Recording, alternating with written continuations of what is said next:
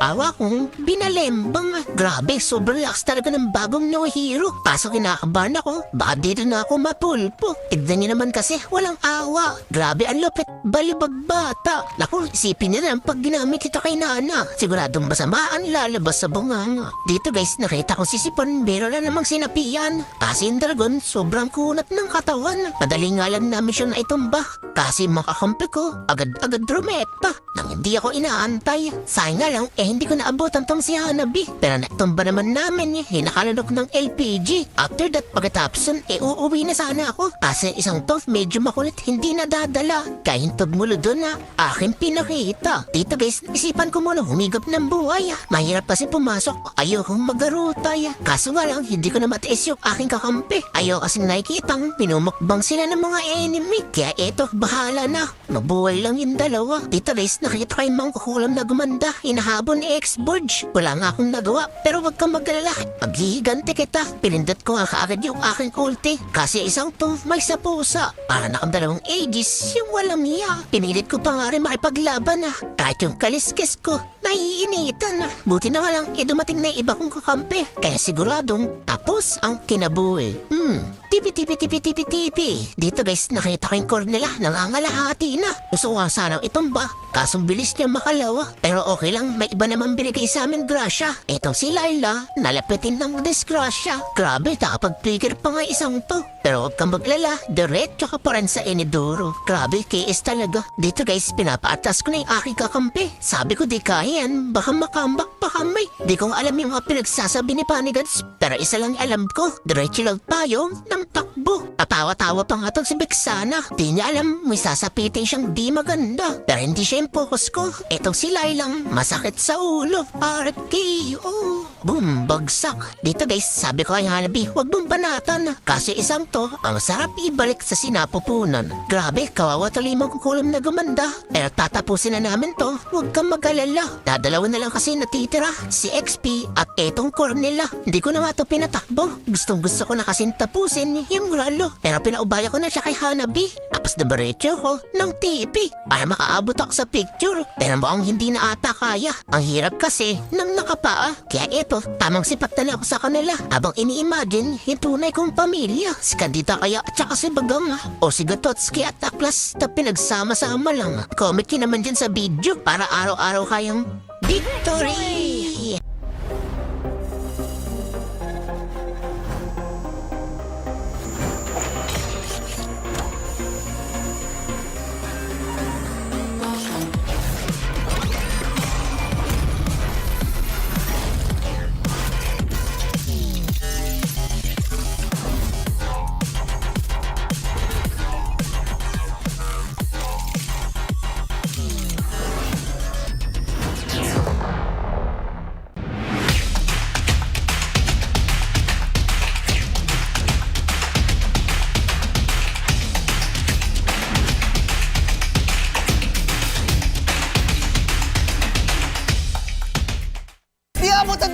Defeat.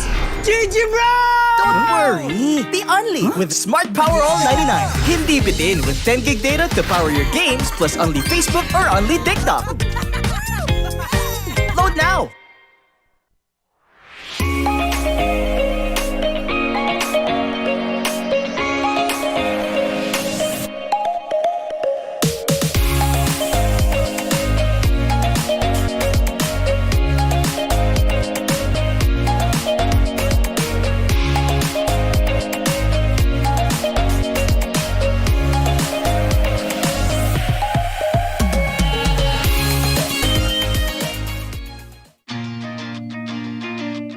To go to a concert when you can own that stage with your friends. Enjoy a night of impromptu bowling tournament.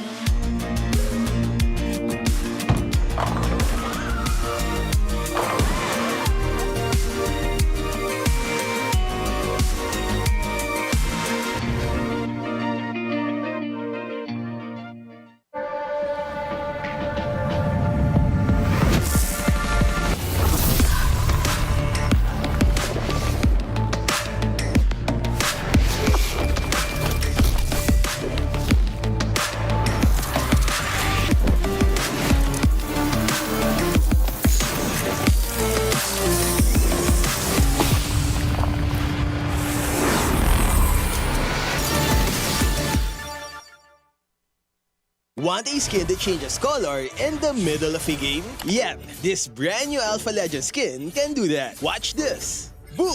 How cool is that? So how do you activate this transformation? Simple, just take down 10 enemy heroes. Assists don't count though. But hey, don't worry. Even if you get 10 deaths, the base effects are still amazing. Just look at that animation. It's a first of its kind, and I hope they make more unique features like this. Maybe 10 assists for a new tank skin, right? As you all know, this skin comes with a unique golden number tag. We actually used 2 accounts to draw as soon as the skin dropped, hoping for a low number. The result? 41 seconds after release, we got the number 892 on the 1,500 diamonds on each account, which is 100 draws. But don't panic. If you're an alpha main, I got you. We only spent that much because we were rushing. If you're on a budget, here's a list of events to get it cheaper. Free weekend bonuses. Get 2 free draws just by playing games. Daily recharge event. Get 3 tokens if you recharge daily. Mega Draw Bundle. Buy discounted tokens for as low as 10 diamonds. Plus a chance to join the lottery every day. Promo Carnival. This lets you collect and use promo diamonds on Alpha's event. You can start using it on March 26th. Draw rewards. Yeah, we didn't claim any during our draws. That's why it costs too much. Daily discounts. You get to draw for 50% off every day. And lastly, we have the recharge events. Phase 1 is happening March 29, while Phase 2 is on April 5. To keep it simple, here's a quick guide to get the skin for cheap. Simple, right? Top up early to get the tokens from the daily recharge and mega draw events. Then on March 29, you have to recharge 1,000 to unlock this task that gives 500 promo diamonds. Don't forget to claim as many free tickets as you can from the events. And remember to use daily discounted draws. It's an important part of the strategy to lower its price. Stick to this plan and you'll be close to unlocking Alpha's Legend skin for cheap. So are you ready to grab this skin? And hey, who got skin number 1? Let me know in the comments. Stay safe and thank you for watching.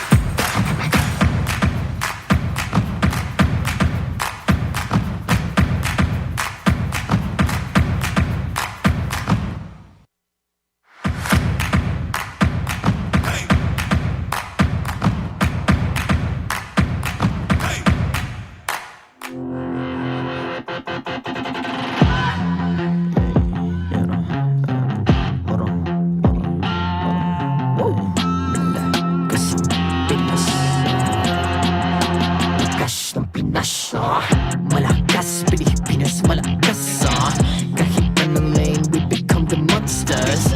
Malakas, Pilipinas, malakas face the golden sun and repping for the 3 stars. Look at us to the top, no ifs, no buts, winning any game para to sa PINAS. Di mo matitinag aming boses sa new level. Nasa kalye man o mobile window, I become a legend. Weapon fire, we unite, we winners. Built with pressure, the diamonds are made of. Switch na lane na parang gera, HP racing, may reset up. Tagatang buhat ni Hilda, full load SS parang Laila. Susundan ko ang iyong bakas, kasama pataas, tagumpay natin to dahil tayo'y malakas. Para sa Pinas, nasa amin ang alas, hindi tuwa atras, kinikilala sa taas kasi kami ang malakas. Para sa Pinas, nasa amin ang alas, hindi tuwa atras, kinikilala sa taas, ganito kami sa Pinas. Wow! Hold on. Yeah, wala kasang Pinas. We are laging every beat, no surrender, no retreat. Pag nagsama-sama, just imagine what we can achieve. Lacking every beat, no surrender, no retreat. Giving 100 all my own, cause we just cannot be defeated. We are unstoppable, immune and invulnerable. Ready ang equipment, lahat frozen, malang crowd control. Pakita ko na jab like pow, east to the southeast. Taas sa matawag, proud and loud, cause every enemy we devour. Susundan ko ang iyong bakas, kasama pataas, tagumpay natin to dahil tayo'y malakas. Para sa Pinas, nasa amin ang alas, hindi tuwa atras, kinikilala sa taas kasi kami ang malakas. Para sa Pinas, nasa amin ang alas, hindi tuwa atras, kinikilala sa taas, ganito kami sa Pinas. Wow!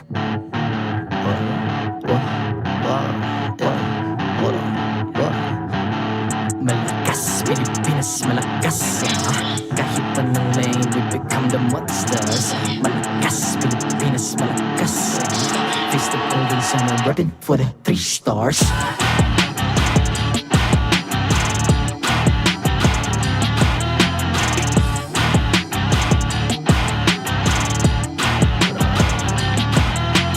Ang lakas ng Pinas, we unite, be the stars. Ang lakas ng Pinas, we unite, be the stars. Ang lakas ng Pinas, we unite, be the stars. Ang lakas ng Pinas, we the stars. Ang lakas ng Pinas, we unite, we the stars. Ang lakas ng Pinas, we unite, we the stars. Ang lakas ng Pinas, we unite, we the stars. Ang lakas ng Pinas, we the stars. The 15th season of MPL Philippines is brought to you by the following sponsors. Infinix, the MPL official tournament phone. Lakas sa laro with Infinix. Smart, the official telco partner of MPL Philippines. BPI, the official bank partner of MPL Philippines. Mas magandang bukas, buksan sa BPI. Our partner in esports, Time Zone. Join the fun at Time Zone. TT Racing, for those who dream, work, and play. TT Racing has your back. Don't miss any MPL action by following our official Facebook and subscribing to our YouTube channel. Follow MPLPH on TikTok for more content. Experience the Lakas ng Pinas of MPLPH Season 15 action live at Green Sun Hotel. Grab your tickets now via official MPLPH website. All the regular season tickets are now available at 200 pesos. MPL Philippines is monitored and supervised by the Games and Amusement Board.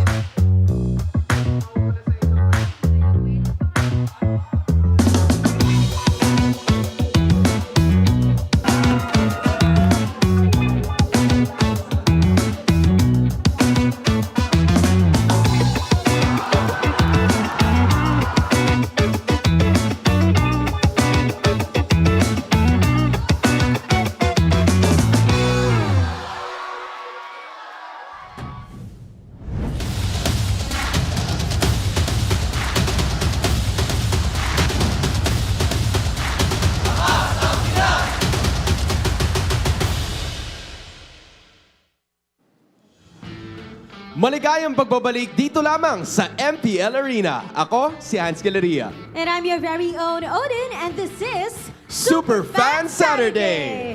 Ang araw na ito ay para sa inyo, sa communities natin na nandito sa MPL Arena, as well as sa mga nanonood sa bahay, ang team bahay natin dyan. Kasama rin dyan si Kalusi. Let's all wish her to get well soon. Oh yeah, we wish you the best of luck, Kalusi. Hope you get better soon. And tama ka, dun sa nabanggit mo kanina, because today is about our fans. Dahil sila ang nagpapalakas ng ating liga, lalo na ang dama nilang aabangan ngayong araw na to, considering that it's gonna be a triple header for this Saturday afternoon. Sobrang strong nga talaga ng araw natin na to. At alam mo, inaabangan ko, Hans, kung meron na bang susunod sa yapak ng Onyx Philippines na makasecure ng spot nila sa playoffs. Alam mo, masasagot natin yan para ngayong araw dahil may laban sila mamaya. Sila na ba ang ating magiging fourth team na makakapasok sa playoffs na sasamahan na nila ang Aurora, Team Liquid Philippines, pati na rin yung Onyx Philippines. Well, let's not keep the super fans waiting. Alam ko excited na kayo na makita lahat ng aksyon. Dito lang yan sa MPL Philippines Season 15. Casters, Vaso. The few choices truly changed the course for the Phoenix Army and the Barangay. Tonight we're gonna find out. Leo at your service alongside Naisu and Midnight, opening up triple header Saturday. Welcome to MPL. It's Super Fan Saturday, and I'm ready for it. And yeah, we got a new addition here. I'm a super fan. You're a super fan of the I'm English a super desk. fan of the English broadcast. I'm glad to be here, glad to be back, and I'm super excited to be with Naisu. You know, why just me, not Leo? Big Daddy Naisu. No, I'm always with Leo. Oh, that's true. We were literally together for 72 hours last weekend. We're still gonna be together for the next week. How? We're gonna find out soon. Okay. Find out, yeah. Play like a pro with Infinix GT20 Pro, the MPL tournament phone. You guys can grab yours now and use the voucher code INFIMPL to get up to 1,000 pesos off and exclusive freebies. Sa GT20 Pro, sigurado ang hashtag lakas sa laro. That's from the Filipino broadcast. That's from the Filipino broadcast. No, that's from this broadcast. It just came from there. So with GT20 Pro, you know, you make sure that hashtag strength in playing.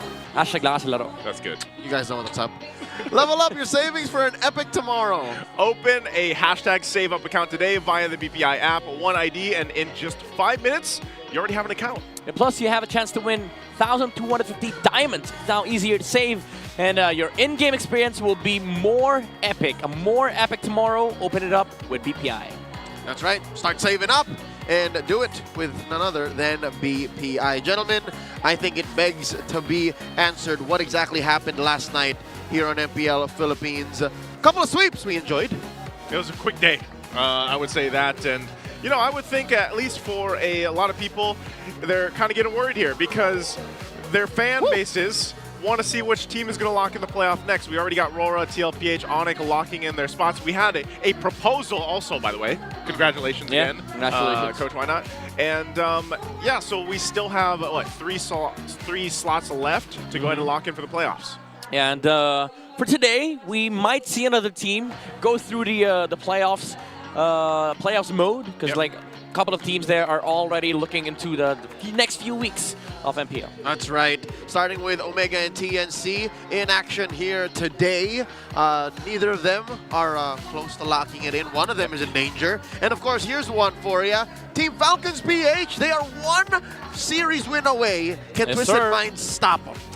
Ooh, that's a good question. And I feel like Twisted Minds for a lot of people, and I know they've been trying to twist minds all season long, but I would love to see them not do that here and actually win this against Team Falcons just to make things interesting for the last couple weeks after this week closes out. And then, of course, our highlight match for today, Bren versus Team Liquid Philippines. The rookies of the season versus one of the titans of MLBB, still on top. Yeah, I'd say that's going to be an interesting match, considering that we always highlight the the spectacular performance from the rookies of Bren, but it is going to be a very tough last match for today, specifically for the younglings. That's right. Before we talk about the younglings and the challenge before them, let's talk about this first match. A best of 3 between Smart Omega and TNC. Is this Omega's chance against the steady flying TNC? You know how steady exactly TNC is? How steady?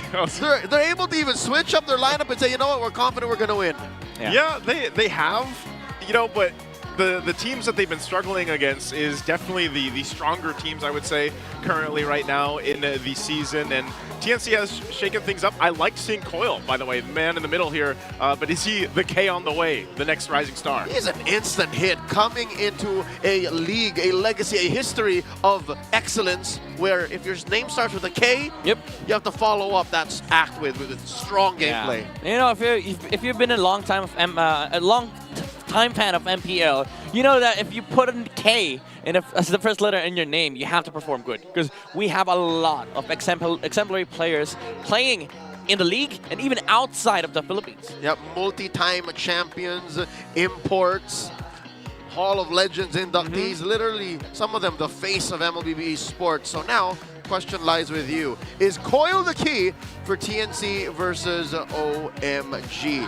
Yes, always rise, or B, Omega timers are on. He's facing off lane per lane. Well, roll per roll against the Nightmare of the Barangay, Andorio. How do we feel about that? I don't know, man. I haven't felt really good about Omega all season long, you know? And that's your middle name. And that's my middle name. And I've been hoping that they would be able to go ahead and adjust and get whatever timer that's going to be on. But is Coil in their way now? I think that's a big question. If yes, then go ahead. Flex your battle emotes now, available until August 5th for 109 diamonds. 109 diamonds, that's all you guys need. You guys can grab a ton of these. Also, there is yet to be Onyx, Omega, and TNC's battle emotes returning for you guys. We have special ones here. There's still some coming soon. Yes, sir. I still have my favorite, and I don't think that's ever going to change. Yep. And that was last season's lightning effect. Yeah, you can go ahead, show your support for your favorite MPL team, and buy them now at the in-game shop. You can also gift them. Ladies and gentlemen, the match, yes you can. The match is about to begin. Let's welcome the teams as they make their way onto the stage. Let's get it on. It's Omega versus TNC. To oversee and uphold the tournament's integrity, guiding us through this match is our marshals, Set, JJ, Chico, and Patrick. Will the clock finally tick, or will the Phoenix rise? It's Smart Omega versus TNC Pro Team. In the XP lane, it's Luis and 3 Martisi. In the jungle, Andoryu and Coil. In the mid lane, Ook here, and the mid laner of the week, Lancey. And in the roam, it's Chaknu and Yaoi. And in the gold lane, it's Jome and Benny Cutie. And their coaches, it's Coach Lembot and Coach Imba DJ.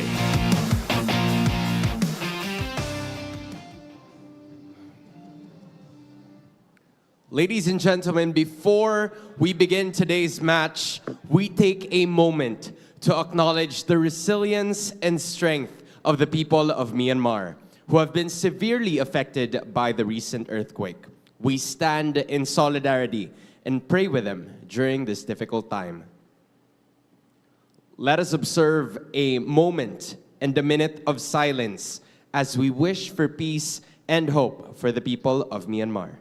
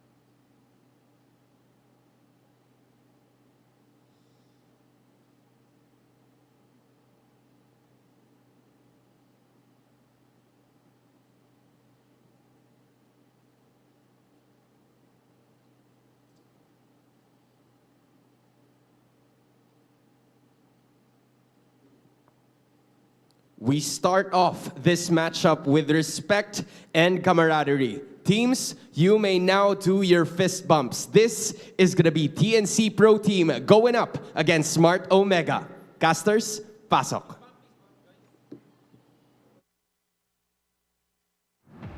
Starting off the bout once again, Smart Omega ready and roaring to go. They've thrown Chaknu back into the mix.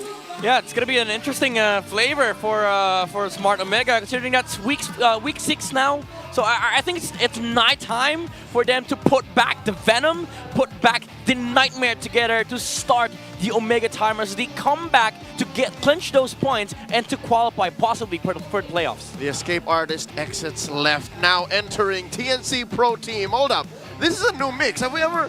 Oh, no. This is what happened last week. Coil in the jungle, 3 more in XP. Yep, we got a preview of this last week. I think a lot of people were surprised to see it work. Even Coil pulled out the Fanny, which was nice to see. So yeah, 3 more Coil, Lancey, Yaoi, Benny Cutie. And I think this works so well because you bring in these somewhat new names for a lot of people to see Coil and 3 more work. But then you have the stalwarts there, the veterans from, Lancey, Benny Cutie, and Yaoi. And now looking at the stats, it's...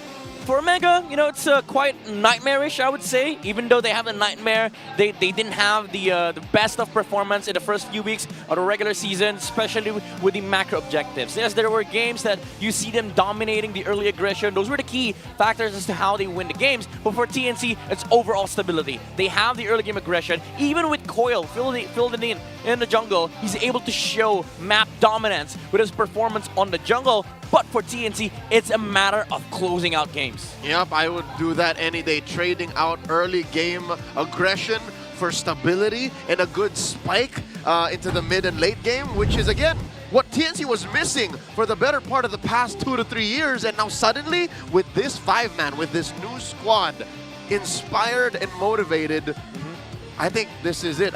If they win here tonight and then they win their next, I don't even need to look at the scores. I'm going to say now they're qualified for the playoffs. Yeah, I think that's going to be a big step. This is also in my heart. In a way, it is in your heart. In a lot of Renmar, usually Renmar's the guy that TNC say TNC at 5. He has jumped the bandwagon though, so you're over here now. Okay.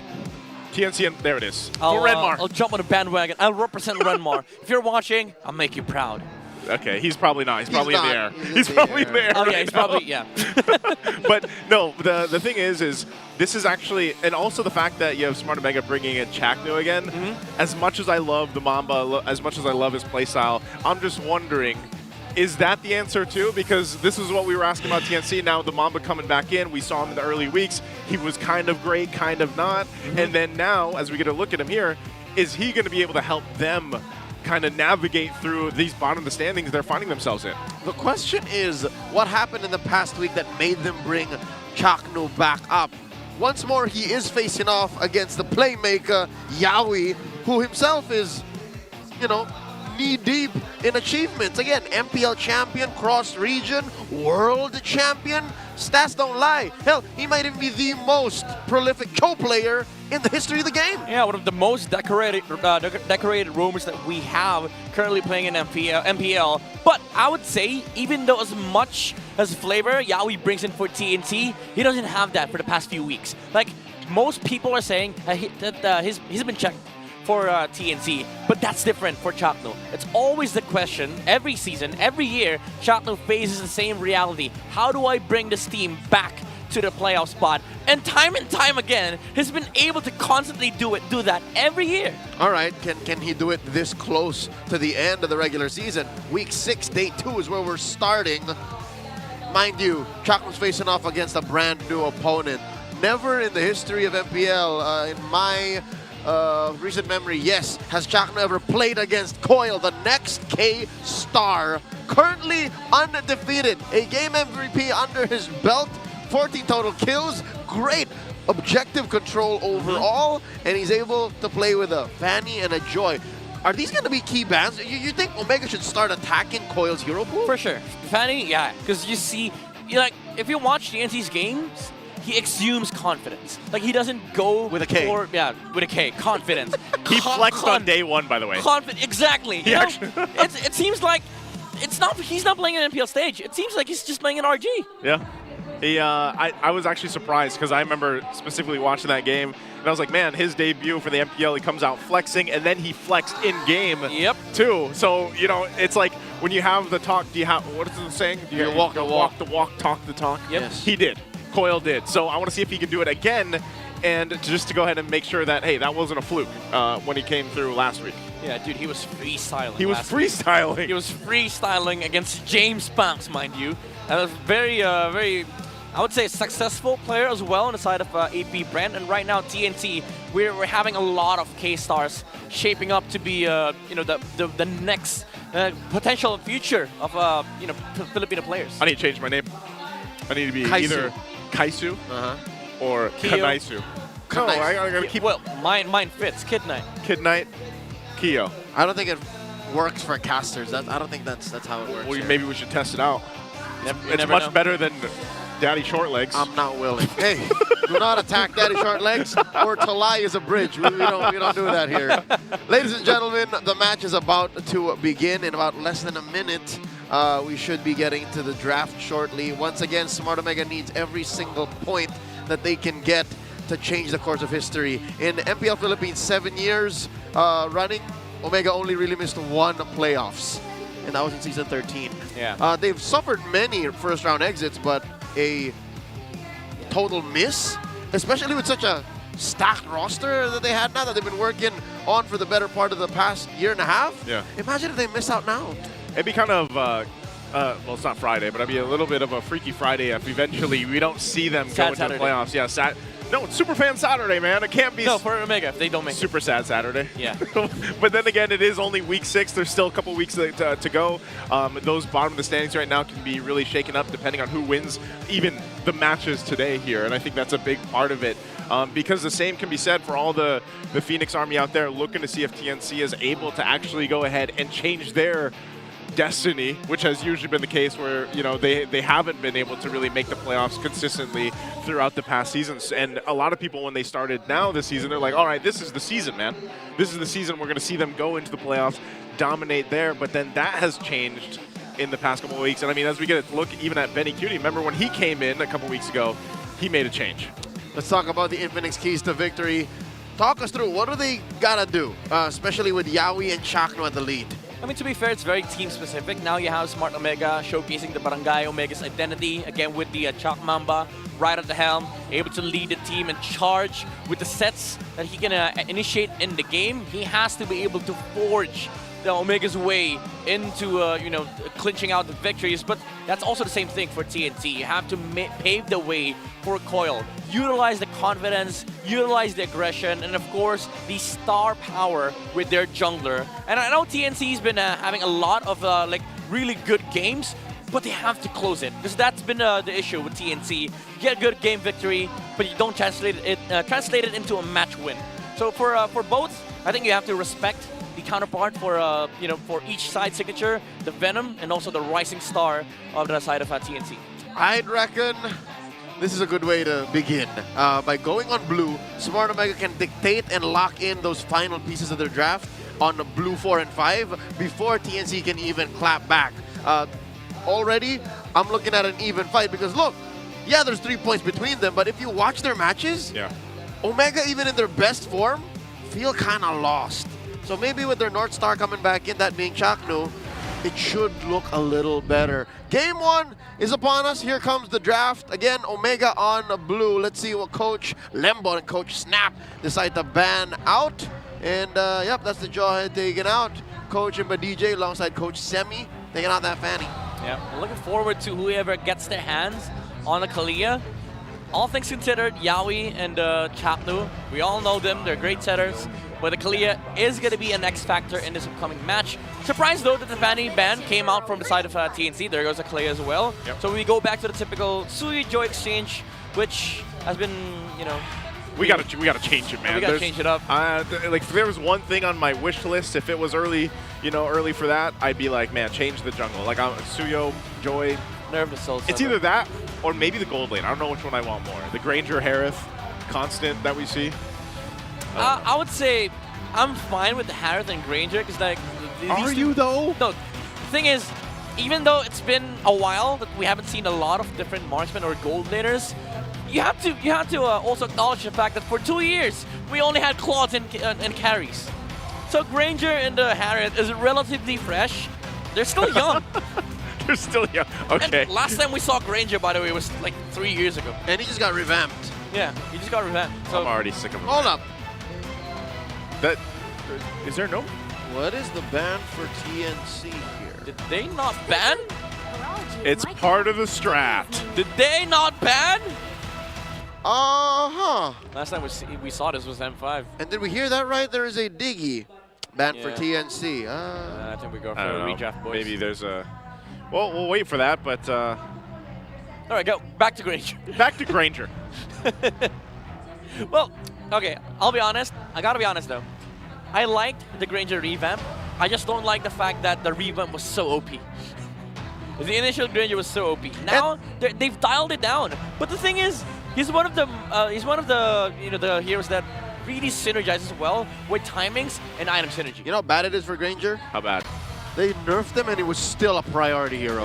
Yeah. It's kind of like a different situation from Bruno, where you didn't really buff up the hero, but he synergizes well with the current meta as well as the the Malefic gun. But Granger's different. Like you attach Sky Piercer to that guy, no matter how much you nerf the Death Sonata, it's still good. It's crazy when you think about a marksman or a gold laner that can do damage from that far away. Yeah. Like that, I think that's It's the ridiculous. biggest problem that he has. Like right now, for a lot of people playing against him, it's like, man, this guy is hitting me from like a place I can't even see. Yeah. Like half the time. It's like Ixia, basically. Yeah. Oh yeah, actually. I wonder what happened to Ixia. The last time she was hot pick was in MWI 2024, and the Savage Empress scored a Savage. So last year. That was long. Yeah, that was a long time ago. What was that now? Almost 9 months ago. Uh-huh. So it's been a hot minute, but regardless. I was gonna say M5, but yeah. She got like picked once or twice. No, he got picked twice. There you go. See, I was off one. Yeah. I was off one. It's crazy because like you have a lot of different teams testing out different marksmen. We've seen Beatrix come out from MPL Indonesia, like the resurgence of the carries. Even though like there's a lot less option in the gold lane. By the way, Deadpool? huge shout outs That's to Wade Deadpool. Wilson. Yep. What is he doing here? What if we get a skin? How is he allowed in here? Did he deposit his weapons at the door? Yeah. Which hero would get a Deadpool skin? Beatrix maybe? I don't Beatrix? Can, yeah. Right, because she switches weapons. I'm with and it. he has the guns. Oh, no. No, we need a new hero. It's gotta be someone with a... Yeah, maybe with We would need a new Hear me hero. out. with a sword and guns. Yeah. Hear me out. I want to see a new hero that can switch from melee to... Never mind, we have YSS. No, YSS? Melee to range. No, he doesn't. He's melee in range. He kind of does, yeah. Yeah, no, but it's not on demand. He just attacks with different ranges. What if he gets Deadpool? You have a blade Sure. with a melee range Sure. and then a gun. How do you make sense of his ult? Never mind. Just bombs. So we need a new hero. Yeah. We would need a new hero. Wait, Tactical Nuke. Come on. I guess. Tactical Nuke. Are they redraft? Are we? Yeah, this is Please bear with us. There seems to have been scuffle with the draft, and I believe our production staff and league operations are figuring that out. Players are also making sure that everything is fine and dandy. Joe's about to rap. No, he's done. He done that. He did that already. He did that already. Before the match starts. Still has lines, you know. There's still lines in his head right now. There's still what? Oh, There's still lines. lines. He's saving Yeah. it. Yeah. He's saving up. Saving it. All right. Whenever they win. Hello, Sir RR. The exam is so hard. Shout outs to you. Sir RR, hey, what are you doing? What are you doing to give these students a hard time? Isn't school like almost over? Isn't it almost summertime? There shouldn't be any classes today. It's a Saturday. I was gonna say it's a Saturday. Saturday afternoon. Well, to be fair, No. sorry, We I are experienced the Filipino college experience, Yes. and I was flabbergasted that we had class on Saturday. Some schools do that still. Some schools do. Yep. Hey, that's what professors like Sir RR are all Yes. about. they're giving our ML enthusiasts, Our super hard time. fans. The super fans. Guys, the first time I realized Story time. we have PE in college here, Yeah. I was like, what? Hey, fitness is a very important part of our lifestyle. Wait, what do you mean? Even as an adult. Wait. Sorry, what do you mean? You're I had- surprised that you guys still had PE? Yeah, we don't have PE like in other countries. I don't like in the U.S. You don't have PE In in college. college. Oh. Now I Yeah. understand. And then PE was like, what, ballroom dancing? Come on, Something you're, like that? you're a buff dude. Why would you complain? No, he was just surprised. I was just surprised. Okay. I did it. Did you like it though? Yeah, it's activity. It's physical activity. You know? Where's this going? No, I'm just saying, like, what are we going to contemplate here? We didn't even get through the draft. Hey, to be fair, we have a lot of physically active players. We do. With TNC and Omega. These two are, I would say, the most physically active because like there's a lot Basketball. of basketball players. They literally have basketball courts Exactly. in their backyard. They have team courts, right? Yeah. Liquid, TNC, and Omega. Those three are the most active orgs when it comes to like physical contact sports. All right. Here we go. Here we go for reals this time. We maintain the first 2 bans per side, and then we resume with a low Yi ban for Smart Omega. For TNC, again, the burden of responsibility is upon them. Suyu Joy, which one is it? You can just go Bad Harith either way. Because like at the end of the day, you're gonna get one of the junglers, so And might then as well. you finesse through the Harith or the Granger. Yep. Oh no, you finesse through the Granger plus. Yes, sir. Oh no, if you do that, and then Lembo takes the Granger, it's fine. It's fine. You end up with the Joy or the Suyo. Yeah. Either way, so they go ahead and not care about a problem at all. Yeah. Put the burden back on Omega's shoulders, and now Omega, you have to choose either Suyo or Granger. Or scratch that, Joy or Harith. Okay. So now TNC, I think you go take Suyo and Granger here. This is the most fun part of the draft. Because like that's the most easiest part to telegraph. But they go ahead and take the Harith. You're not listening, man. I said Suyo Harith. Suyo Harith. I was thinking like they could take Suyo Granger, and if Omega takes Harith, you could just go Hylos on the other side. Oh, this does leave open the Zushin. The Zushin's open. So Ukir gets his hands on that, and of course Big J is the Granger. Despite Omega's struggles, Big J is actually overall performing relatively consistently. I've looked at his stats across the board and like... Aside from week 2. Yeah. Yeah, that was like his only off week. What's the problem? What's the problem with Omega? Because Big J is doing his best to hard carry.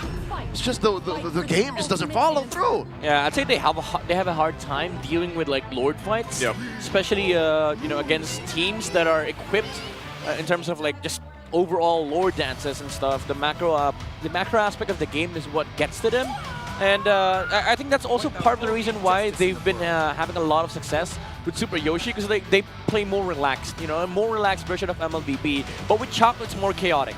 So I think this does give them a few plus points, but a ton of negative points as well. That's why I think it has to be. Like, if you bring Chaknu back in, it's literally, it's like switching a deck almost. Like, you have a different playstyle, and I know we've seen Chaknu play every single playstyle, but I think it's almost in a sense where, like, a lot of people have expectations when they see Yaoi play. It's like, you want to see them play at their strength, and hopefully he's a playmaker. That's what Chaknu is able to do. And maybe this time around, that's why you... And it's funny, I'm actually glad they banned out the Hylos, because I didn't want to see Chaknu play the Hylos. Yeah. That's like, I didn't want to see that. To be fair, it was good for Omega. Like, if you look at this lineup, the 3 heroes, TNZ, they're so bad against Hylos. But either way, you just don't want Chaknu on a Hylos. You want him on a Jawhead, on a Cho. Watch him pick a Raphael or something. No. I would say I'd forgive him if he picks up the Mathilda, even though it's bad with their composition. But those heroes are kind of forgivable. Chaknu Raphael is like a sin. All of the above is not available anymore. Yep. Except Matilda. Except Matilda. Matilda can still come through. That's a Kufra. TNC can steal that too. That's a whole lot of roam bans, man. I'd say you go Kufra for the side of Omega. TNC goes, I think you go Farsa here for Lancy. Either Farsa or Vex. Can never go wrong with Vex, honestly. That hero's like just a regular dude. If you don't want something else, just pick Vexana. Just pick Vexana. Oh, they take the Mathilda away. They block out Chaknu's possibly best choice. Yeah. Now that leaves Chaknu, what, with a Grok? I was wondering if we'd see. Wouldn't that be a debut? No. Or have we seen Grok? It would be. Yeah, it would be. Wait. In the league? This season? Like this season. It would be. We haven't seen a Grok yet, right? It would be. I know they both obviously like to play it, but it'd be interesting. You know what would be interesting? What? Chaknu Angela. There's this is not an Angela first phase. Like it's like Sinigang and coffee. Yeah, that doesn't Doesn't add up. doesn't add Doesn't up. mix well. Okay. Okay. Wait! Wow. Hold up. Wait, That's the a- Edith I can get behind. That's a Baksha roam. So, interesting story. Huh? I've tested this. The Baksha roam actually works in specific comps. And in this case, it's gonna be good against Harith. It's gonna be good against Hilda. But inherently, even though it's a natural counter, because like you reduce the amount of heals that they get. Yeah. But it's inherently bad against Mathilda, because you jump a target, they just get pulled out. What's next? Man. I'm pretty sure Omega has calculated the risk. They're willing to go for it. And TNC answers back with a vengeance. Lancy picking up that Valentina. Great ults to pick up. The electrifying beats. The primal wrath. They're not switching. Magician, and that's about it. There's not switching. It's a roam Baksha. Crimson Beacon, yeah, it's an extra level of mobility, you know, survivability. So it is a roam Baksha. Yeah. I thought they were going to switch it up, like put the Edith on the roam and then XP Baksha. But turns out, Chaknu is playing Baksha. That would automatically suck for Chaknu, though, because he's in mid, right? He's playing a duel against a duo. That's Lance. He's going to kick his butt. Yeah. It's a Val and a Mathilda. Those two kick a lot of Bakshas. All right, well, Chaknu's going to have to deal with that in a different way by rolling out. Here's that index. Check out the stats against TNC. Much better across the board, but Omega might just have the poison. They might have the venom here to change the way we understand how Baksha works. Has there ever been a Baksha in the Roam in Season 15? Yeah, no. Not in Season 15. See? So this is a roll debut. Yep. Welcome to Mobile Legends. I'm hearing the gears. I'm hearing the gears, bro. You're feeling him. You're feeling him. Yeah. Game 1 between the Barangay and the Phoenix Army. Once more, Omega needs the points, man. TNC so steady. To be fair, with the Guinevere's, the Jawheads, the likes, you know, the Baksha, those act the same way. He's a very good leasher in the early game, but he has nothing to do up until the level 4. He might not have anything to do, but maybe he's in a way able to just be a distraction enough too on the back end. If he goes for the back line, you know, with this, depending on really how Chaknu plays this Roam Baksha, since we haven't seen it too often at all, that could be a big part of if this works in Game 1 or not. Yeah. Oh, but wait, Joseph, there is no back line.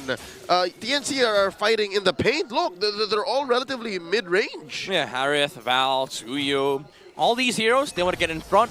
We're going to get it up front personal. But for TNC, the good thing about their composition is that they don't have to worry about getting stunned. Because, like, again, as I've said earlier, you can just get pulled out by the guiding wind from Yaoi. Even though it's, you know, the Baksha does counteract some of the benefits of having the Mathilda on the playing field, like the heals and stuff. Matter is, you have to close out these skills. Okay, Chaknu's already going to pop that Revitalize.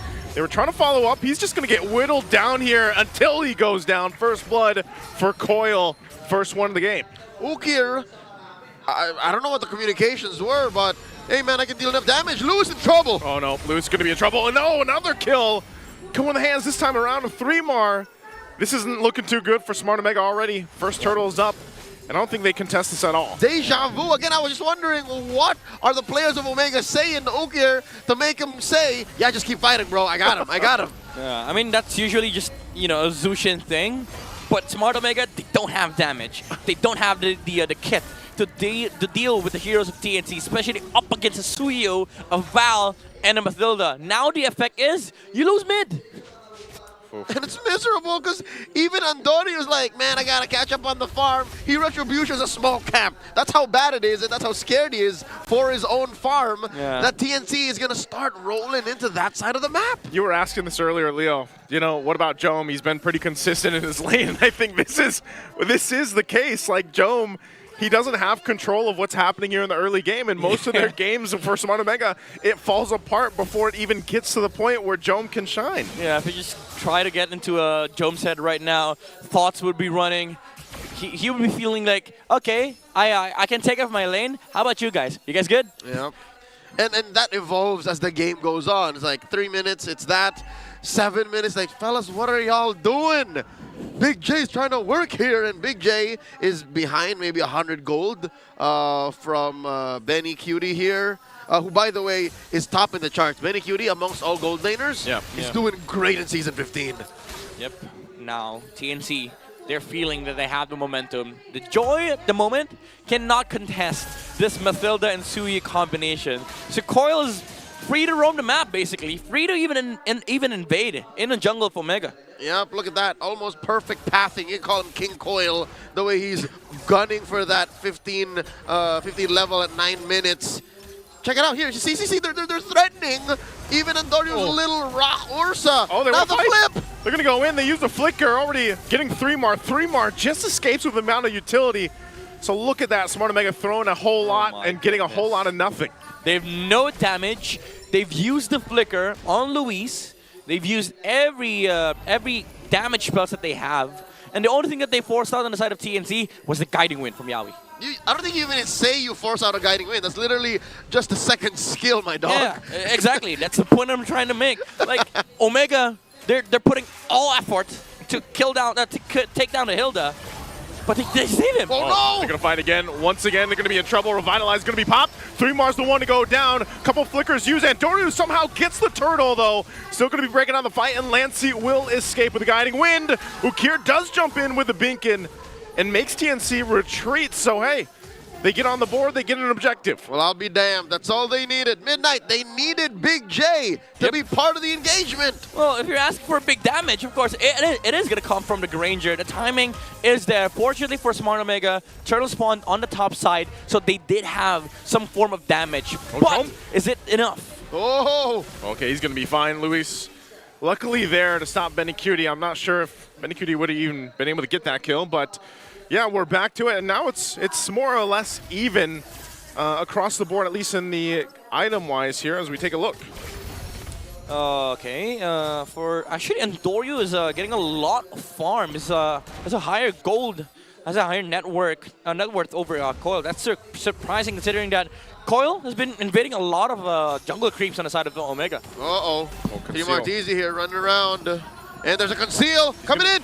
He gets dragged. 3-mar could be in trouble. Rest of the team trying to help him out, trying to get the bush. 3-mar goes down, but they're going to force the fight under the Zaman Force. Benny Cutie popping off, looking for Chakdu. Won't be able to get him, and Lancey won't either.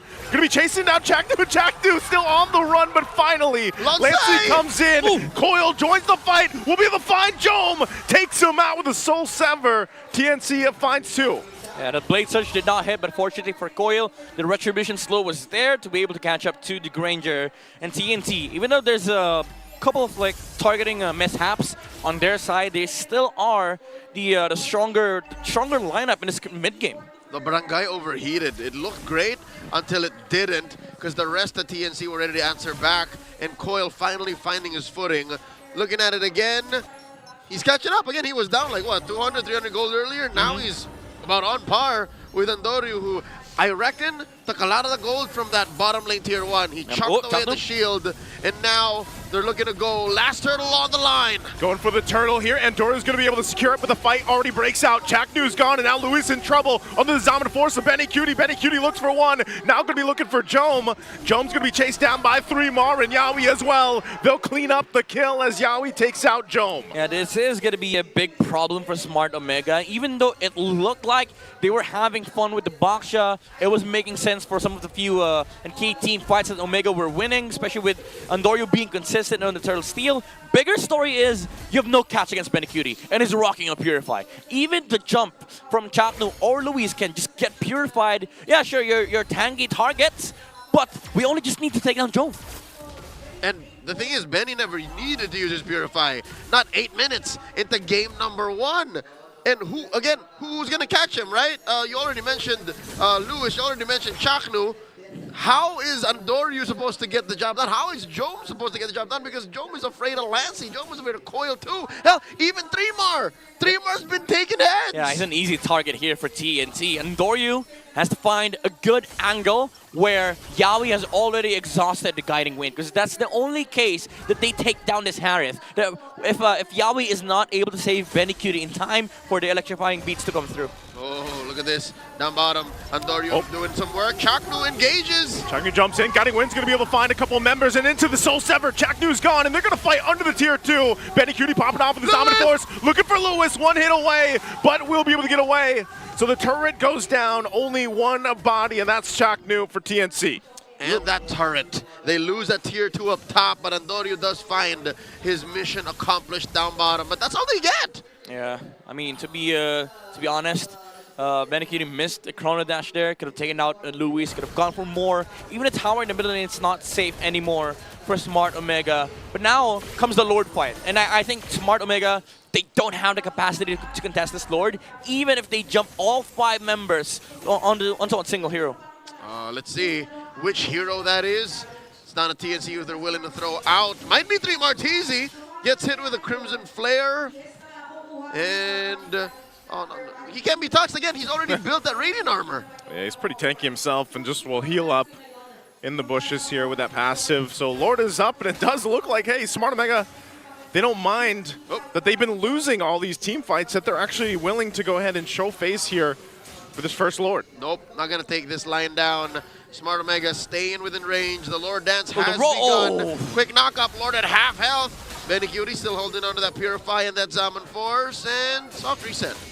Going for the reset here. Still half health. Andoru on that far side, just kind of letting the team. But that's the thing, too. There's a lot of poke here from TNC's lineup. Yeah, just look at Benny. Very far away from the damage dealers on the side of Smart Omega. And they're just letting Coil tank the Lord damage because he does have life steal. Oh, they're jumping on the Harith. They might go, too. A couple seconds on that flicker from Luis. So they might wait for that to actually force an engage. Revitalize. Revitalize is actually going to be used. Chaknu? By Chaknu. They already have that information.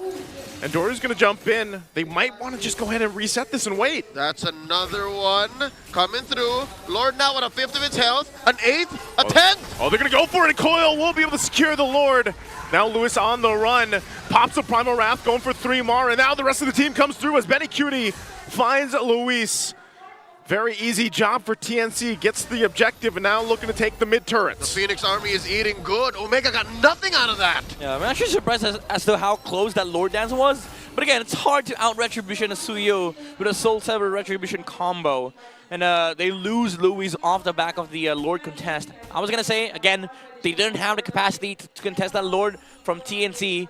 But TNC, they did play it slow. They did play the disciplined approach to the Lord Dance, and now they're going to be able to wipe out the outer towers of Smart Omega, and that forces the Granger and the Joy to stick inside their base, and that's not fun, especially for Andorio, because you have to go out, you have to get this farm, you have to complete your items for you to be able to land the finishing blow onto the Harith. Robert, not fun is an understatement. I'll tell you now, the correct term is miserable. Miserable as indeed. a Granger and as a Joy, you are going to be begging for alms. They are so down on gold right now, approaching the 5K mark, and Andorio's doing God's work. Look at that. Andorio's like, all right, we can push one up top. He's having his own concert up top right now, and it's kind of what he's got to do. And if you, I guess you want to look at the bright side, Smart Omega held on to their shields. Yeah. You know, and that Lord was taken. They are down about 4,000 gold, but ultimately they keep things together. Again, this is symptomatic of Midnight's observation. TNC are super conservative. They are taking it slow, and they're not rushing anything. Yeah. Even though, as much as I would say, I'd praise that approach from TNC. They have timers, by the way. It's still a Joy. Yes, you have a Harith, you have a Mathilda. There's damage, there's saves from TNC, but you gotta respect Andorio's timings as well. Once he hits that spike of the Joy where he just one-shots the heroes on the side of TNC, he is gonna become a problem as well. They're gonna pull this in. Now 3 Mark gonna be in trouble. Gets tossed in the air. He does get away with the Guiding Wind though. Still gonna be alive, and now the Circling Eagle from Yaoi able to find 2. Knocks them up, and they'll follow through. Luis goes down as well. 2 already down. So even with everything thrown at 3 he survives, and TNC finds 2 bodies. And this whole time, Andorio just got out of the fight, secured his aura, just said, fellas, I'm just going to take what we can, all right? House is burning. The house is burning. I mean, that's a good way of approaching this game. You just got to get your, get your trades. Benny goes under. He's going to be able to find New Kier. He made it look so easy, and Joam just couldn't do anything but watch. I don't think Benny's popped the Spear Fly yet. Not a single time. Yeah. You're right. Could have just gone for a Flicker, honestly. Or flame shot. I don't know. Again, this is TNC at their most respectful era yet. They're just like, we're not gonna slip it up, man. We're not gonna let you do that. Yeah. Again, though, still gotta respect the timer of the joy. Like Andoryu's way or approach to this game has been very methodical. Like you get the good trades that you can. You're trying to lose less when you're losing the team fights, but you're also getting more farm off of Andoryu's splits, off of him surviving these unfortunate clashes. So now you're at the point where you just need to breathe a little bit more. Is this the timer, though? He's got Divine Glaive. He just picked it up. So the one timer more. we're talking about for the one Joy? more. One more? Yeah, one more. Maybe the Blood Wings, or maybe a Winter Crown or something. I'd say the rest of the team has to catch up. It's not just Andoryu they're waiting for. Yeah. Big J also needs a lot of catching up to do. He's just on his way to his 4th item. I'd reckon a Halberd of the Seas. That's a big item though. Like the amount of anti-heals that they have on their side, it's gonna reduce a lot of the shields coming out from Yawi and Benny. All right, we got an end angle incoming. Lord marching through bottom. Top lane and mid lane. Chubby wave incoming for the Phoenix Army. Another penetration incoming, I'd reckon. In mid, look at this, Circling Eagle pulled off. Already gonna go for it just for that turret. Lord's gonna finally go down. Next focus, the top one. Taking all the base turrets down. TNC will do that. Let's see if they still go for more. 3 tanking up in the front side, and there's a ton of damage on Luis as Luis goes down already. The waves are gonna be cleared out, and Benny Cutie laying down the damage with that Zaman Force. Does picks up the concentrated energy, so they wait for the next waves to push in here. All base turrets down a member. Conceal going to be used now. Smart Omega, we'll see if they can hold it together, stay into the game. They clear out the waves already, still keeping it together, and now the Zaman Force drop down. Another Circling Eagle from Yawi. Oh, God. Just looking to focus on the base. Chaknu's gone, still breaking out the fight. They're pushing in with the minions, and they keep it all at bay as the base is worked on, and TNC will take game 1. Slow and steady, flying towards that sweep. Match point for TNC, the Barangay. I don't think anything changed much. Well, despite Chakno being in, like it's not looking good. They tried changing the meta, that's for sure. Tried taking up the Baksha, but again, there were a lot of questions, a lot of doubts. So when they picked up the Baksha here for Chakno, it did work for a few key moments in the game, but overall, the picture wasn't there. Like, you had a map for TNT, but for Smart Omega, it seems like it was lost. Yeah, I don't know, this was just such a clean game from TNC. Like, they went through the foundations, the checkboxes that they had, and there was never really any threat. Yeah, they might have lost, a turtle here or there, maybe a team fight where someone goes down, but again, they only died like as a team twice. Yeah. And like you guys pointed out, you never had to use the Purify because you just have so much utility, and so they had all the answers to what this lineup was supposed to do from Smart Omega, and I think that's the thing. I think a lot of people are still wondering, yeah, what was the idea here? Was there just too many roam bans towards Chaknu and I mean even Yawi that you're just forced to, is that really what it came down to? Like, well, let's just throw the Baksha. Was it that bad? Was it that bad? Worst case scenario, just go back to the Kaja, but the Baksha, yeah, sure, there were some like technicalities with the pick, like anti-shield, anti-heal. It had its raw sustain. It had its reasons, right? Yeah, but inside the game just didn't work, especially against the onslaught of Benny Cutie with the Harith. Again, we talked about this. There's no catch. There's no durability whatsoever up against the Harith. Just a sheer burst of magic damage that he delivers in the team fight. And take this. He doesn't even have to be worried about the Baksha. First of all, again, no catch, and his main target is the Granger. If you shut down Big J, there's no team fight anymore for Smart Omega, because Andoryu, for majority of this game, has been dodging team fights. Yeah, the shield that you would then get, despite being negated by Baksha, would be enough. Your real fear would have been done for. That's the Granger. And this is Benny Cutie's face when he's in the fights, right? Because he still has the Purify, so coming at me. Still got it. Yeah. Still got it, boys. Look, he never pressed it. He never had to. I mean, a lot of the times he's just like, yeah, wait, do you got the guiding wind? All right, we're out of here. Yeah, I'm pretty sure now he's back in the player rooms, thinking that should have gone for Flicker.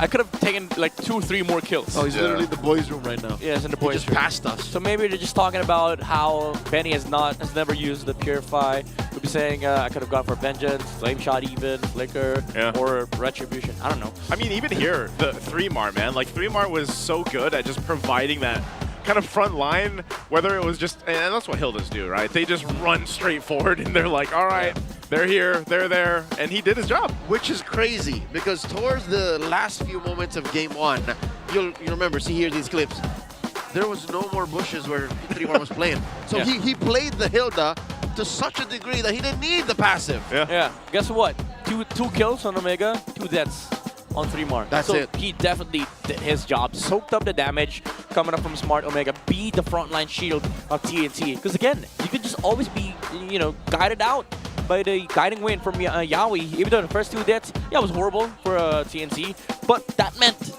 there's a lot of space for Coil and Benecutie to work with. And even though Andoryu was matching up the farm and the pace of the Suyu, unfortunately, that wasn't the same case for the other 4 members. Big J definitely did not have a fun time in the mid game, even though he got one of the kills that they actually never mind, didn't even get a kill. It was just an assist. So, second only to Andoryu. Did he have the best game for anyone in Omega? Yep. That's it. And that was unfortunate, because now for Omega, once you go through that phase, if you have a Joy and you have a Granger, where 2 heroes miss their opportunities, miss their timings, you basically have to play the recovery game, especially as a Joy. That's why Andoryu has been dodging team fights. It's not like he doesn't want to fight TNC, but he just can't, because he needs the items to take down the Harris. He kind of doesn't want to fight TNC too. Like, yeah, that is true. Because like again, you need farm, you need to get those core items, you need the Divine Glaive.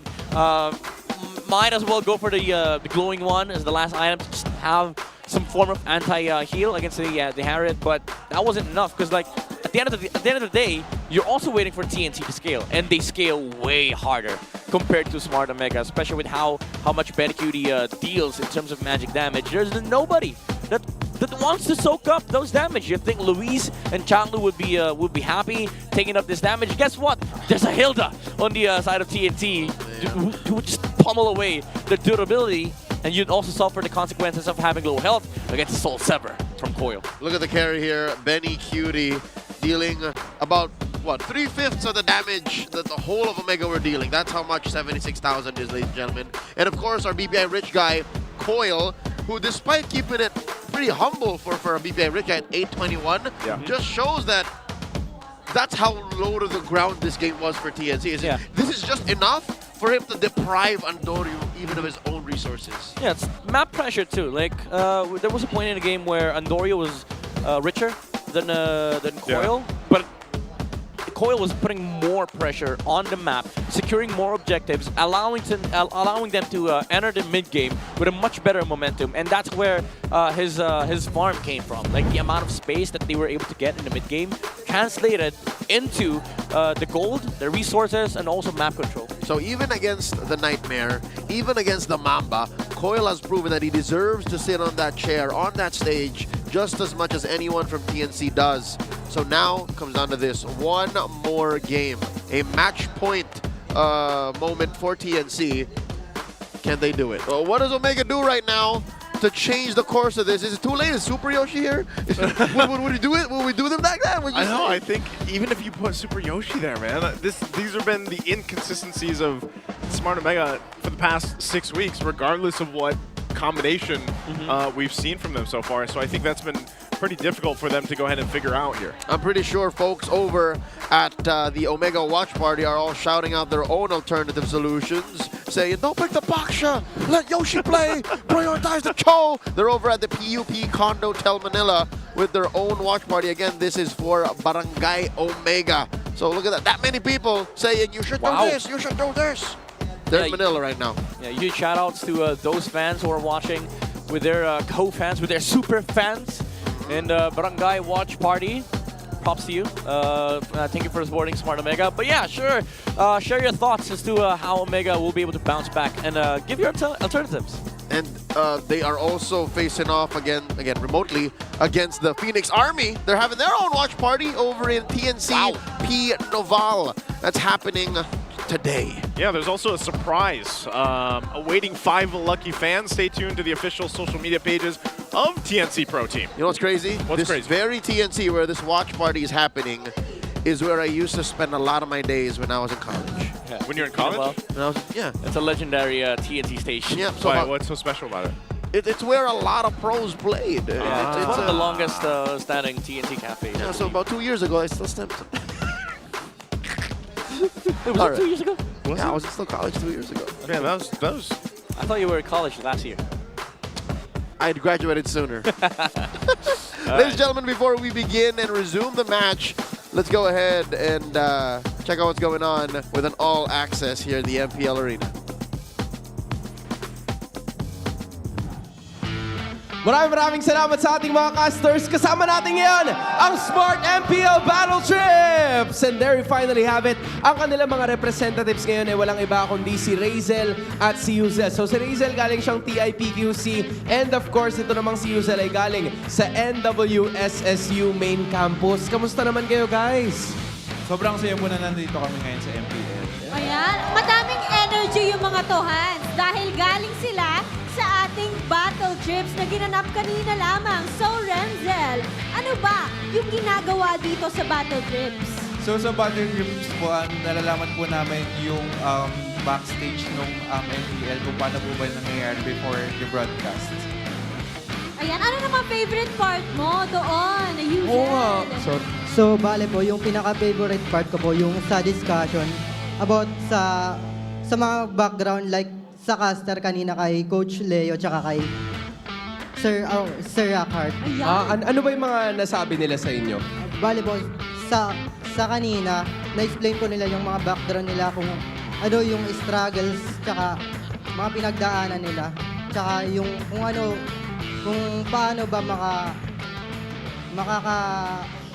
Ayan, okay lang yan. Naiintindihan ka namin. Meron pa ditong gusto mag-caster? Naiintindihan ka nila. Ayan, ang dami gusto mag-shoutcaster sa kanila, ha? Alam mo, nasabi nila kung paano.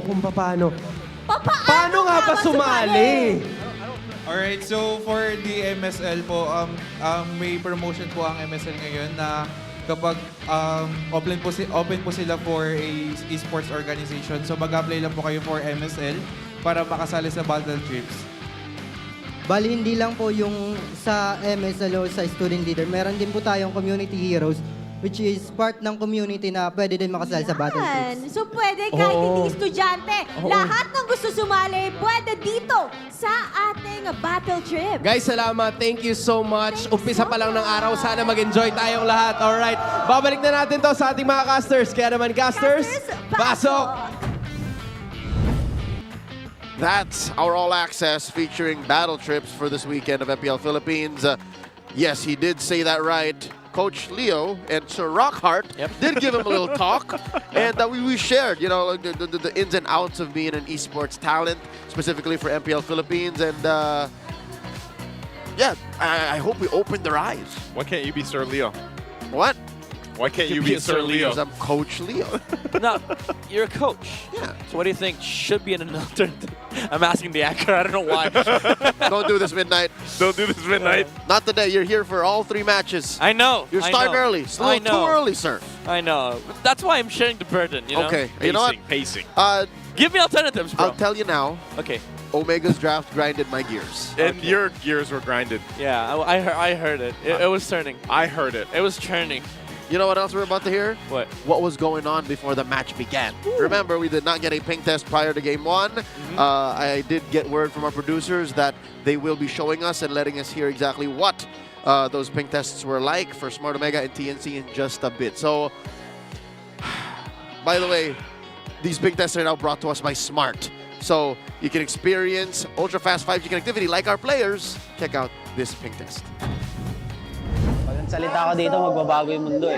Magbabago yung perspective ng mga tao. Nakabantay sila. Hello guys. Advice na lang tayo sa mga taong na mga nanonood. Anong gusto niyo unang advice? Ito advice ko sa mga tao.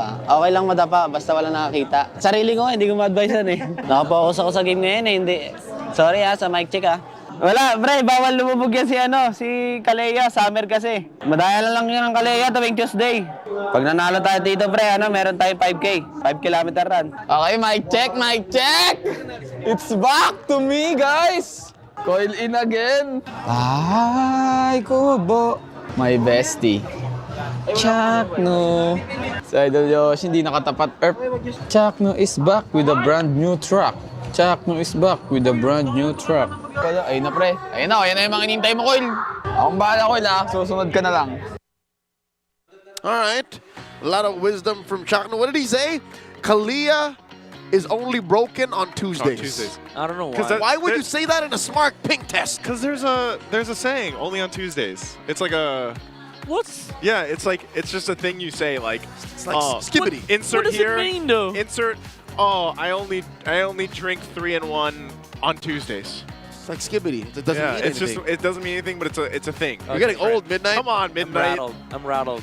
I don't get... My gears only grind on Tuesdays. No. That's not the case. Okay, it's always on. every day. It's always on. You just gotta control your your stuff. Okay.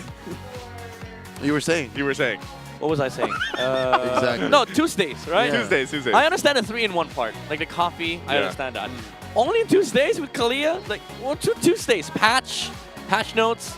I don't know. Just move on. It's not that deep, man. Yeah, That's why. So, I'm an analyst. Come on. given what's going on, Give me a break. and given the lack of information to support what we're going to be talking about for Omega's recovery in Game 2, let's move forward, all right? This is not gonna... We only pick boxer with Revitalize on Tuesdays. Let's not do that. It's a Saturday. It's Super Bad Saturday. And once again, TNC are at match point. They decided to go blue. And it's down to Coach Lembo, Coach Snap to give their players a good fight. Because you can't be doing that anymore. Reminder, our MVP from Game 1, Benny Cutie, presses Purify like once. Not even. Was it? I was going to say, let's just for safety once. Because I reckon in that last team fight he did. Yeah. Okay. So once. Just for the sake. In 15 minutes. Just once. Once. Like officially, didn't even press it, but just for the sake of pressing it, he did it. Yeah. Maybe. Something I do. So that's how little coverage Omega had just on wanted to press TNC's cores because of their draft. Yeah, maybe he pressed recall, regen, purify at the same time. With a big thumb. Like just slide it in.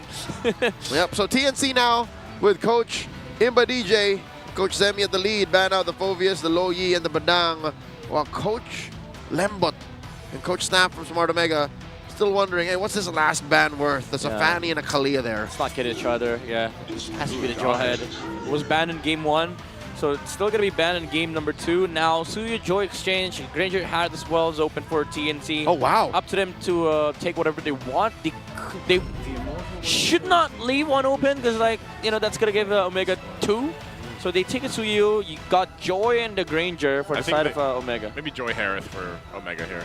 Joy Harris? Yeah.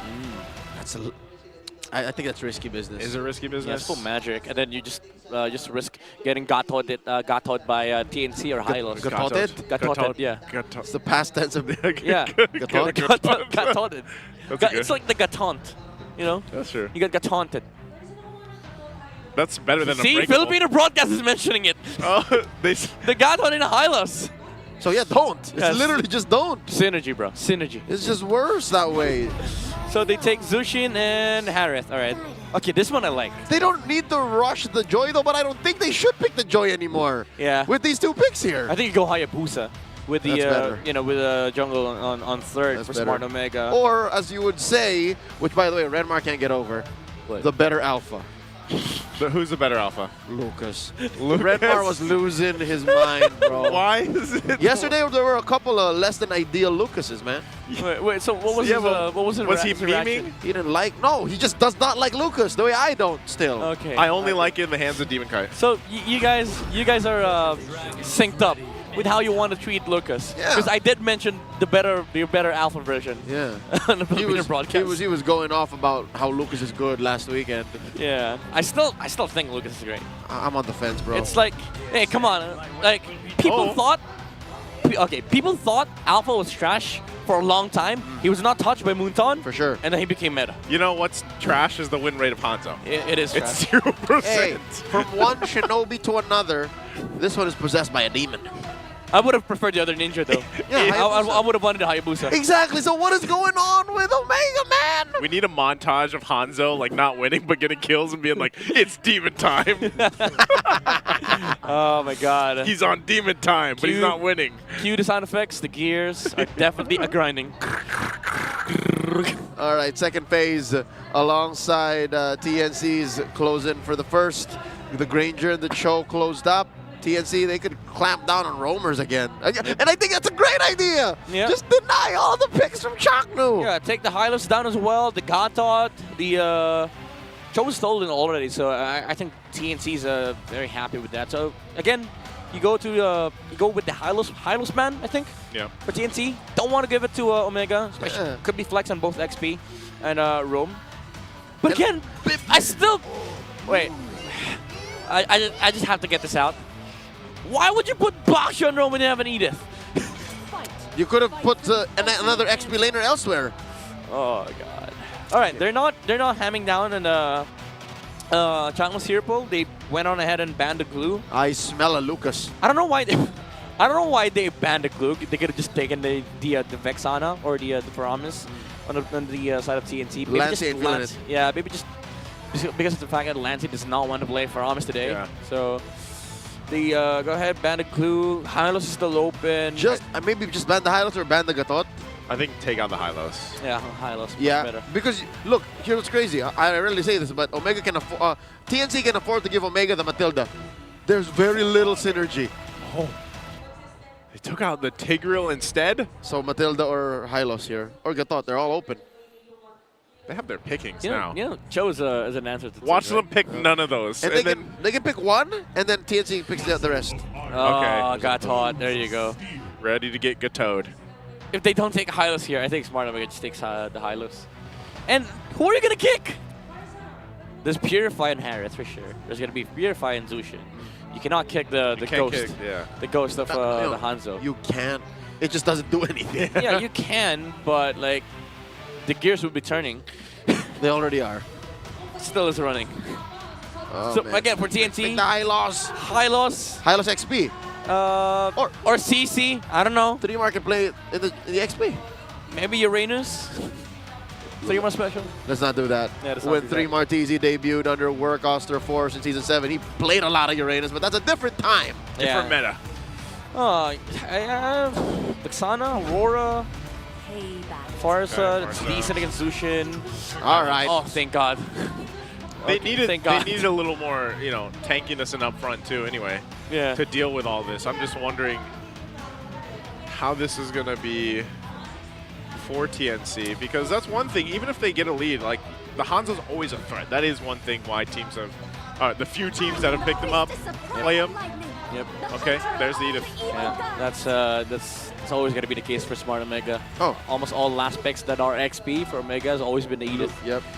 And then they decided again, Lewis, today you're playing Edith. With that Prismatic Sentinel skin. It's the MPL skin. Grab it while you can. For this season. He asked Lembot, how many games are we playing today? Edith. Edith. All right, coach. Thank you. Locked in. Okay. It looks like Snap and Lembot are still as confident in this draft as they were in Game 1. But that's the kind of belief and mindset you want to give your players, despite being down a point. Let me be honest though. They have bad early game. It's for Smart Omega. This is look, that there's like 2 out of 5 the same from Game 1. And that's exactly what happened in Game 1. They had very little early game. The mid-game clapback was there, but they found it hard to close off. So I won't lie to y'all, super fans. I won't lie to y'all, members of Barangay. It's tough to be a fan of Omega right now, but they need your support, especially since TNC are at match point. Welcome to Game 2. Welcome to Mobile Legends. Also, rocking the 2 Purifies here for them. So maybe they have enough tools, I guess, for Smart Omega this time around to go ahead and deal with some of the pressure that this lineup from TNC is supposed to go ahead and put out. And that might be enough to go ahead and help them maybe have a little bit of a better early game where they can contest some of those turtles early on or win some of those team fights. Yeah, I mean, they have solutions like the engages that TNC could just deal with in the early game. But that's also one of the hard truths that you have to accept. Whenever you're rocking a Purify and there's a Forest on the enemy side, you're always going to have a hard time against a Feathered Airstrike. And for TNC, every turtles that they take would be met with Feathered Airstrikes, poking Ukir, Chaknu, Jom, Andoryu, whoever wants to close in. I think the silver lining for the side of Smart Omega is that they have a Hanzo that could just use the ultimate and steal the turtle from TNC. Or but that's like a big if. Or hunt down Lancy. You could also have Chaknu jump on the Lancy when the AOG is on, but you want another hard pill to swallow? What? Omega has very bad wave clear. Omega has very bad in-base defense. Yep. So if they miss out on the early game and they're trapped inside their base, it's so much worse. It's a harder fall. Like, it's a bigger risk compared to game number 1. Oh. I didn't expect that I was going to say that with Baksha Rome on the field. Oh, with a flicker from Benny. Good flicker usage. He's better that he doesn't die there anyway, but they already got the information, so they might just go ahead and Dory might just go and take the buff. The turtle's up though, so they're going to probably trade, I guess, for this, and someone will just go along with that. Yep, it looks like that's a better choice. Yeah, Coil was ready for it. Coil was willing to do that, and let's see, he's looking like he's not going to spend his red. Oh, he did. So he gets the turtle. Benny doesn't have flicker this time. It's still going to be able to survive. Wow. Even and now Andoryu gets punished. TNC gets everything out of that. I'm surprised Benny Cutie, even without the flicker, survived. Yeah, I don't know how he was able to get out of the Hanzo's reach, especially under the slow from Jom. But that was a losing trade for Smart Omega. He should have died. Should have died. The Granger should have been dead, and Jom would have been very, very happy right now. But at least he's not frowning, basically. That was literally their only ideal trade. Let's see what that translates to in the items for TNC's 500 gold lead early on. Yeah, no, Big J's staying close to the Bagyo. Yeah. Hey. For 7-5. Oof. This is the problem with the Force in the middle lane. And now, Smart Omega, they're not even trying to protect their mid laner. Chaknu's roaming around, looking for the Suyo just to make sure that the coil does not rotate. But guess what? Ukir loses the matchup against Lancy. Yeah, and because of that, Lancy roams much, much faster versus the Zushin. All Ukir needs to do is make TNC think that they can stand in front of him. And TNC's not giving them that advantage. TNC keeps moving. Look at that, TNC everywhere. Yeah, this makes it so that, like, the Zushin acts like a secondary tower in the middle lane. And Lancy is free to do whatever he wants. Uh-oh. They might make a play up here. A whole lot being thrown at 3mar, already dropping down. Going his pathway with Revitalize. Yawi goes in with the way of the Dragon. Going to be able to find Luis. Luis takes a couple shots from the turret. Will be able to get away, though. Doesn't go down, so good response, but no one going down. That was 4 dudes from Omega throwing everything at the former MDLID player in 3mar, and nothing happened. Yeah, it's a bad look for the side of Smart Omega. Even though come the mid and late game, they will have damage with the Hanzo and the Harith. Oi! Oh, Yawi? Whoa. Did Yawi forget he didn't have the Way of the Dragon, or was he expecting him I think so. Because he just got it. He overshot. Yeah, he was like, okay, I got flicker. Keep him guessing. Oops, no kick. I think he tried it. I think he didn't know that he didn't have kick. Yeah. That's how much Yawi has played Cho that sometimes his internal clock messes him up. It's a reflex. He doesn't even look at the Way of the Dragon anymore. It's muscle memory at this point. Pretty sure he pressed the kick, used flicker, and was surprised. Wait, where's my kick? All right, you know what? I would love to have seen the player cam when that happened, but it looks like TNC are landing on their feet as they go. Coil still making some calls. Lancy locked in as they attempt a kick here. Now he does! Now he's got the kick right in the arms of Coil. Easy pick off. Now in the mid lane, Andoryu trying to go in. Coil's waiting patiently for him to go back, so Yawi's going to be gone. Coil waits, goes in with a cleanup. Will Soul Sever gets the double kill. Waited patiently for that one, and it paid off. What a snipe from Coil. Oh, Benny? And bottom lane, they're having a good time with Jom here taking out the tower, but Benny's not allowing Chaknu to get away from scotch-free. It's really hard to bully Benny in the gold lane. I mean, that's just been the case. you know what? Man's is force and nature. M4 Grand Finals MVP. M4 champion, a veteran of almost 5 years in the MPL. Looking at the items right now, about 1,000 and change.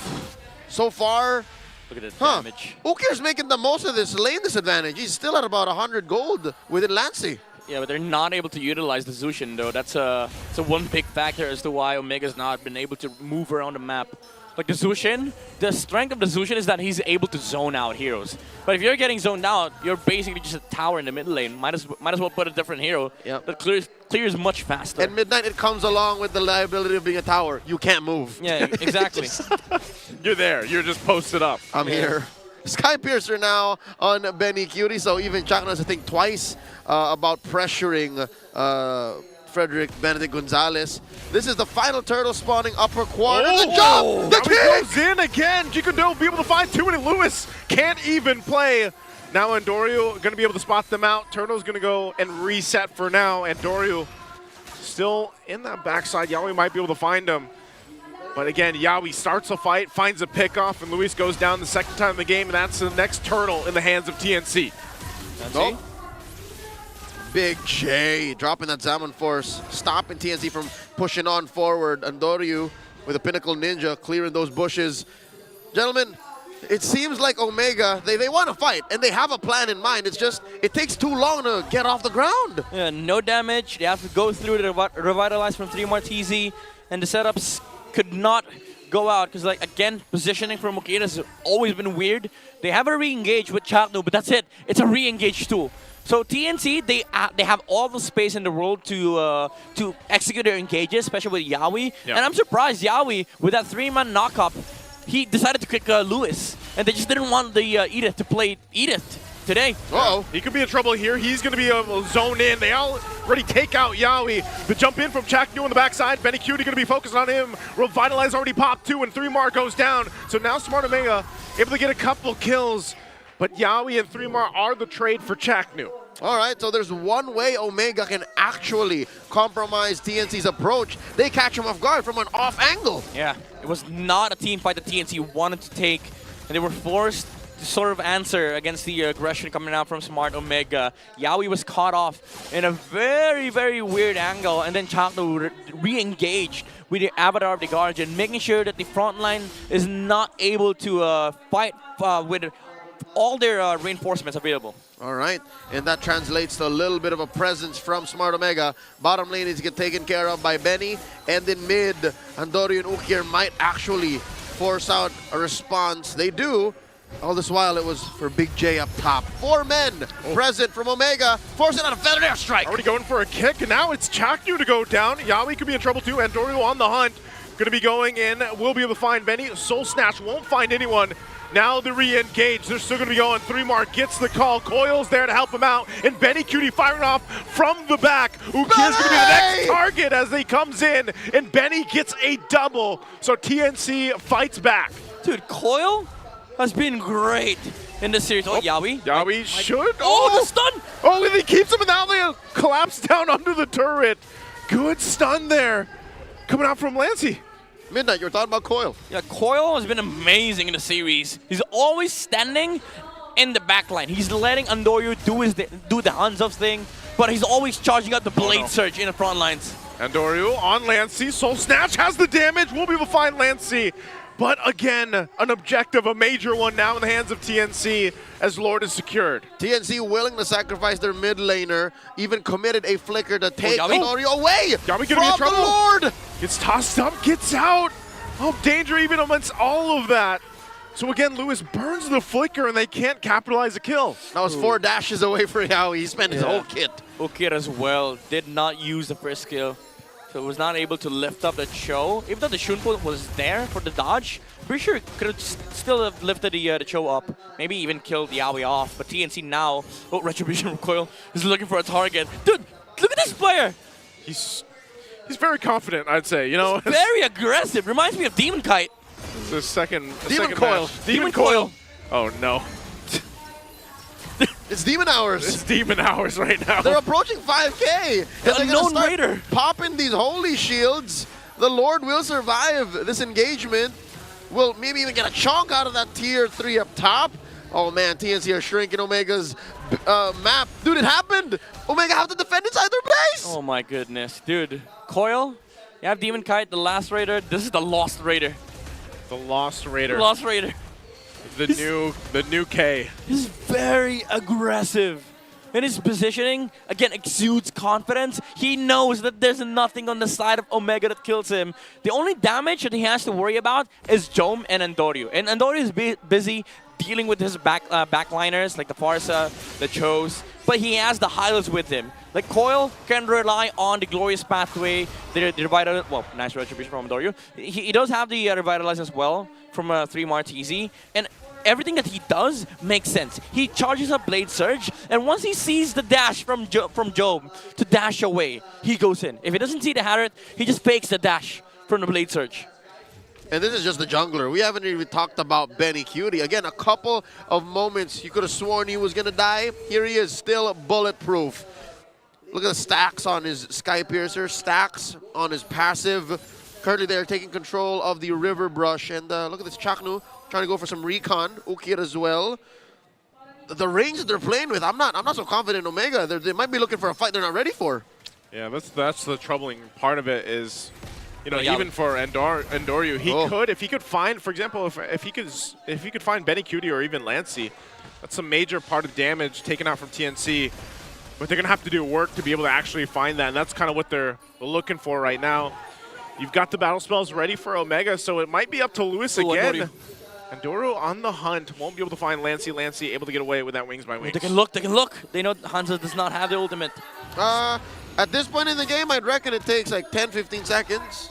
Yeah, I thought TNC was going to charge up, but they decided to go for the slow push. Oh, starting the Lord, though. Whoa, is this a blitz? He's blitzing the Lord here, but I don't know how fast they can get there. 3 more already joining the fight with the Glorious Pathway. Going to be crunching down. Lancey looking for it. Lewis gets the Lord, though, and Andorio in trouble. Soul Snatch on him, but now he gets away. He goes down. Double for Benny Cutie already. They lost the Lord, but they're going to go ahead and clean out these waves and possibly just push into the base right now. They still have 20-plus seconds on Andorio and Chaknu to come up. Oh, Lord spawning topside.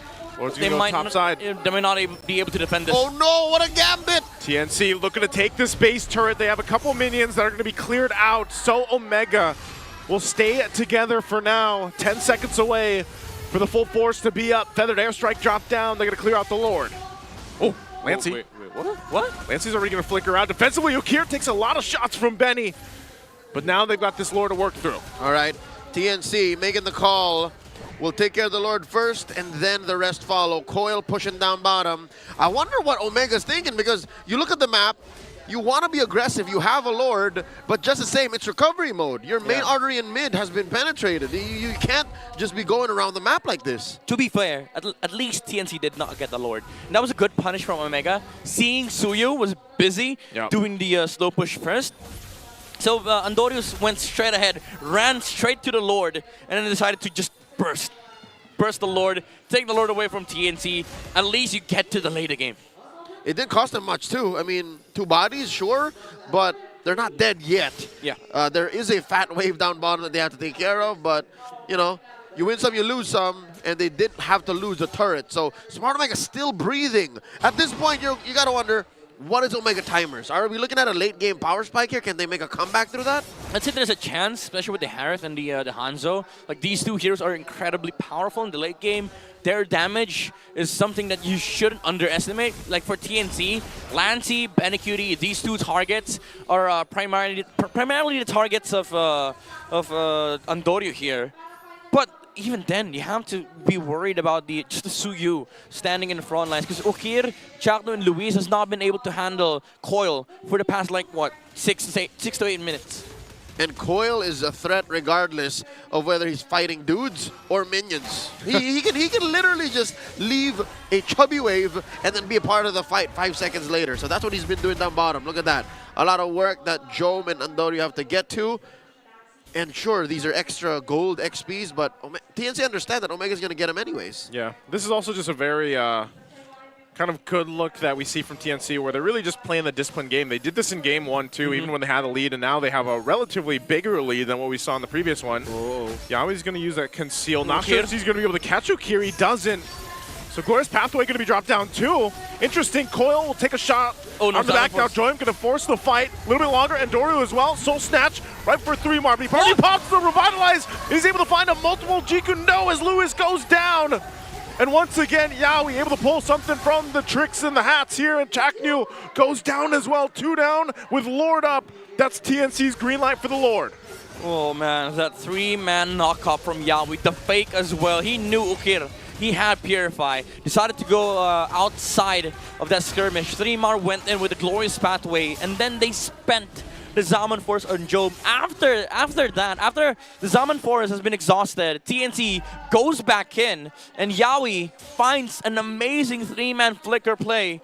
With a Blade Surge as well from Coil. Perfectly synchronized from TNC. You know what? I wouldn't even blink my eyes and feel bad if Coil missed that Blade Surge stun. Like, there was enough going on for TNC's engagement that regardless of what happened, Omega was going to suffer. And right now, Lord inside their base, big chubby wave, Feathered Airstrike. Feathered Airstrike with Glorious Pathway alongside the Lord. They might be able to still defend this, though. Andorio's going to jump in onto the backside. He's going to be able to find Benny, but Benny's still alive, burning the flicker. And now Yawi could be in trouble. Holding up the front side, has an immortality, finally going to be popped. The rest of the team's going to follow on through. Ukir's going to fall, and Benny will shoot off from the backside. Already getting a double. Pops immortality from Chaknu, gets the triple, and now they march into the base. And Doru will try to do his best to keep them at bay as Yawi falls, but the base is worked on, and TNC comes through with a sweep. Midnight, say the line. That's it, ladies and gentlemen. It's a sweep for TNC. Amazing performance from the Phoenix Army. Another L for Smart Omega, despite their bravery and courage. Their willingness to look back and say, you know what, Chaknu, maybe we can try again, results in a sweeping loss. The Phoenix Army hold their head up high, 1 more point away from possibly securing a playoff spot early on Season 15. Was that the line? That was That's the line. it. That's the line? That's it. For some reason, I was hearing TNC at 5. Oh, that's Renmar's thing. I know, Renmar's not here. That's Renmar's It's his thing. My thing is, that's it. Before That's it. Smart Omega, I don't think this is the thing that they wanted to take away from week 6, sorry. Week 6. Yeah, week 6. It's not over. There's still a game. Still on week 5. There's still a game day for him tomorrow, but tonight, here against DNC, they have to bow out and go back to the drawing board. Yeah. Because if this late in the season, I mean, I did say it's early on, but for TNC, it's early to secure a playoff spot. But for Omega, this late in the season, week 6, what else is there to look at? How much more of a clutch move can you get for a run at the playoffs? I'd say look at their overall approach. Scared. There were some moments that were commendable, like from Smart Omega, the way they found Yawi in the bush, the way they took the Lord. But at the end of the day, they just crumbled against the aggression of TNC. And mind you, TNC's aggression here was very controlled. They were very conservative and very sure about it. Let's go to the stage right now with our hosts. They were TNC. First series of the day, ladies and gentlemen, your winners, TNC Pro Team! Boys, congratulations, another win in the bag, Yawi. Maganda talaga ang tinatakbo ng run ng Phoenix Army. Odin, you go ahead. Grabe yung Game 2 ha, nakuha mo yung show at kakaiba ang naging reaction ng audience sa tuwing ikaw ay naka-pick off ng iyong mga kuha doon. Yawi, tatanungin lang kita, no? Kasi you're few wins away papunta sa playoffs. So, paano nyo masesecure ang mga panalo para makuha nyo na yung spot na yun? Ganun pa rin. Parang focus lang kami tapos yun, double effort namin sa mga practice tsaka titry namin huwag na ulitin yung mga mali namin sa mga talo. Nakikita natin na sa pagbabalik nila dito sa second half ay mas palakas pa sila ng palakas. And Yawi, ngayon nagbalik si Chaknu. Nakita mo yung bestie mo kanina. Oo, yung bestie mo. Kinakantahan mo pa nga kanina sa mic check, no? Anong gusto mo sabihin sa kanya? Nice game, bawi lang. Sayang hindi naglaro si Yoshi kamukha ko daw yun Iba yung hinahanap po. Pero either way naman, pwede niya rin yata makalaban. Ito gusto kong makausap. Coil, pwede na ba itang matanong? Pwede na, pwede na. Okay, kasi Pwede last time, na. sabi niya, anong palagyan sa akin? Ayan. Di ba? Pero ngayon, pwede na. Opo. Pwede, pwede. Coil, gusto ko lang matanong, kasi ang dami ng mga players na nagsisimula sa letter K yung pangalan. Di ba? Malakas, mag-ML, gwapo rin, di ba? Kyrie. Ba't kayo tumatawa sa likod, Coach Imba? Di ba? Kyrie, King Kong, Kyle TZ. Di ba? Feeling mo ba ikaw na yung susunod? On the way ka na ba sa level na ganun? Ano lang, tsamba lang. Chamba lang.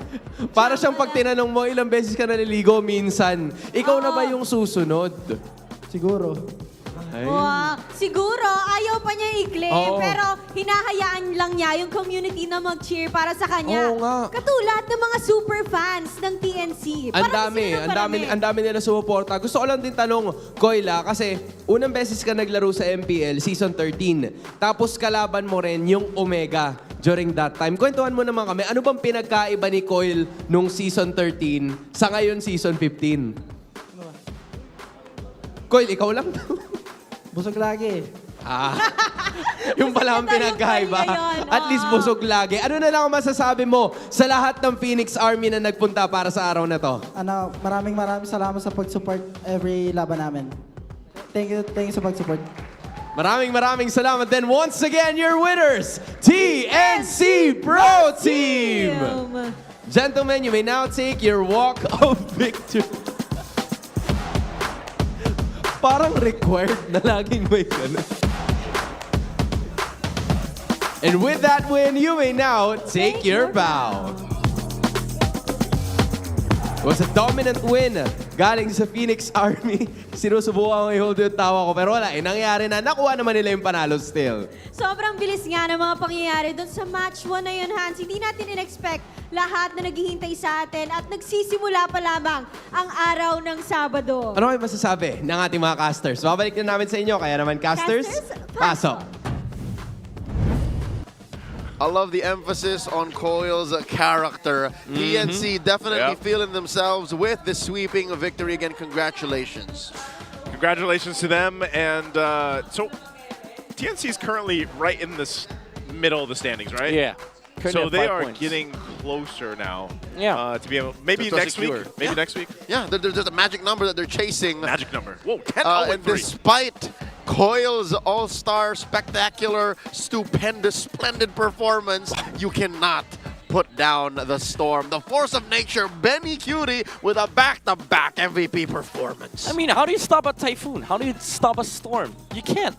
Have you seen the movie You Twister? just have to wait it out. Have you seen the movie No. Twister? No, You unfortunately, get a no. shaman. All right, you gotta share the story to me later. But now Okay. I'm sharing the story of Benny Cutie.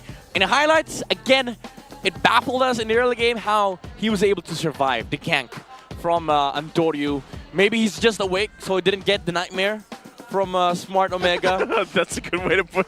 Didn't die. I can't have a nightmare if I'm awake. I'll allow Exactly, it. you know. Stay woke.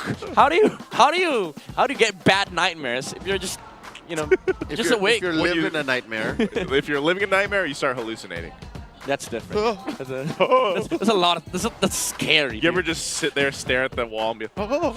No, he has too much on his mind. Midnight's gears are getting grinded so Yeah. often that he has no time to do that. It's not just I see it, I experience He the lives pain. it. Oh, boxer room. He lives it. And that was game one. Game was game two, one. though, it was a more fair fight. Yeah. You were looking at Chakno and a Gatot. You were looking at Andorio and a Hanzo. Yeah. You were looking at Lewis on an Edith. Say Louis.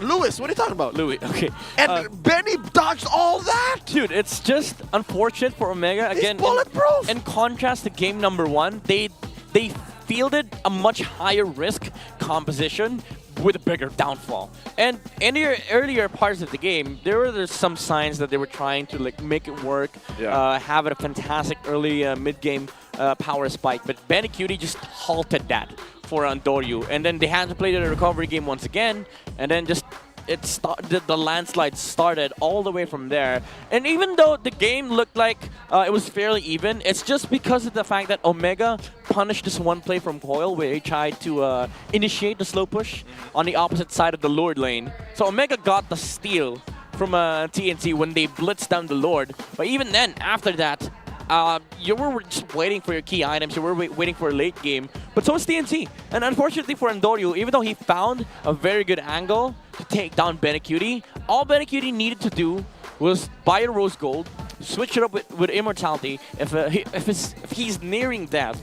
And there's also this possibility of just buying the Wind of Nature too, from to save yourself from the Hanzo. So Omega overall just didn't have enough answers with the snowball that TNC was able to accomplish in the mid game. And as I said, there's a lot of problems with the lineup of Omega. Even though it looked like they had enough to deal with Lancy's Farsa, it was just the case. The Glorious Pathway with the Feathered Earth Strike was just too much for Omega to handle, and you also have to be worried about Yaoi kicking your players out of your boot camp. Yep. And TNC was just having a blast, especially Coil, also initiating in the backlines with the Blade Surge. Did you just break the fourth wall? Yeah, I did. And Omega did not respect the signature pick on Yaoi.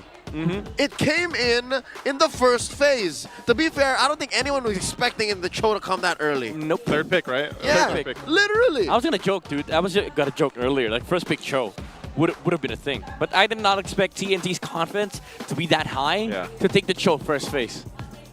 Look at this. Most of the big four were the same from last game. Yeah. Save for Sandbag. Our best wingman, of course, 3 Martizi. No, he was Sandbag.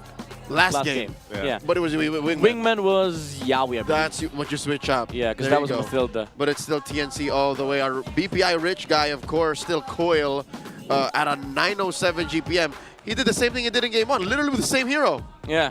Thing is, Game 1, he was just making space. Yeah. Game 2, he was surging up to Smart Omega. He was playing the Suyo like a backline assassin. The benefits of having a Suyo in this meta, and also why he's one of the top junglers, is that he's also a fighter.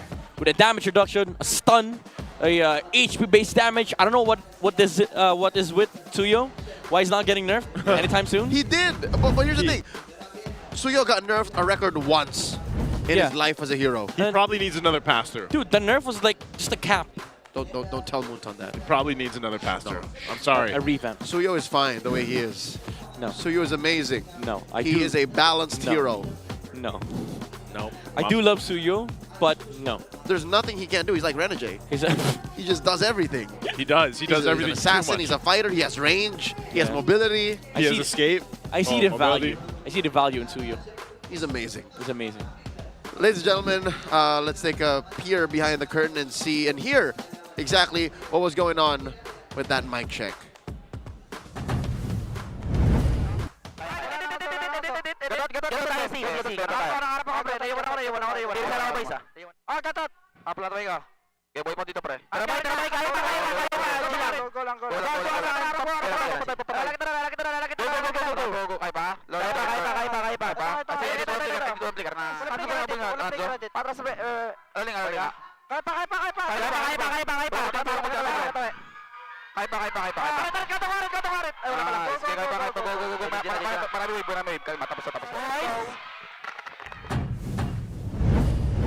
That was a mic check towards the winning moments of TNC, brought to us by Infinix.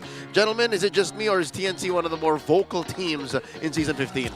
Yeah, it is. I think when you listen to their mic checks, you have all of them responding and calling things out, but it seems to work for them okay. I'm surprised, though. He overpowers Yaoi. Coil overpowers Yaoi. Like It's a good vocally. shot call. Yeah. This is my impression of Koi.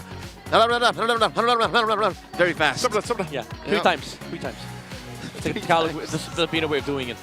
We got another match coming your way, ladies and gentlemen. Team Falcons BH facing off against Twisted Minds. Again, the former M-Series World Champions and the Season 12 Champions in Falcons are looking to secure their playoff spot, so tune in for that. But for now, this best of 3 has come to a close. Packed up, good to go. His name is Midnight. This is Naisu. Any thoughts on that match before we go? On that one, my opinions on Smart Omega haven't changed. I hope they can figure something out. Yeah, don't pick Bakshiro. Don't pick Bakshiro. And Suyo's OP. No, Suyo is fine. Ladies and gentlemen, my name is Leo. At your service, we're throwing over to Hans and Odin to bring us into the break. Maraming salamat, casters, sa pagsama sa amin sa match na yon. At ngayon ay meron din tayong kasama dito na on-ground streamer, Gretchen the Great, a.k.a. Gretchen. Kamusta ka naman? Ano mga ganap po lately? Ito, pagod sa work, pagod sa casting, all around yard. All around yard. Ang dami yung ginagawa. Si Gretchen, ang isa sa mga pinaka-bubbly na casters na nakilala ko. At nandito din ang parents mo, ha? Yeah. So, kumusta naman ang MPL experience so far as an on-ground streamer? So far, iba talaga yung pakiramdam. It's like feeling the energy of the audience, the players, and at the same time, nandito ako sa tabi ng corner lang. Parang, oh! Paano? Nani? Pero sige, gusto ko matanong, I think, how crucial or how important was being part of the talent search? Kamusta ba lahat ng mga natutunan mo doon? And have you applied it sa lahat ng mga naging events mo later on after that happened? Yeah, kasi the talent search is like an eye-opener for me to like discover new things, learnings, and experiences that I never knew that it existed until that event. Kaya, grabe, ang dami kong natutunan, and at the same time, syempre, application lang tayo habang we're also going for it. Wow, we're so happy that you're here, Gretchen, and we're proud of your achievements as well. Alam namin na nagkakast ka din sa True. Athena League. Yeah. So, kumusta naman ang experience mo casting doon sa Athena League? Grabe talaga kasi it's like a different atmosphere, especially that we're empowering women in esports, highlighting their talents. Kaya ang ganda, especially na hindi natin nakikita itong mga female players in the majority of the tournaments, and here we are highlighting them in Athena League. Kaya Wow! Teammate ko to dati, by the way.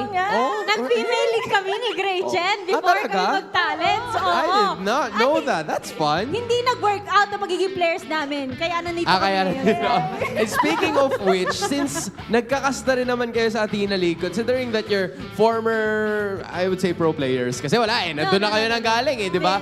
Saan ba mapapanood yung Athena League? Kailan ba nila mapapanood ang Athena League? abangan nyo, sakto ako din yung magka-cast for Saturday and Sunday next week. And you can actually watch it in Athena League Facebook page and our YouTube channel para syempre supportahan nyo din kung sino nga ba yung mga teams na meron doon. Exciting yan, yung mga mangyayari dyan. And Gretchen, i-plug mo rin naman kung saan ka namin makikita. Oh, where can we find you? Ayan, live right now sa Facebook page ko. Ito, kitang-kita Ayan, pala, nandito pala siya. Gretchen lang po. Follow nyo lang ako.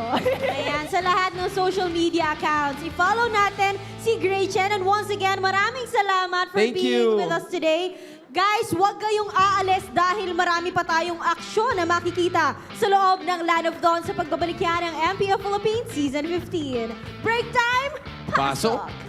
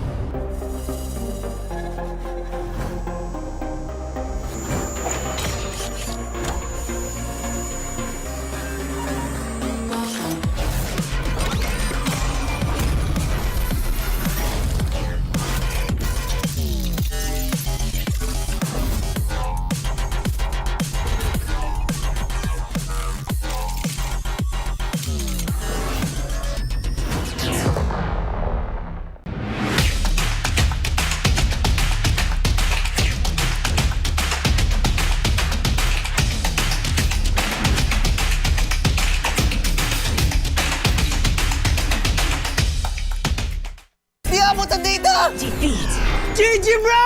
Don't worry, the Unli with Smart Power All 99. Hindi bitin with 10 gig data to power your games plus Unli Facebook or Unli TikTok. Load now!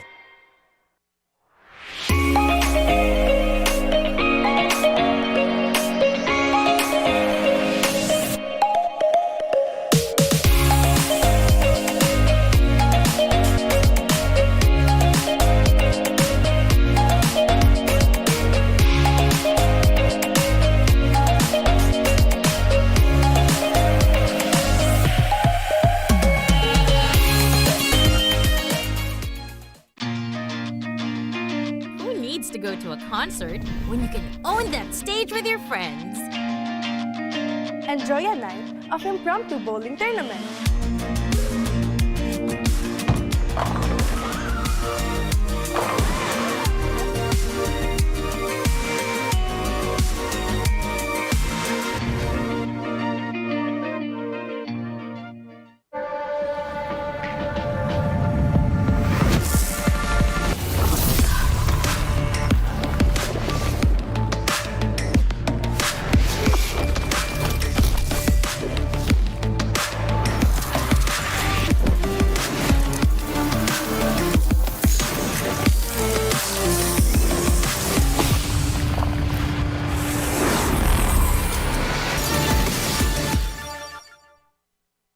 Want a skin that changes color in the middle of a game? Yep, this brand new Alpha Legend skin can do that. Watch this. Boom!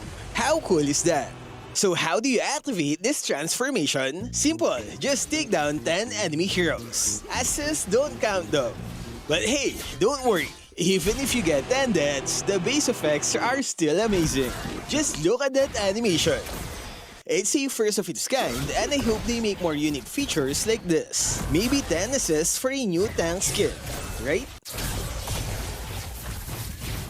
As you all know, this skin comes with a unique golden number tag. We actually used 2 accounts to draw as soon as the skin dropped, hoping for a low number. The result? 41 seconds after release, we got the number 892. On the second account, it's 1,132 after 48 seconds. So in a span of 7 seconds, 240 skins were sold in a snap. Man, we've got some hardcore players out there. So how much did it cost? It's a staggering 9,500 diamonds on each account, which is 100 draws. But don't panic. If you're an alpha main, I got you. We only spent that much because we were rushing. If you're on a budget, here's a list of events to get it cheaper. Free weekend bonuses. Get 2 free draws just by playing games. Daily recharge event. Get 3 tokens if you recharge daily. Mega Draw Bundle. Buy discounted tokens for as low as 10 diamonds. Plus a chance to join the lottery every day.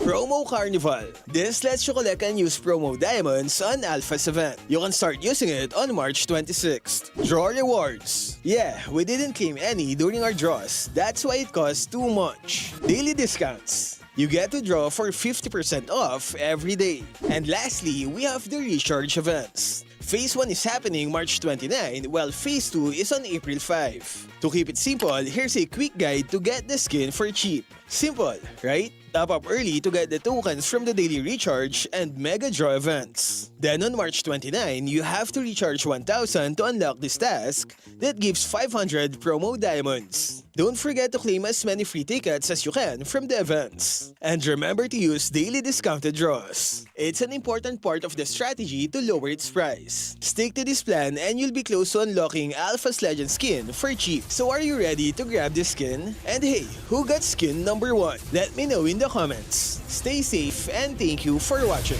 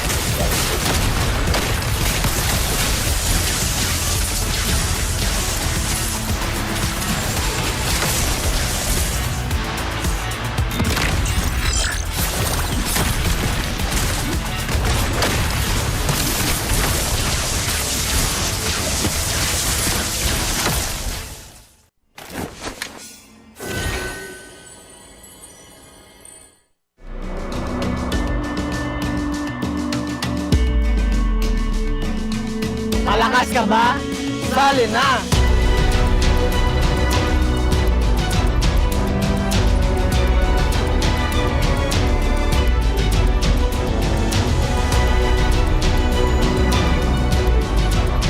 Kita Kids. Kita Kids. Kita Kids. Kita Kids. Sa MCC Season 2. Tagtag dugo, tagaktag bungo. Manood kayo sa social media. Ikaw ba si MP The King? Hey super fans, y'all ready to rumble? Ano ba palag mo? Kumanda-handa na kayo dahil nasa amin na ang bagyo. Nasa amin naman ang mga pumapaldo. It's the Rap Rumble. Huwag niyo na piliting bumawi. Ready to rep your teams? Tuturusin namin kayo. Wala akong masabi kay Kelre, nasa kanya na lahat. Sumali sa community group on FB. Gather the squad, dapat lahat G na G. Ilatag mo ang verse, parang rap, make it tight. Shoot a video at the upload, double check the time. 30 seconds to a minute, that's all you'll need. Use the hashtags para pag hinanap madali. Wag na wag mapipikon at wag may inis. This is Leo, always at your service. Out!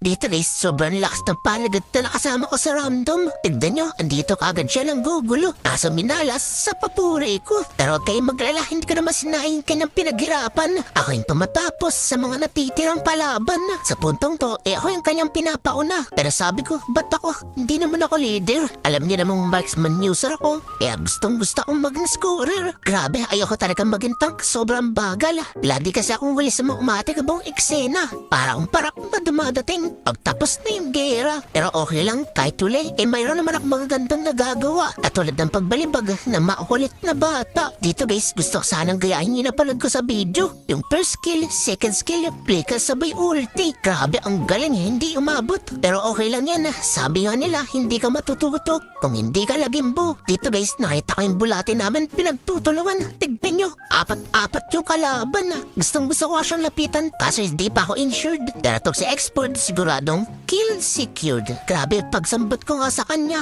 dinagit ang agila. Yan ang masasabi kong tunay na kaesera. Dito guys, yung panigads namin nagpangitang gilas na naman kaso kasamang palad, wala siyang nasabitan. After niyang humandusay, nabol kami dito ni Sipon. Masyado nagmamatapang, kaya walang awa kong binalembang. Grabe, sobrang lakas talaga ng bagong no hero. Kaso kinakabahan ako, baka dito na ako mapulpo. Tignan niyo naman kasi, walang awa. Grabe, ang lupit. Balibag bata. Naku, isipin nila pag ginamit kita kay Nana. Siguradong basamaan lalabas sa bunganga. Dito guys, nakita ko si Sipon, pero na namang sinapian. Kasi yung dragon, sobrang kunat ng katawan. Madali nga lang namin siya na itumba. Kasi makakampi ko, agad-agad rumeta. Nang hindi ako inaantay. Sayang nga lang, hindi ko naabotan tong si Hanabi. Pero natumba naman namin, hinakalanok ng LPG. After that, pagkatapos uuwi na sana ako. Kasi isang tough, medyo makulit, hindi nadadala. Kaya mulo doon aking pinakita. Dito guys, isipan ko muna humigap ng buhay. Mahirap kasi pumasok. Ayokong magarutay. Kaso nga lang, hindi ko na matiis yung aking kakampi. Ayoko kasi nakikitang pinumukbang sila ng mga enemy. Kaya eto, bahala na. Mabuhay lang yung dalawa. Dito guys, nakita ko yung mangkukulam na gumanda. Hinahabon ni X-Borge. Wala nga akong nagawa. Pero wag kang mag-alala. Maghihiganti kita. Pinindot ko nga kaagad yung aking ulti. Kasi isang to may sa pusa. Para nakam 2 ages yung walang miya. Pinilit ko pa nga rin makipaglaban kahit yung kaliskis ko, naiinitan Buti na nga lang, dumating na iba kong kakampi. Kaya siguradong tapos ang kinabuhi. Tipi. Dito guys, nakita ko yung core nila, nangangalahati na. Gusto ko nga sanang itumba, kasong bilis niya makalawa. Pero okay lang, may iba naman binigay sa amin grasya. Etong si Laila, nalapitin ng disgrasya. Grabe, nakapag-figure pa nga isang to. Pero huwag kang maglala, diretso ka pa rin sa Enidoro. Grabe, KS talaga. Dito guys, pinapaatas ko na yung aking kakampi. Sabi ko di kaya yan, baka makambak pa kami. Di ko alam yung mga pinagsasabi ni Panigads. Pero isa lang alam ko, diretso lang tayo ng takbo. Tatawa-tawa pa nga itong si Bexana. Di niya alam, may sasapitin siyang di maganda. Pero hindi siya yung focus ko. Etong si Lailang, masakit sa ulo. RKO. Boom, bagsak. Dito guys, sabi ko kay Hanabi, huwag mong banatan. Kasi isang to, ang sarap ibalik sa sinapupunan. Grabe, kawawa tuloy magkukulam na gumanda. Pero tatapusin na namin to, huwag kang mag-alala. Dadalawa na lang kasi natitira, si XP at etong core nila. Hindi ko na nga ito pinatakbo. Gustong gusto ko na kasing tapusin imagine yung ralo. Pero pinaubaya ko na siya kay Hanabi. Tapos nabaretso ko ng TV para makaabot ako sa picture. Pero mukhang hindi na ata kaya. Ang hirap kasi ng nakapaa. Kaya eto, tamang sipat na lang ako sa kanila. Habang ini-imagine yung tunay kong pamilya. Si Kandita kaya at saka si Bagang. O si Gatotski at Taklas na pinagsama-sama lang. Comment yun naman dyan sa video para araw-araw kayang victory!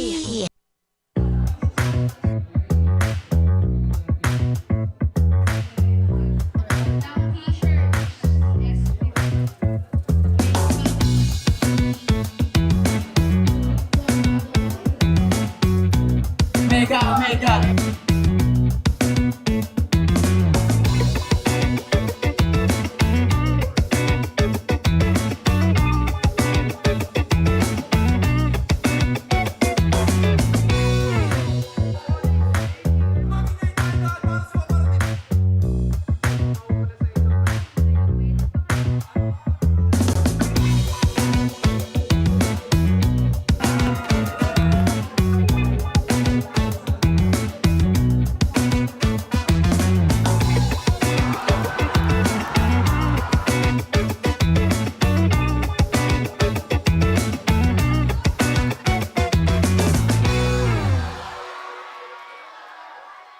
Pag nagsalita ako dito, magbabago yung mundo eh.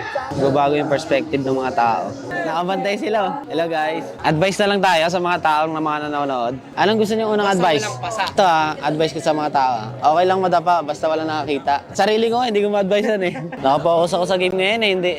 Sorry sa mic check Wala, pre, bawal lumubog yan si Kalea, summer kasi. Madaya na lang yun ang Kalea tuwing Tuesday. Pag nanalo tayo dito, pre, meron tayong 5K, 5 kilometer run. Okay, mic check! It's back to me, guys! Coil in again. Ay, kubo. My bestie. Chakno. Sa Idol Yoshi, hindi nakatapat Earth. Chakno is back with a brand new truck.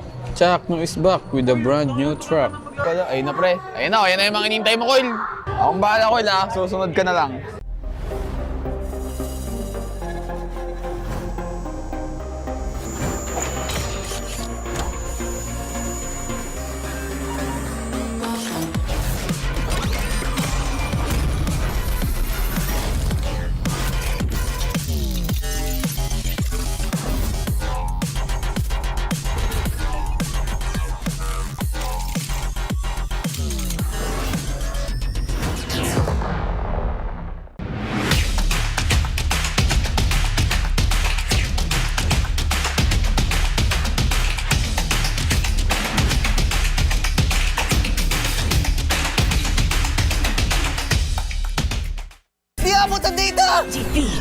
GG bro! Don't worry! The Only with Smart Power All 99. Hindi bitin with 10 gig data to power your games plus only Facebook or only TikTok. Load now!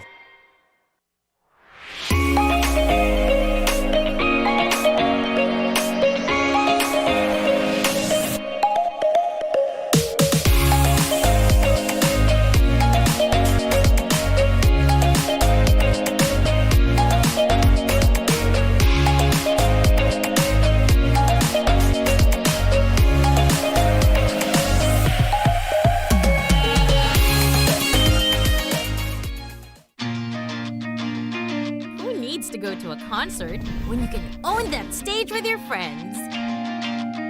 Enjoy a night of impromptu bowling tournament.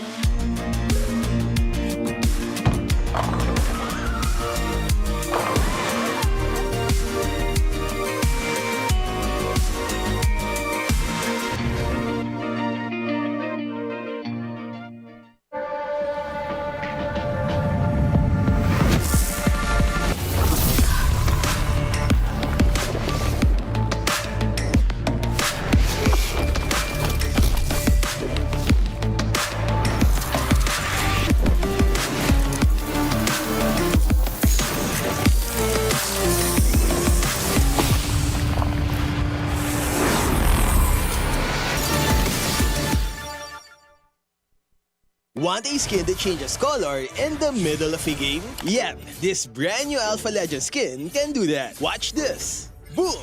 How cool is that? So how do you activate this transformation? Simple, just take down 10 enemy heroes. Assists don't count though. But hey, don't worry. Even if you get 10 deaths, the base effects are still amazing. Just look at that animation. It's a first of its kind, and I hope they make more unique features like this. Maybe 10 assists for a new tank skin, right?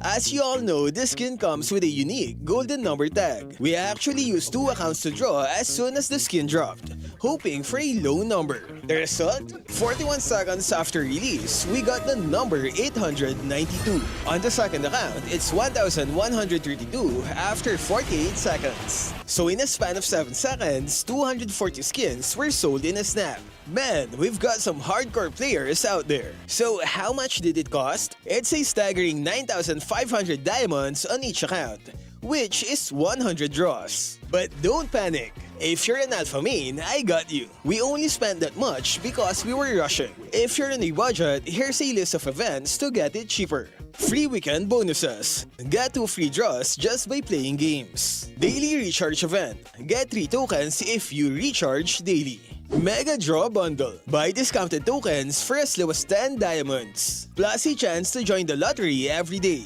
Promo Carnival. This lets you collect and use promo diamonds on Alpha's event. You can start using it on March 26th. Draw rewards. Yeah, we didn't claim any during our draws. That's why it costs too much. Daily discounts. You get to draw for 50% off every day. And lastly, we have the recharge events. Phase 1 is happening March 29, while Phase 2 is on April 5. To keep it simple, here's a quick guide to get the skin for cheap. Simple, right? Top up early to get the tokens from the daily recharge and mega draw events. Then on March 29, you have to recharge 1,000 to unlock this task that gives 500 promo diamonds. Don't forget to claim as many free tickets as you can from the events. And remember to use daily discounted draws. It's an important part of the strategy to lower its price. Stick to this plan and you'll be close to unlocking Alpha's Legend skin for cheap. So are you ready to grab this skin? And hey, who got skin number 1? Let me know in the comments. Stay safe and thank you for watching.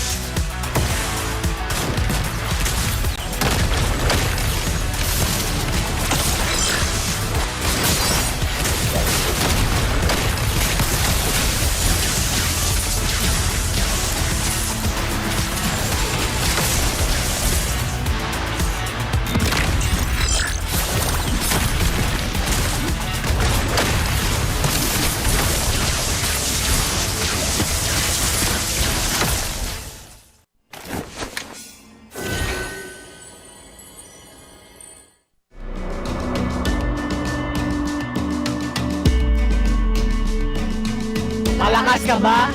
Sali na!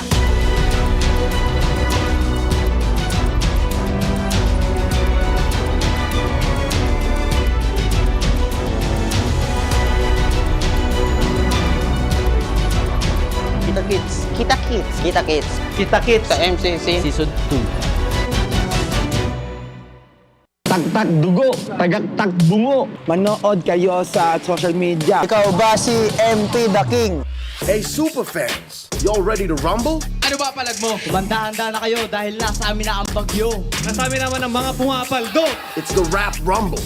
Huwag niyo na piliting bumawi. Ready to rep your teams? Tuturutin namin kayo. Wala akong masabi kay Kelre. Gusto ko na lahat. Sumali sa community group on FB. Gather the squad, dapat lahat G na G. Ilatag mo ang verse parang rap, make it tight. To the video at the upload, double check the time. 30 seconds to a minute, that's all you'll need. Use the hashtags para pag hinanap madali. Wag na wag matitikon at wag may inis. This is Leo, always at your service. Out!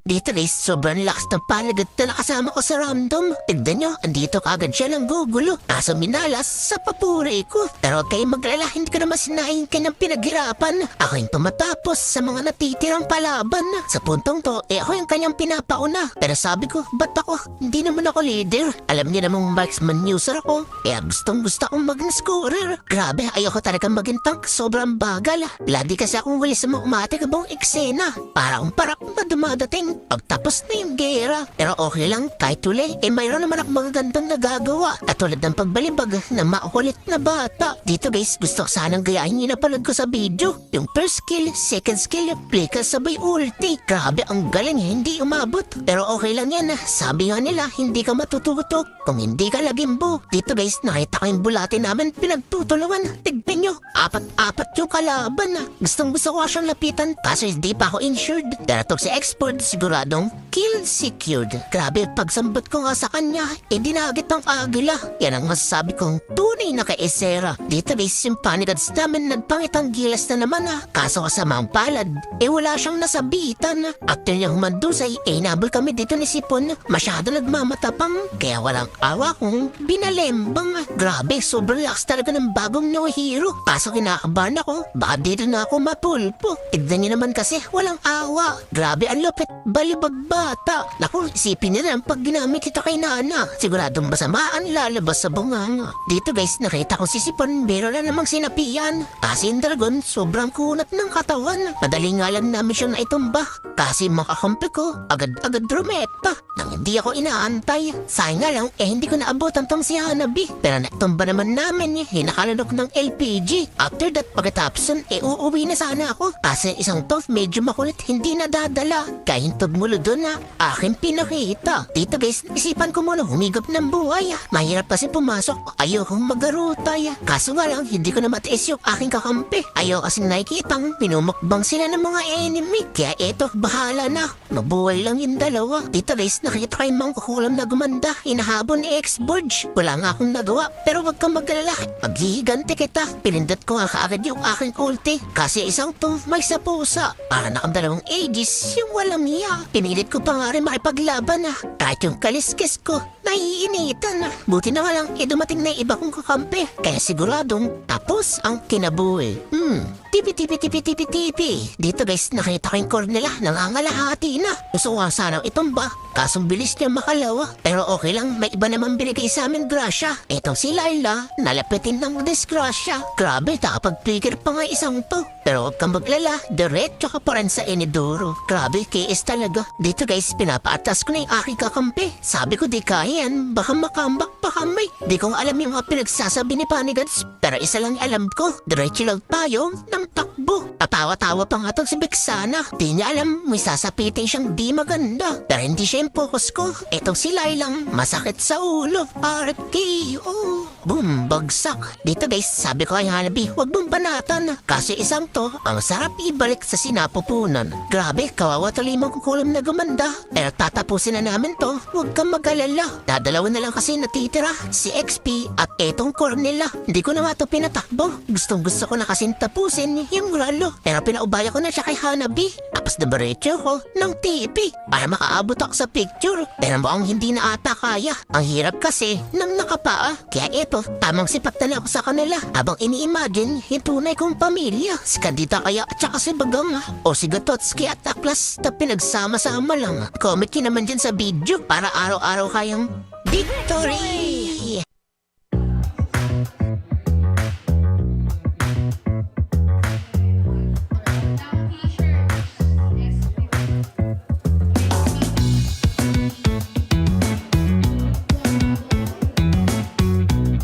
Omega, Omega.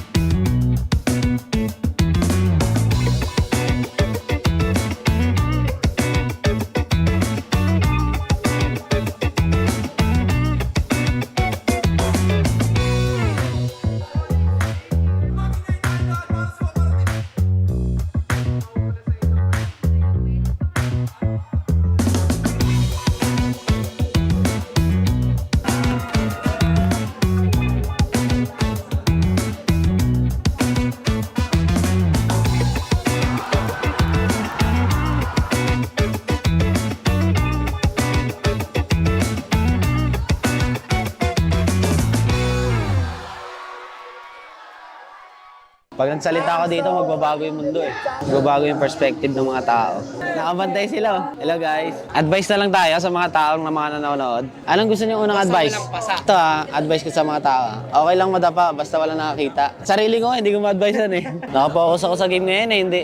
Sorry sa mic check Wala, pre, bawal lumubog yan si Kalea, summer kasi. Madaya lang yun ang Kalea tuwing Tuesday. Pag nanalo tayo dito, pre, meron tayong 5K, 5 kilometer run. Okay, mic check, mic check! It's back to me, guys! Coil in again. Ay, kubo. My bestie. Chakno. Sa Idol Yosh, hindi nakatapat. Chakno is back with a brand new truck. Chakno is back with a brand new truck. Ayun na, pre. Ayun na yung mga inintay mo, Coil. Akong bahala, Coil, susunod ka na lang.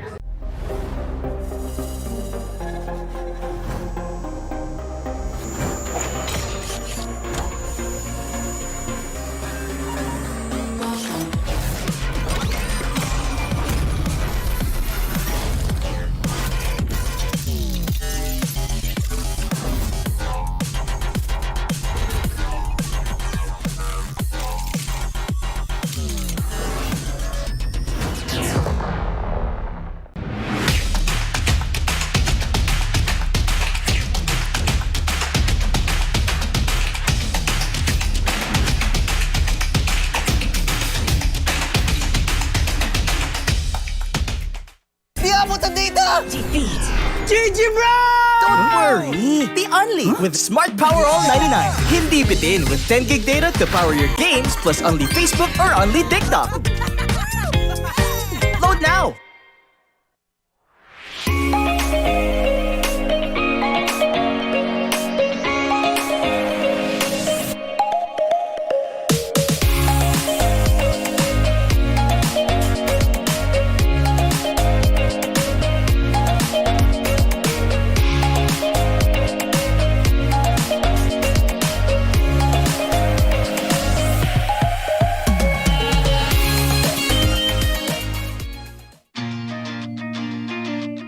To go to a concert when you can own that stage with your friends.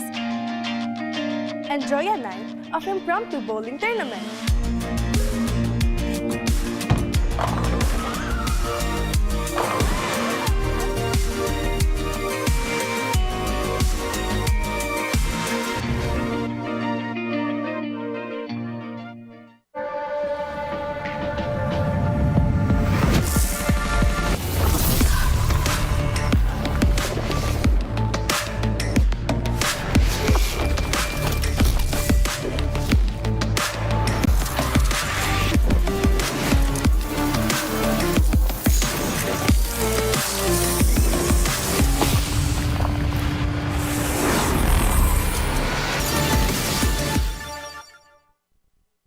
Want a skin that changes color in the middle of a game? Yep, this brand new Alpha Legend skin can do that. Watch this. Boom!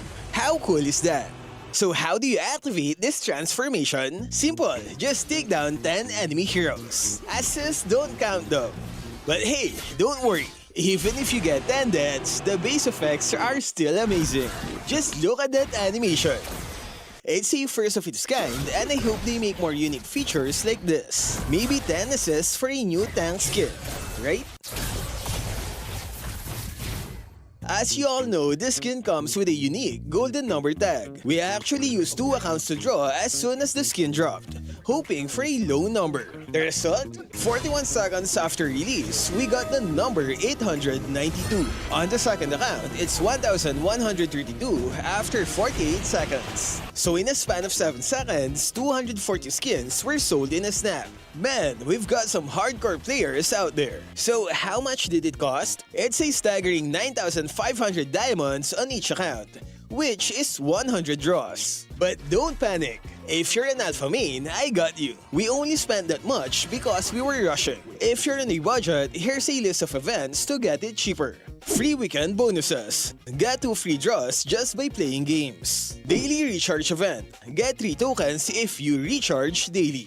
Mega Draw Bundle. Buy discounted tokens for as low as 10 diamonds. Plus a chance to join the lottery every day. Promo Carnival. This lets you collect and use promo diamonds on Alpha's event. You can start using it on March 26th. Draw rewards. Yeah, we didn't claim any during our draws. That's why it costs too much. Daily discounts. You get to draw for 50% off every day. And lastly, we have the recharge events. Phase 1 is happening March 29, while Phase 2 is on April 5. To keep it simple, here's a quick guide to get the skin for cheap. Simple, right? Top up early to get the tokens from the daily recharge and mega draw events. Then on March 29, you have to recharge 1,000 to unlock this task that gives 500 promo diamonds. Don't forget to claim as many free tickets as you can from the events. And remember to use daily discounted draws. It's an important part of the strategy to lower its price. Stick to this plan and you'll be close to unlocking Alpha's Legend skin for cheap. So are you ready to grab this skin? And hey, who got skin number 1? Let me know in the comments. Stay safe and thank you for watching.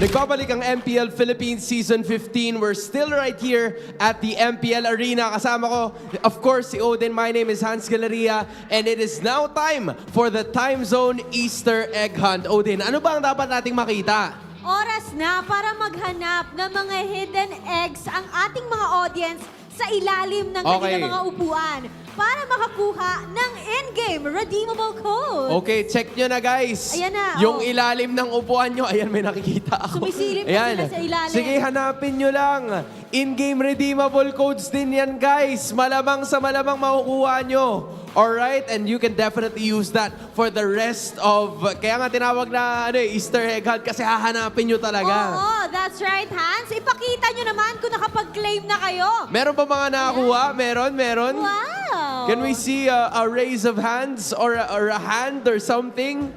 Ayun, meron. Nakadalawa siya. Isa lang. Okay, at least nabuksan na niya. Alright, so paano pa nila makiklaim to, Odin? They have to go to the registration area para makuha nyo ang in-game redeemable codes ng Time Zone. Alright, so guys, pakita nyo sa camera kung nakuha nyo na ba. Kung hindi nyo pa nakuha, ngitian nyo na lang kasi nakikita pa rin naman kayo and you're obviously gonna screen record that for later. But yes, congratulations po para sa lahat ng mga nakakuha ng ating Time Zone Easter Egg Hunt na eggs. Again, para po maklaim nyo yan, one thing to do is... Pumunta lamang po sa registration area, ipakita ang inyong in-game redeemable codes at i-claim nyo yan para makakuha na kayo ng mga favorite yung skins dyan. And there we finally have it, guys. Make sure na antabayan na natin lahat ng mga posibleng mayari mamaya-maya lamang because it is gonna be Team Falcons kontra sa Twisted Minds para sa ating second series of the day. Magbabalik ang MPL Philippines Season 15.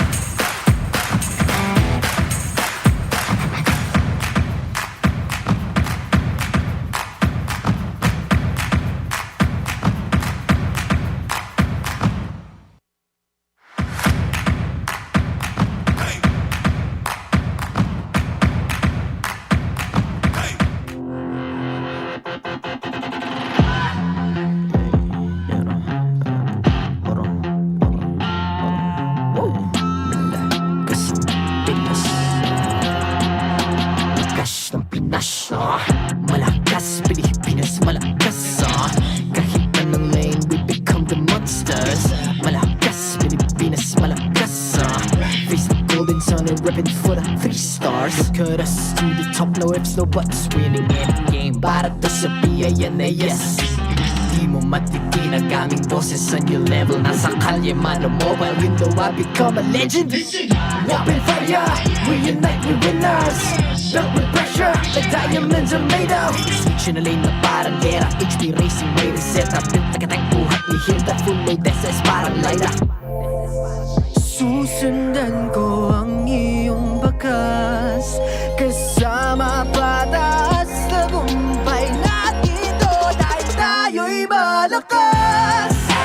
Para sa Pinas, nasa amin ang alas, hindi tuwa atras, kinikilala sa taas kasi kami ang malakas. Para sa Pinas, nasa amin ang alas, hindi tuwa atras, kinikilala sa taas, ganito kami sa Pinas. Wow! Hold on, yeah.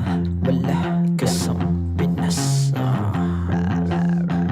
We are laging every beat, no surrender, no retreat. Pag nagsama-sama, just imagine what we can achieve. Laging every beat, no surrender, no retreat. Giving 100 all my own, cause we just cannot be defeated. We are unstoppable, immune and invulnerable. Ready ang equipment, lahat frozen, malang crowd control. Pakita ko na jab like pow, east to the southeast. Sumatawag proud and loud, cause every enemy we devour. Susundan ko ang iyong bakas, kasama pataas, tagumpay natin to dahil tayo'y malakas. Para sa Pinas, nasa amin ang alas, hindi tuwa atras, kinikilala sa taas kasi kami ang malakas. Para sa Pinas, nasa amin ang alas, hindi tuwa atras, kinikilala sa taas, ganito kami sa Pinas. Wow!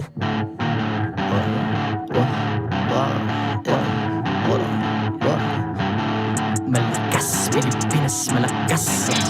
Kahit anong lane, we become the monsters. Malakas, Pilipinas, malakas. Face the golden sun, I'm repping for the 3 stars.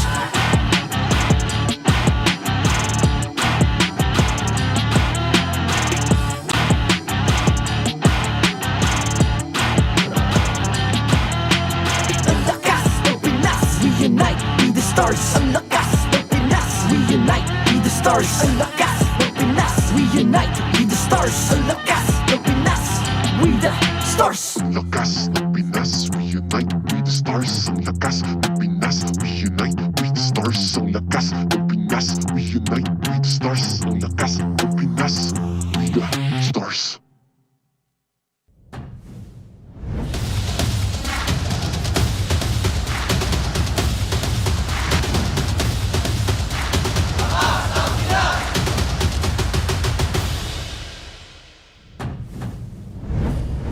And we are back at it right here in MPL Philippines. And we are here for match number 2 here on our Community Day Saturday. Super Fan Saturday. So Fam Saturday. Sunday, that's for Sunday. What? Fam is Sunday, right? Super Fan. Yeah, Super Fan. Ah, Super Fan Saturday. There you go. And welcome, Rockhart, Naisu, and Midnight. I kind of had to clear that up in my head. And we are giving you the match between Twisted Minds and Falcons PH. I think your mind is getting twisted because I'm here. Oh, I thought you were going to say something else. You thought his mind was twisted because... Twisted mind. Yesterday's happenings. Oh, yeah. Check it out on Well, social media. that too. But mostly because I'm here. Mostly because Midnight's here. Congratulations for being back at the desk here. I'm back, boys. A bit of a recap here earlier. Coil rises to the rescue to secure TNC's regular season sweep versus OMG. Gotta say, very impressive. And again, they're rocking a Coil free Martese lineup, and it has been working so well for TNC. It has. I know we poked fun a little bit at the name. He was on Demon Time. He was Demon Coil. Demon Coil. The Lost Raider. The Lost Raider. But he's sitting at 4-0 right now. Like, he's 4-0 since his debut. We saw him last week, and him and 3Mar definitely came in, and they look so stronger for TNC. And this is kind of what they needed. I feel like they needed a little bit of a shakeup coming into this point, because that's still the thing. They want to go and defeat these stronger teams and obviously secure their spot for playoffs. I mean, as much as happy as I am with Coil's performance, I'm pretty sure Zydus trembling somewhere in the venue, shaking. His hands are shaking. Like he needs to prove himself, but it's it's a good road for TNC so far, and they're 1 point away as well from almost playoffs contention. Almost. And speaking of playoffs, we're going to talk a little bit more about that a little bit later. But for now, Time Zone has an exclusive promo just for you.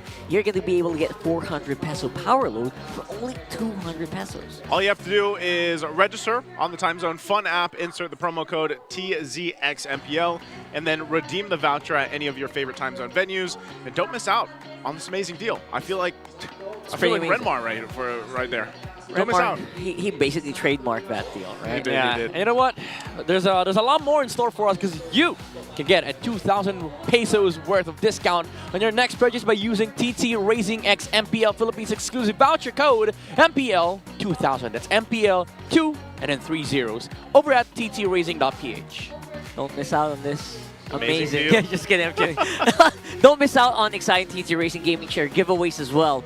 During MPL Philippines, we're throwing a chair around. You have to catch it. I'm kidding.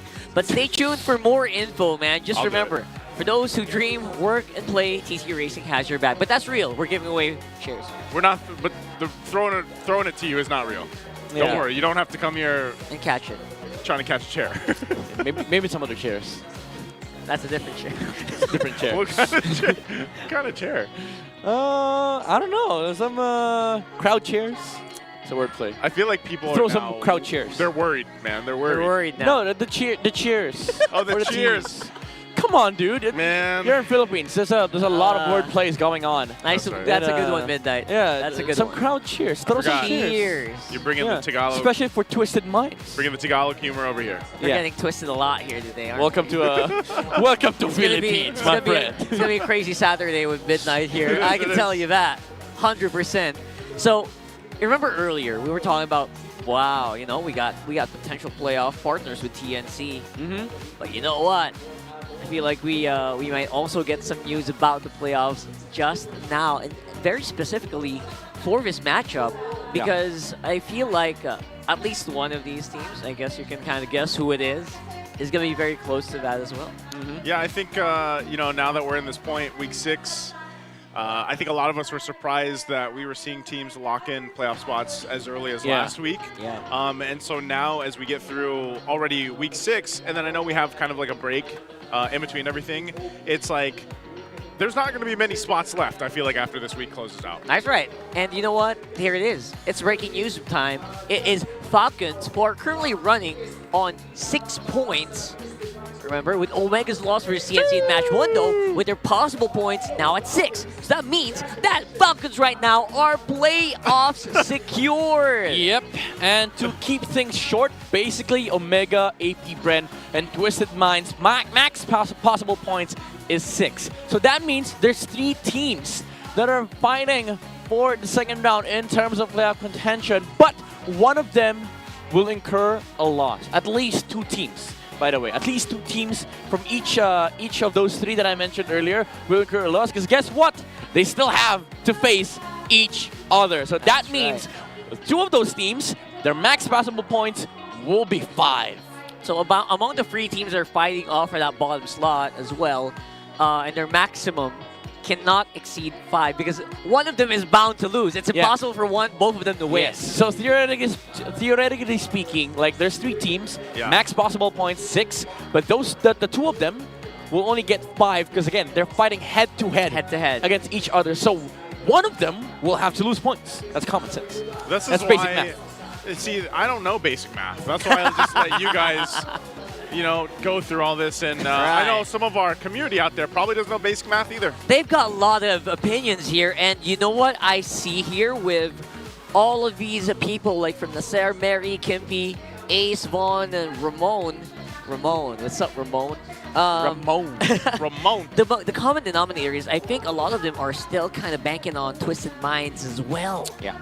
Wow, that's saying something, right? I mean, there's definitely a lot of people, especially in the community, that are rooting for Twisted Minds. It's fun whenever we see, and it's also hype. Like, it's good story whenever we see teams struggling, and you know that there's a possibility that they can contend, finally break it and make it to where they want to be. And for Twisted Minds, I think they. What's happening? He's dunking. Yeah, he's dunking. So yeah, maybe they're kind of busy. They're kind of busy trying to update their girlfriends, maybe, that their playoff secured. And now, we gotta ask, can MP again quit the game still? Because maybe you shouldn't keep doing that. Maybe I should We're gonna have a little bit of comparisons here between our two junglers. It does feel like Calteezy has similar stats to MP the King, despite everything, all the shakeups happening. But the biggest thing, look at that. The most banned hero against the person is Alice. And that's all from, you know, I just can't stop looking at Kyle and Flap here, but the cutoff for the banner is not really helping you guys. It's not. It really isn't. Just go on. Keep making it worse. But that's the thing, man. If it was the Alice, it was because of what happened in the early weeks with MP. But he is also, you know, we just saw this previously where the Hanzo was picked up, and it's still sitting at a 0% win rate. So if Twisted Minds wants to go ahead and get that point, because again, they already know Team Falcons have secured their spot. Twisted Minds obviously wants to get a point up there. I don't know. I would love to just see them stick to what's going to work for them. A foundation lineup, maybe, not something too crazy. By the way, you know, like, that was insane. I just remember that happened last week. That was just last week. So maybe now's the time to not twist their own minds. Yeah, not too much. You know, when you watch a movie, there's a difference between a good twist and unnecessary twist. And that Nana was definitely unnecessary. A twist, just a twist. I came out of nowhere. Yep. So for you guys though, who do you think will be the next team to secure a playoff slot? Let's make it organized. Let's run it by the letters. And Twisted Minds, do you think they got a chance here? Or do you think the TNC Pro Team has a better chance with Coil and Free Martezi in? Do you think Smart Omega can make a miracle happen here? Or do you think AP Bren might just be able to make it out with James Punks? Yeah. Closest for sure is TNC Pro Team. Again, you're definitely free to root for whichever team you're supporting. You can comment on all the social media groups, you know, all the channels, the community. Go support your team. Go to their watch parties. Give them advice. Give them comments. Give them everything. Yeah, these not teams, really. don't give them everything. Give them your chair. Give them your chair. Give them your chairs. Tell them chair up. Yeah, exactly. Chair up.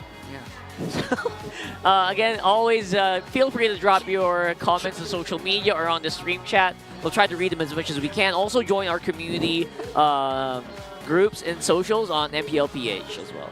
Yeah, we love to hear you guys' thoughts, and big shout outs to the people that are also joining the official group. I know we had a new one. We were talking about this in the beginning of the season too. There's been a lot of good discussions out there, and I think, again, it's been an exciting season. I know we still have a couple weeks, you know, after this break. Like, we still have a couple weeks in the regular season, so those last couple spots that are left are going to be up for grabs. And like you mentioned, I think a lot of people are going to put beat, because TNC right now is the closest. There's 4 slots left. 4 slots left. Yeah, 4 slots left. Because you already have TNC, Liquid, Aurora, Onyx, and then Falcons. How do we have 4 slots? Sorry, 2 slots. Never mind. I'm good at It's not basic math. I am deeply sorry. Today, I 6 apologize. minus 4. Sorry, I was about to say there's 4 slots that were taken. That's and our 2 analyst, by the slots way. left. There you go. A little bit under the weather, guys. A little bit under the weather. You're doing great. You're doing But yeah, 2 slots left. I was like, I'm giving slots for free. Let's try to refresh ourselves. Let's walk and see our teams on the stage. I'm going to walk now.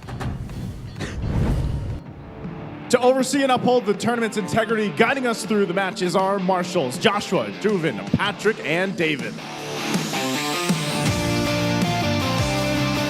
A twist in the game or flight for the Falcons. It's Team Falcons versus Twisted Minds. In the XP lane, it's Flap, TZ, and James. In the jungle, Kyle, TZ, and MP the King. In the mid lane, Few and Hajizi. In the Rome, it's Ogwin and Escalera. And in the gold, it's Super Marco and Outplayed. And their coaches, Coach Trevor and Coach Bonchan.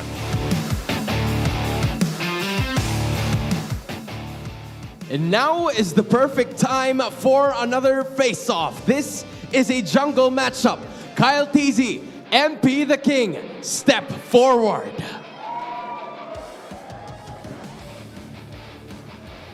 Kyle TZ, uunahin na kita. Paano nyo ba makukuha ang panalo sa araw na ito? Ano ang palag mo?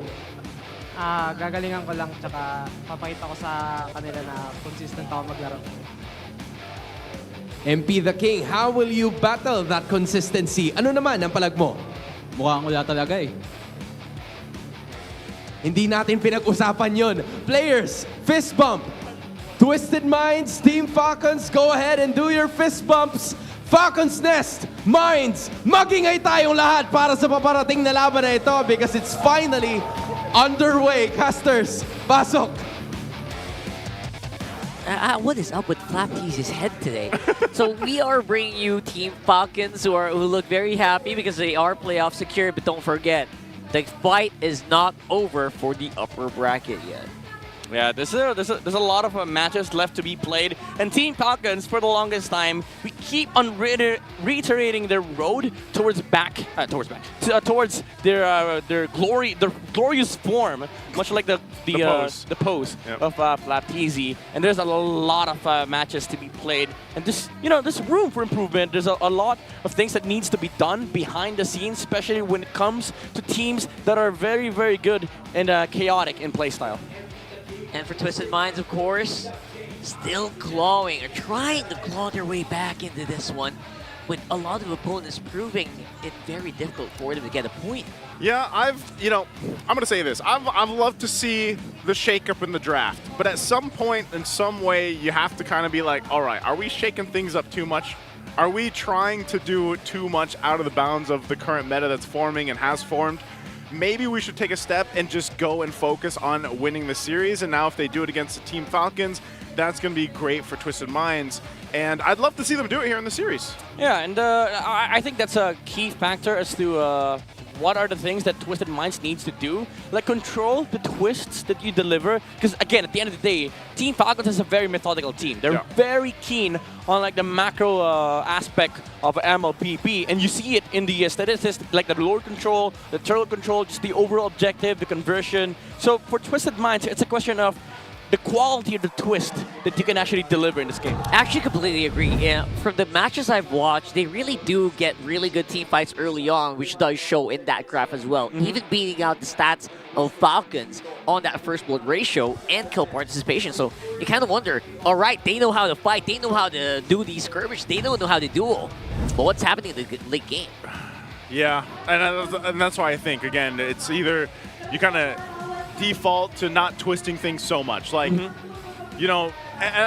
I love the testing, but at this point, there's still a lot of room. I feel like because of the patch that we had, it just was it now 2 weeks ago, and then we had the introduction of Kalea, and she's mostly been banned out now, even just today. So it's like you have room to work with, but also that's the thing. They've tested a lot of stuff in the jungle. They were one of the first teams to even test bringing the Hanzo out. And so maybe there's something that is still going to work for them. But even the different versions of Twisted Minds that we've seen so far through the season, it's like they're still constantly looking to see what that secret synergy is going to be for them. And against a team that is known for a synergy but also struggled a little bit throughout this point of the season, this is a great test for them. Huge test, honestly. And here are your Infinix keys to victory, going to be so crucial for this match. Yeah, for Team Falcons, they have to isolate the King. I do agree with Naisu that, they're still testing a lot of things on the side of Twisted Minds, but the one thing has stuck with their gameplay, the consistency, and the ability of MP the King to carry Twisted Minds all throughout that early game, especially if they're able to pick up that Alice pick on the jungle. But for Twisted Minds, you have to break the blade of Kyle TZ. The young Phenom has been really aggressive since they start getting back their form with the Team Falcons, and I do think that that's one of the key factors as to that you need to consider if you want to fight against Team Falcons because their momentum, their macro is solely dependent on the rotation of the jungler. But for both sides, embrace who you are, you know? Team Falcons known as one of the best teams in the world in terms of macro play. But for Twisted Minds, embrace those twists. Again, no unnecessary twists, but improve, refine the quality, the twist that you're able to deliver in this match. Actually, completely 100% agree for that. Your Falcons, you know what? Just embrace who you are. You were recently champions on your own as well. And if you are Twisted Minds, I don't completely like maybe can't relate that to maybe what Bonchan's trying to do here with these very unorthodox picks, but that's who he is, right? So embrace who you are. That's who he is, though. Yeah. Ever since from Take his the previous Florin. teams. Take the Florin. Pick up the Florin. Get that Estes out. Get some Hildas in the Chos in the middle lane. Embrace who you are. Oh, man. Oh, man. What a Play some boxer room. No, I'm just kidding. Oh, we saw that earlier. We weren't too happy with that, weren't we, guys? Weren't we? Please, that is not a signal for you guys to try box your own. Right, not right now. We Maybe know later. what solo queue's like. It can be like that. Can be chaotic. It's hell. It's hell. Glad I'm not playing RG tonight. Tonight, locked in. I'm Not playing tonight. I'm not opening MLBB tonight.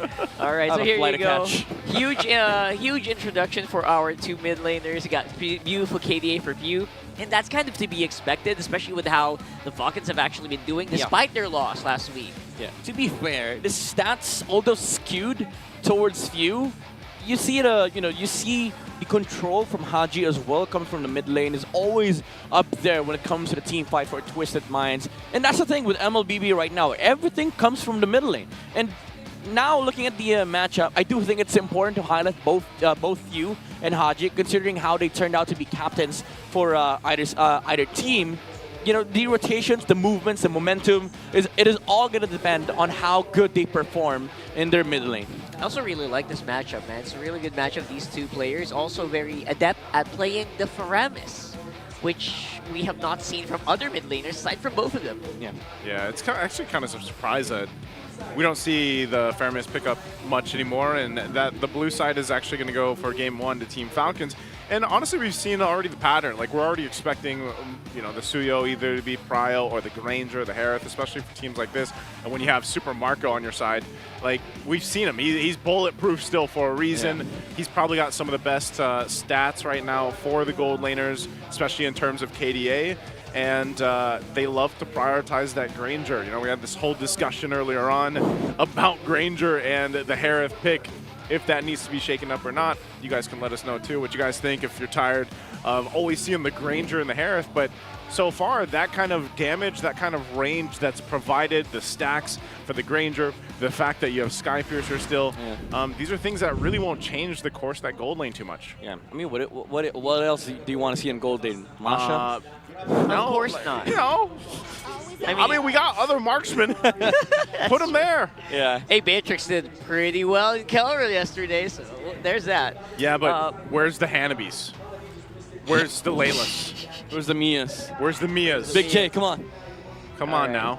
So Falcons on blue side, by the way, 58% win rate on that side, choosing that. And Trevor also known for very quick drafts here. Let's see if that's going to happen here as well. Kalea open. Kalea, Suyo, Joy, Granger, Harith, all are open. Team Falcons opted to go and remove the Alice first thing as a housekeeping for their side. They don't want to get twisted in game number one.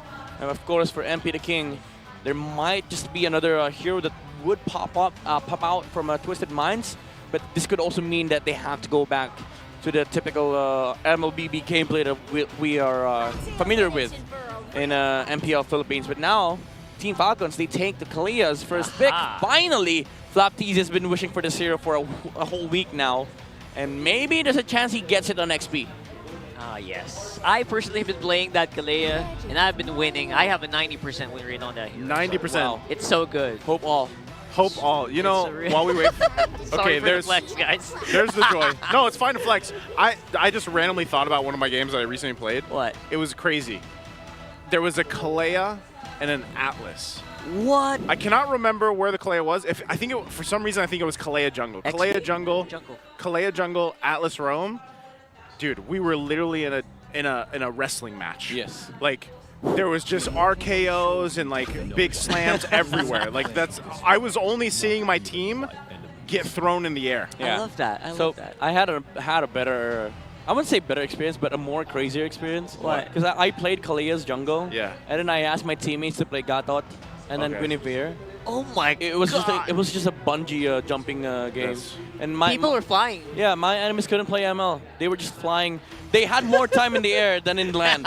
The crazy thing is I saw the Atlas go forward, Fatal Links pull multiple people, and then the Kalea comes in and pulls another That's person. overkill. What the Yeah, heck? it's crazy. Okay, There's crazy stuff can come out of this Kalea, 100%. But here we go. We're getting some pretty normal. Wow, crazy! A Granger? no. crazy the Suyo. We're getting pretty. It's crazy that Twisted Minds are now kind of just relegated back to normal drafting style. This is where Rockhart, they twist our minds. Yeah. These are this. That's why sometimes if you guys listen to us draft, like we don't even talk about it, deep dive into it anymore because this is usually the first phase. Yeah. Now the second phase though, I feel like that's where the room, the room to go ahead and bring out some of the twists. It's like a double through. pump fake. Especially for Twisted Minds. Like, this is something that you need to watch out for. Even for Coach Trevor, like his mind has to be stable right now. Yeah. Because if he gets twisted, then that's about it. Like, you lose the natural progression of the draft, especially with Twisted Minds being on the red. And also, with that saying, Lucas is open. Oh no. Oh. So maybe there's an option that Falcons take the Valentina unless Twisted Minds remove it themselves. We can have some fun here, Dan. You know, we can have a lot of fun with that Lucas Valentina matchup. That was crazy. Ooh, but here you go. They're running out. They're trying to run out the XP lane picks as well. So I think they're signaling straight into that. Lucas is Val? open. Unless they want to run Haji and Hilda, and then pick up the Lucas last pick, Which has happened before, right? Yep. Yeah. If they pick up a fighter here, then that's for sure. Oh, they go for the Farce. Still, Lucas is available for both sides. I do think Team Falcons might also want to take it, unless Flap actually really wants to play the Kalia. Yeah, there's a good chance they're gonna XP this. I don't know, or maybe it's Flap taunting us and trying to outplay your opponent with the mind games. He's twisting the twist. He's twisting the twist. The It's a double minds of the twist. twisted.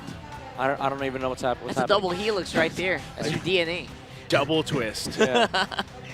Okay, so yeah, there's always a possibility of it still going Ogwin though. So maybe, right? For a few. But we've proven it's proven that Kalea is good at XP, right? Yeah, either Roam or XP could actually still be played on the jungle. So now they pick up the Valentina just to make sure they don't take the Lucas on the side of Twisted Minds, and they pick up the Magician, Guinevere Roam. Guinevere on Escalera. Yeah, that's some people might think no, that's an XP. No, this is Twisted Minds. That's Escalera picking that up. He's got some pretty solid plays on it. So why not? And we're going to see that one more time here. Is it finalized? Did they swap out Flap and Ogwin? Or was it? Flap's playing Hylos, which is sad. Okay, all right. I was expecting Flap to play Kalia. I was excited for that too.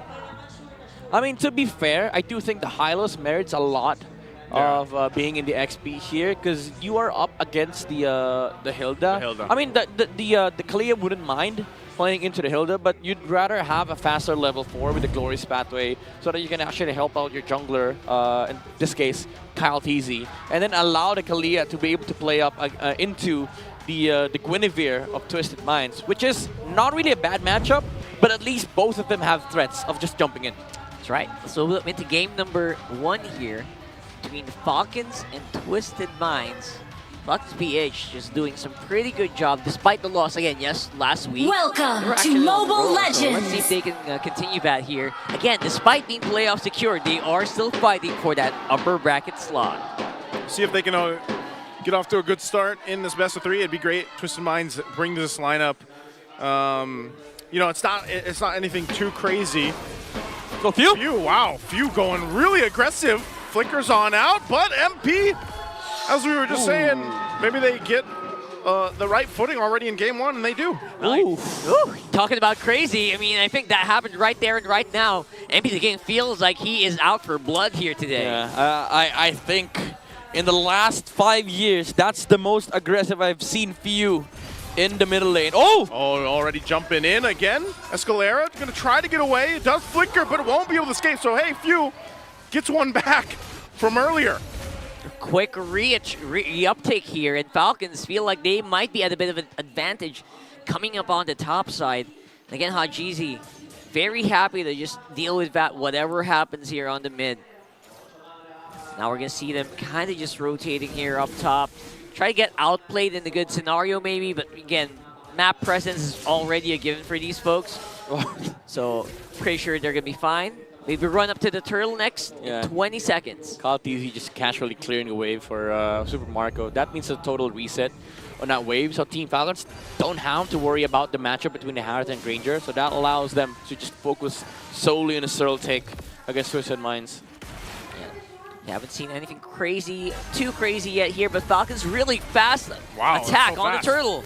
Already going to be jumping in. Spatial Migration, a Revitalize going to be popped as well. Kyle Teasy will get the turtle. Fight's still going to break out. Ogwin holding James out front, and now Kyle Teasy is going to be the one to go down, and now Escalera chased by 3 from Team Falcons as Ogwin picks up a kill. So an objective and some kills for both teams. Yeah, to be fair, you take that for MP the King. Like, he got a kill, and that was the enemy jungler, and that allows him to invade the jungle of Kyle Teasy here. Unfortunately, he meets the Granger, and he used the electrifying beats. No retribution as well, so that means purple buff is safe for Kyle. That's right. And that's usually what's important, right? You don't get that turtle, but you still get that post-turtle team fight. That's usually what our current world champions Onyx Philippines usually does as well. Yeah. So always have something for the trade. Keeps that goal lead very much close together. Yeah, so far, Twisted Minds are having a good time on MP the King. This Joy is going to be able to scale up and fight against Team Falcons. But remember, there's an upcoming power spike for both the Granger and the Suyo. Once the Sky Piercer comes out for Super Marco, wondering if he's going to rush it this game. Oh, never mind. He's going for the 100 strike first. Ooh, that's a more conservative approach, isn't it? You want to be able to have a better power spike in the next team fight. That's usually what that means. Yeah.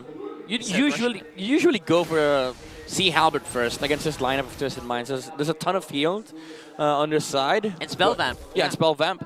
But the 100 strike does give him mobility to escape from the clutches of the Guinevere and the Joy. So I do think it's a safe way for Super Market to go with, because I don't think the earlier rush Sky Piercer would actually have worked, considering that Kyle has to recover some ground first.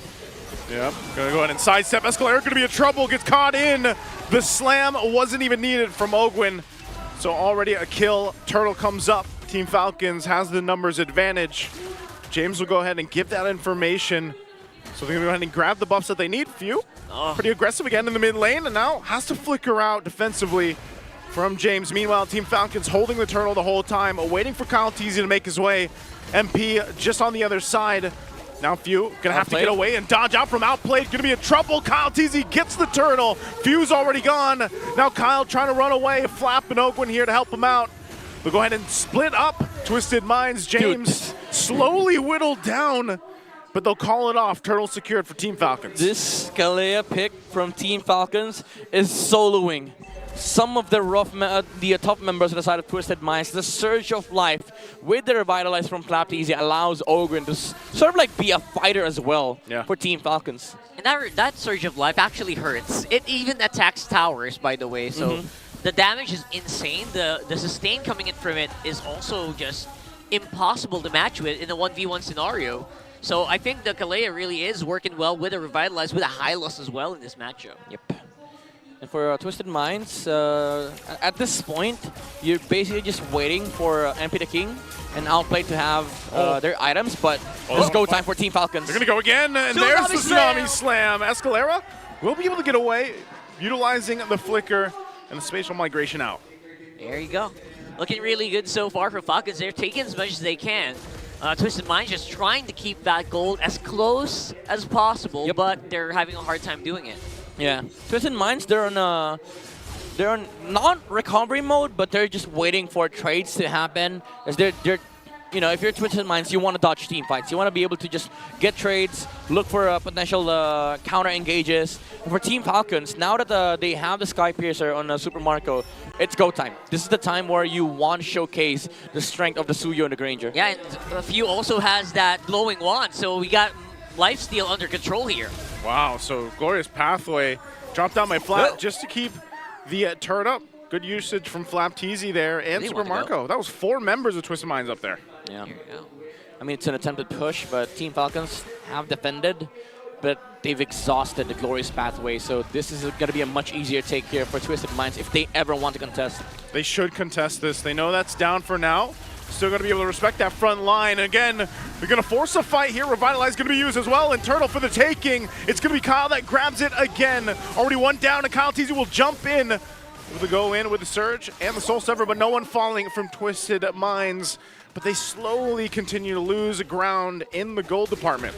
Dude, Few, the veterancy and the experience on this guy, he had the Feathered Airstrike copied with IMU, and then he saw MP the King trying to cross from the middle lane, so he went on and used the Feathered Airstrike to poke the Joy, and MP the King was late to that turtle fight. Even though they lost the Hylos, the Twisted Minds, they still are able to get the turtle for Kyle TZ. Yeah, that turtle really does stack up, and it does matter over time. So right now, it feels like just Flap TZ going down. That's a trade I would take any day. Yeah, at this point, if you're Twisted Minds, you're just buying time. You're buying time for MP the King and Outplay to get their items. Look for the the team fight in the later stages of the game, especially around the Lord dances. And right now, Team Falcons, as much as they're leading by 2k gold, they're just up by a whole tower, and that's it.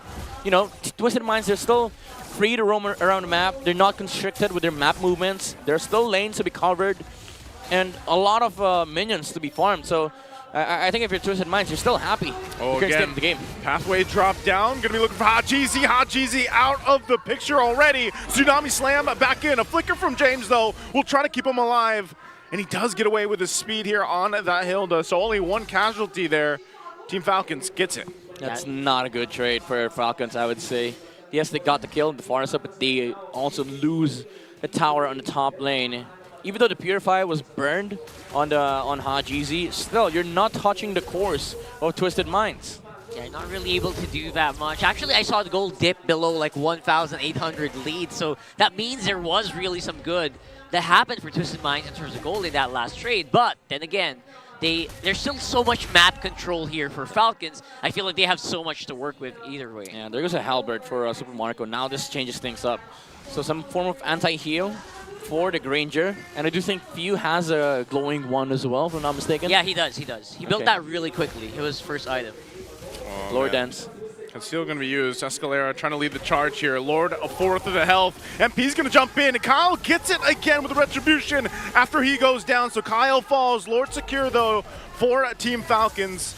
They'll go ahead and just regroup without the jungler here. That's actually insane, bro. Did you see that? Owen literally just bodied Escalera. Yep. That block oh my from God. the rumor of Twisted Minds really prevented that Lord fight from both Escalera and outplayed. MP the King losing the Retribution to Suyu. Of course, to Suyu. You know, Soul Sever Retribution. Yep. Pretty broken. Pretty difficult to win. Tile Strike is already used up here, but Tsunami Slam is available. They're trying to go and wrap around, but there's just no way that Twisted Minds can get a good angle to attack. Ogwen's got that ultimate flap as well. They're just going to go ahead and try to walk this Lord up. Main goal is to get some of these shields down. Conceal was used. MP pushed in that mid lane, and they might try to cut him off, but I don't think they're going to be able to catch him. They know the orange buff is up. Lord already dealt with, still holding on to the shield there on that bottom side for Twisted Minds. Main focus for Team Falcons is to get the turrets they can and steal what buffs they can. Yeah, get rid of those towers so that they can actually control the map. So far, MP the King, again, still dodging the team fights that Team Falcons are getting into in the middle lane, but this is going to be a different story. Oh, and jumping again with a Tsunami Slam. They'll find Escalera this time with the Tidal Strike and Tsunami Slam comboed together. They find Escalera, but that turret in the mid still stands. Special delivery. That's what Ogwen's calling out here, and Escalera is having a bad time in this game. Yeah, but look at the farm, though. They're almost neck and neck Like this gold lead from Team Falcons is mostly coming from the Granger. Out-farming, outplayed. But do take note, Twisted Minds, they have an amazing late game. MP the King still 3-0. Yeah, exactly. Just constantly trading the map. And now they finally break the tower in the middle lane, but at what cost? They got a tower on the bottom lane as well, and MP the King still was farming. So it does feel like they're losing out on money. They're hemorrhaging money from out of nowhere. It's like their pockets are kind of have holes in it, you know? The way that they're going around the map and doing some trades, Twisted Minds are actually doing something pretty good. It's pretty decent. Yeah, there will come a point in time where this Joy will be unmatched in the side lane. Like they have to at least put 2 heroes there, or unless they want to put the Hylos on the side lane, which is bad. Because, you know, they would just not care about the Hylos at all, and then fight 4v5 with Twisted Minds. So I do think there's a lot of danger with Team Falcons' timings right now. Like, they're leading by 2.7k, but you're also playing into the late game of a Joy and a Harriet that could just demolish these frontliners of Team Falcons. And they're really going to suffer here a lot, especially that front line. James can't really keep the fight properly corralled here. Anybody see that, Retry? Yeah. I had my eyes closed for like 5 seconds. So Kyle got it. Yeah, but there were like a couple of HP left. But they know that there's no retribution in Kyle, though. There's no burn, and that's fine. They can try to buy some time here if you're Falcons. But Twisted Minds and see, you know what? Maybe we have an opening here. Hello? No retry? No retry, but he's going to have it now. He's going to have it back up now. He's going to go ahead and start it up. Okay. Already gave him the signal that they are ready to fight it out. Flap taking a couple shots. Owen just kind of taking a peek from the air. Escalera's going to jump in and won't be able to find that connection he was looking for. Still fight breaking out. Glorious Pathway dropped down too. Flap finally gone. Twisted Minds might get control, but no! Super Marco will be able to find James, and now they get the Lord as well. MP gets stopped in his tracks, and now Escalera on the run, but Kyle will find him. Immortality popped, and Super Marco picks up a kill, 3 down for Twisted Minds. Wow, Ogren making the difference here for Team Falcons. Stopping MP the King not just once, but twice in that team fight. And also that Lord knockup, 6v5 situation for Twisted Minds. James, very unfortunate. So could have flickered out, by the way. But that knockup from the Lord allowed Team Falcons to reset the fight and reposition with Ogwin. Bad boy Lord right there. He knew the assignment and he actually went for it. And right now, Twisted Minds have to mount a pretty incredible defense here to really block this out. James having a hard time keeping that front line in check here. Okay, Lord's going to be dealt with. Going to do as much damage as they can. They're going to jump in under the pathway, under the turret. Ogwin's already gone. Still, Twisted Minds going to be able to hold their own under that push from the Lord, but that turret finally going to go down. James flickers out defensively. Another turret's going to fall in the mid lane, and Escalera might try to swing around to be able to catch Super Marco. The base is already going to be worked on, but the minions are up. And that might be all that Twisted Minds needed to stay in the game. Yeah, could defend. But there's still more minions that are coming in. A Feathered Airstrike already used. So this is definitely an opportunity for Team Falcons if they want to take it, but they're going to back off. Luckily, they do have that Farsa, which is pretty decent in the mid-game or sort of late game here. But we might get a chance to see that late game that the Farsa might have a hard time catching up. Yeah, that's my biggest problem with Farsa right now, though. Although he's very strong in the early, right? Yep. I mean, it's still strong in the late game, but there's definitely a lot more tools in the arsenal of Team Falcons here, especially with the Glorious Pathway, the jumps from Ogwin. But right now, the main problem for Twisted Minds is the prevention from Ogwin, not allowing MP the King to join, to join the fight. Yeah, no pun intended there. But for Twisted Minds, again, there's a lot of angles that could be potentially explored with by the Harith and the Joy, but they have to deal with this Kalia first, because honestly, Ogwin at this point is getting to Twisted Mind's nerves. He's just local. Yeah, I was gonna say he's the bodyguard, man. Like how many times has he body blocked basically? All those angles that Twisted Minds can actually try to take. He's a UFC master. It's so satisfying. Master Ogwin. It's so satisfying to just watch a Kalea play, right? Especially with the way Ogwin's doing it. If you're playing it, yeah. If you're playing it. But if you're against it, no, the sound effects, man. It's so crunchy. But if you're against it, no. No, that's not fun. It's not fun to play against. Just over and over again, right? I've never played her, so I don't know the sound effects. You're gonna love the sound effects, man. It's so crunchy and it's so nice. It's so wonderful to hear, especially if you're teammates with it. I've never heard sound effects described as crunchy. It is though. I'd say crispy, not crunchy.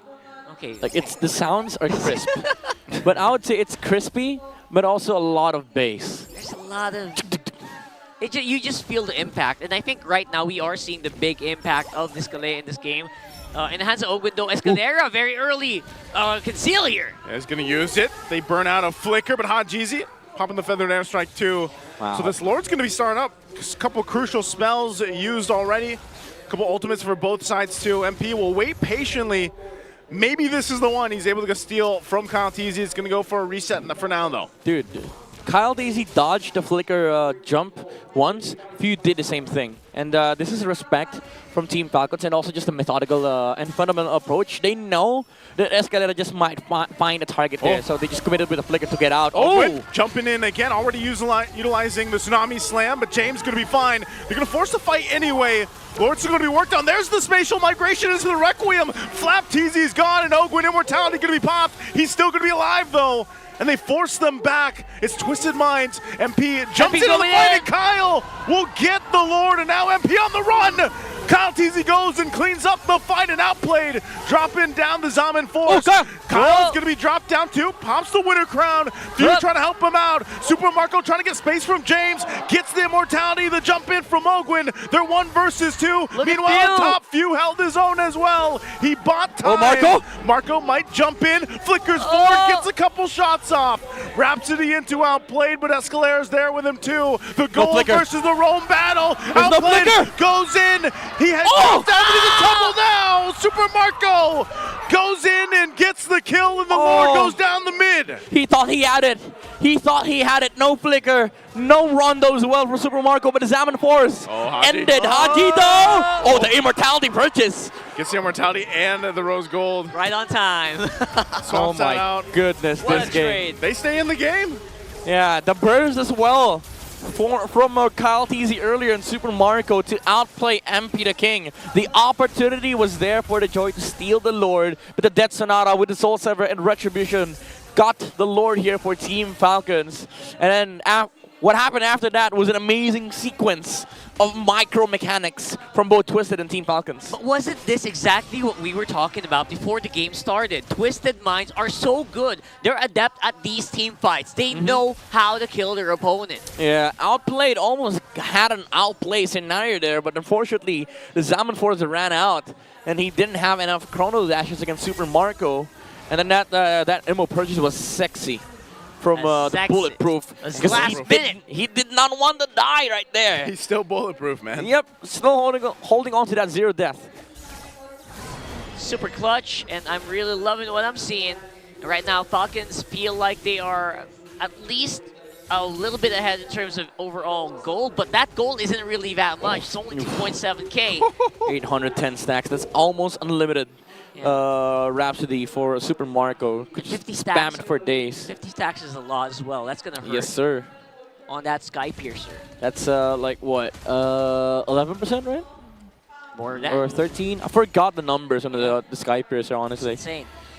And on the other hand, Outplayed is still staying true to his name, able to do some really crazy stuff. Same with View, by the way. He was doing a 1v3, 1v2 up there. He actually got a kill. Yeah. Oh, James. Oh, James. Just for some vision. Trying to get that vision. Look at that bait. Stand up. See, this is why Grange is OP, man. Marksmen aren't supposed to be able to do this, with the sole exception of Claude, sure. But that's a mobility spell. This is a poke that in the late game is spammable as hell. In that range as well. The range is insane, right? So yeah. It's one of those things. And now James, maybe he's caught up on items. Maybe he can hold the front line a little bit better this time around with Escalera on the sides. Obviously trying to get more catches on this Guinevere. Oh, Twisted Minds actually has good control around this Lord. Flapteezy giving the information. You got the wave pushing it up top. They're probably going to deal with that. Escalera's going to be able to jump in. Of course, pathway to try to cut them off, and Kyle Teasy chasing Hajizi down. He's going to get stunned, though. Still looking for the kill. He's going to be able to find Haji. Haji's gone, but Kyle's gone in exchange. MP's still up, but Super Marco will pick up another kill. The flicker forward from Few. They're going to force MP back. Look at the They base. still have control. The base is being pushed. Twisted Minds has to go back to deal with that, but Lord is secured by Ogwin. Oh, it's close. They'll clear out the Oh my minions. God. And Oh they my keep God, it there's more together. minions. It's close! They can push this in. A Few and Super Marco and Flap. They just have to walk in with these minions. 2 more hits. Forest pathway drop down. Twisted Minds will try to do everything they can to stay MP, in the game MP. and clear things out. They get the winner crown to popped already, and they're jumping in towards it, and Super Marco will end the game, and now 1-0. What just happened? That was extreme. That was honestly, that was a very stressful game to watch. I was super stressed with that game. Insane though. That was insane, and everyone just feels it. Wow, man, Falcons know how to put the pressure in. Dude, anybody else would have tunnel visioned on that Lord, and they would have prepped a Lord dance. But Falcons, they know their Lord dance is, and you know when you're doing Lord dance, first thing you have to worry about are the slow pushes. Yeah. But hell to a slow pushes. What about a base push? That's why Kyle Teasy went all in on the backline just to negate the feathered airstrike from Hajizi. And now Team Falcons, after that, even though Suyo died trying to engage on a Farza and a Joy, it allowed Super Marco and the rest of the squad to deal with the Harriet on the front lines. Don't get me wrong, Twisted Minds, they did a good job in terms of holding the mid-game from Team Falcons. It was just a constant battle of attrition in the middle lane. The tower sat right there for 10 whole minutes. Twisted Minds did not want to let go of that tower because they know if they lose that tower, they lose the momentum and they lose the game against Team Falcons. But either way, they still did lose to Falcons because of the presence here of the bulletproof Super Marco. No deaths, once again. Very typical of Super Marco. Does not want to die. And again, it's also very crucial for the role of Super Marco right now, especially with the state that we have with Sky Piercer, to not die. So when you don't die, you don't lose those stacks, and your skills and spells just hit so much more. Yeah, he hates death, man. He doesn't like seeing a number in the middle of the KDA. And to be fair, there were moments that he almost got taken down by Twisted Minds. Again, that outplayed play from the God, it's a tongue twister. Unfortunately, the Zaman Forces ran out. He bought Immortality in time before he was taken out by the feathered airstrike. But I just want to highlight the positioning of Super Marco. He's always standing in the right place at the right time. Whenever Team Falcons engages, he makes sure that there's no reach on on the side of Twisted Minds, and he's always there to dish out the necessary damage to take out his targets. But if he can't, so be it. He doesn't really go all in and taking down the target because he knows the number one priority of Team Falcons is to be able to outlast the team fight here of Twisted Minds. Once the electrifying beats goes out, once the Zaman Force runs out, you basically just win the team fight here for Team Falcons. It just feels like sometimes Marco is like the anti-Grim Reaper, right? He just refuses to die. He knows how to kite well. He knows how to position, and he's very aware of where his opponents are for a majority of the time. And he knows how to execute these beautiful duels. Yeah. And that just makes him just so bulletproof and again, look at this immortal one. Even using the retribution from Kyle Teasy, because they know after this, if they at least take down a single hero on the side of Twisted Minds, they just win the game. Yeah. And they didn't care about Lord at all. Fancy enough, they actually still took the Lord before they got to the base of Twisted Minds. Safety check, basically. basically. Just to make sure, Coach Trevor warned us that if we don't play macro, we're not eating dinner. So, Joking only. Yeah, just joking. Base push, check. Lord dance, check. Lord, optional, but still checked. Yeah. For Team Falcons. Amazing game. for both Kyle TZ and Super Marco, as well as the Master with the Kalia performance. I'd like to emphasize the the presence of the pull yourself together. Very important for Kalia, especially with a brawly hero such as Kalia. Just wants to go in, use the ultimate, especially with the fleeting time, last cooldown on the Tsunami Slam, and then also more initiations with the Flicker. More brawl power, I would say, for Team Falcons. It almost seemed like, again, Escalera maybe had a couple really good setups. I counted. Yeah, well, it was about 3. I was going to say it was either 2 or 3. And if you think about it in comparison to what Ogwen was able to do in the Kalea, that's why, the control, the map control, the fighting powers that Team Falcons was able to bring around the Kalea really played a part to that. Whereas, yeah, the Guinevere is great. It's only been picked up a handful of times too so far in the season. By him. By him. And it reminds me a lot of the pick that we see from MP the King when he plays the Hanzo. It's very niche to their team, but this time around, the Guinevere might have worked in a couple situations, but they just weren't able to capitalize it earlier. I feel like if they did, and they had a better capitalization in the early game, then maybe they would have been able to snowball, especially that Joy, like you were talking about, that we saw Twisted Minds bring to the table. Yeah, I mean, we almost saw the effect, of the late game of the Harith and the Joy, but unfortunately, Master Ogwen exists in the, in the world, and MP the King has to acknowledge that, and it goes with the, the key to victory to just isolate and stop MP the King, which allowed our BPI Rich guy to just play his game, play the typical bulletproof marksman, dish out your damage, use the Rhapsody, bang, bang, bang, kill some target, don't die. That's the that's the overall game plan for Super Marco. And then the team just followed the plan. Follow the blueprint, get the objectives, utilize the macro advantage of our lineup, and then just naturally win out the the game because of the course of how it's going. The way that Super Marco plays the game feels like he's immortal, right? But of course he does. Feels like it. What is his KDA right now, man? What? I said, what is his KDA Average right now? KDA? Let me check. I'll check. Must be I'll check for insanely you. high. Because how many games have we seen where he just doesn't die? Exactly. And even in the games they lose, He he doesn't dies like die. once or twice.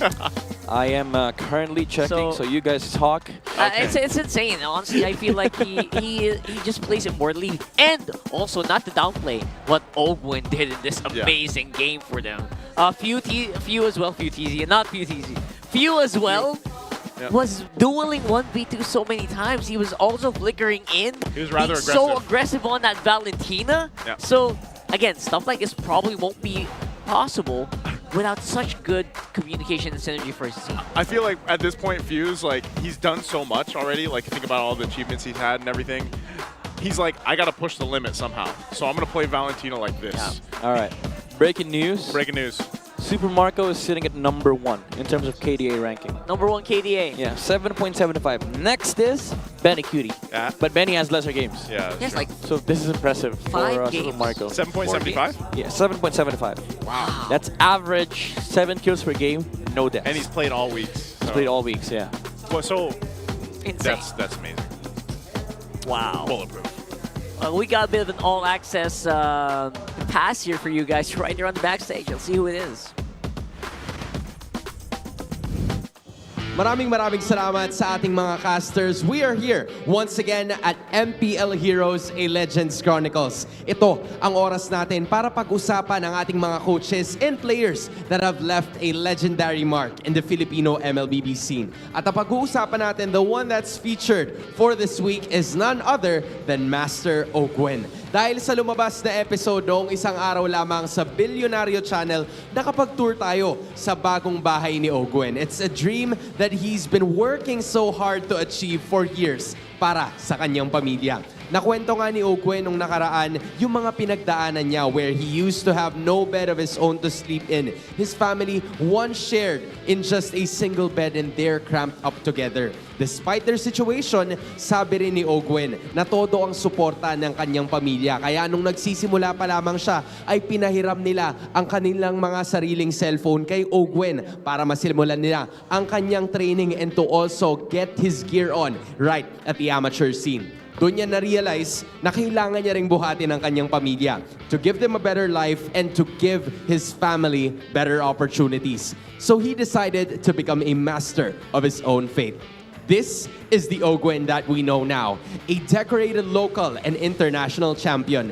Pero alam niya na kahit nakuha na niya ang bahay na matagal na niyang pinapangarap, hindi pa doon natatapos ang laban. Now, it's a battle for legacy. And that legacy will continue in the playoffs. And we know that this is a team that is determined to come back right at the top. To dream big, not just for yourself, but for the other people that you care about and the people that are around you. That is what makes Master Ogwen legendary. Balik na tayo sa ating mga casters para maumpisahan ang game number 2. Casters, pasok. In the Philippines, that's what we call hope all. Yeah. Hope all. Own house, good esports career, good looking, good at ML. Got a good fam. Got a good fam. Got everything. He's like, that's living goals, the life. man. That's goals. You know, the next thing that he could possibly get, what? Or I would possibly wish, is if I look like an Isu. That's the next thing. That's the next thing. That's something he's probably working on, though. You know, he's doing the curls and stuff. Yeah. He looks maxing. He looks maxing. We're gonna get there. He's probably gonna get there, right? Yeah. He's very happy. He's always smiling. I want to see what that guy's doing for his life.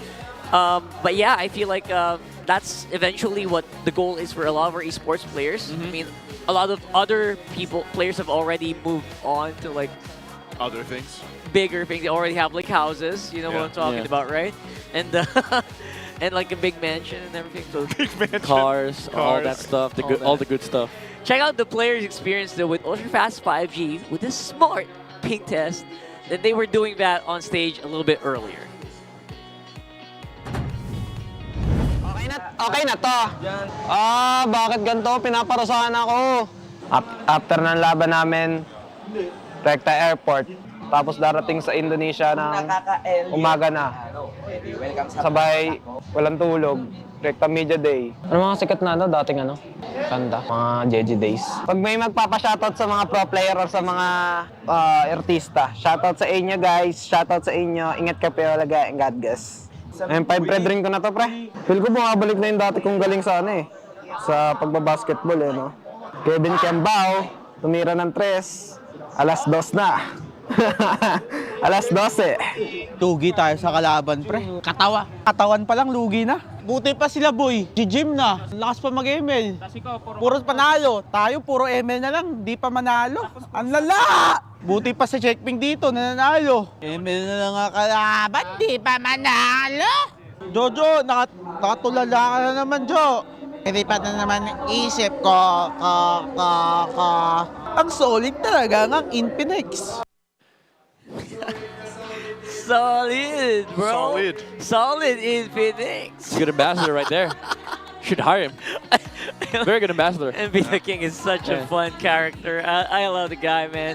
He's very good at the game. He's very spicy. He's got the flair. He's got the singing career. Yeah. Potential. And he's also a king. He's also a king. In game. Again, hope all. Hope all. So here he is. Unless you're working on towards being an ICU, so. Again, that's a different level. That's a congratulations level. That's right. That's not hope all. Congratulations. You're an ICU. 25% win rate on blue side here for Twisted Minds. That's about my win rate.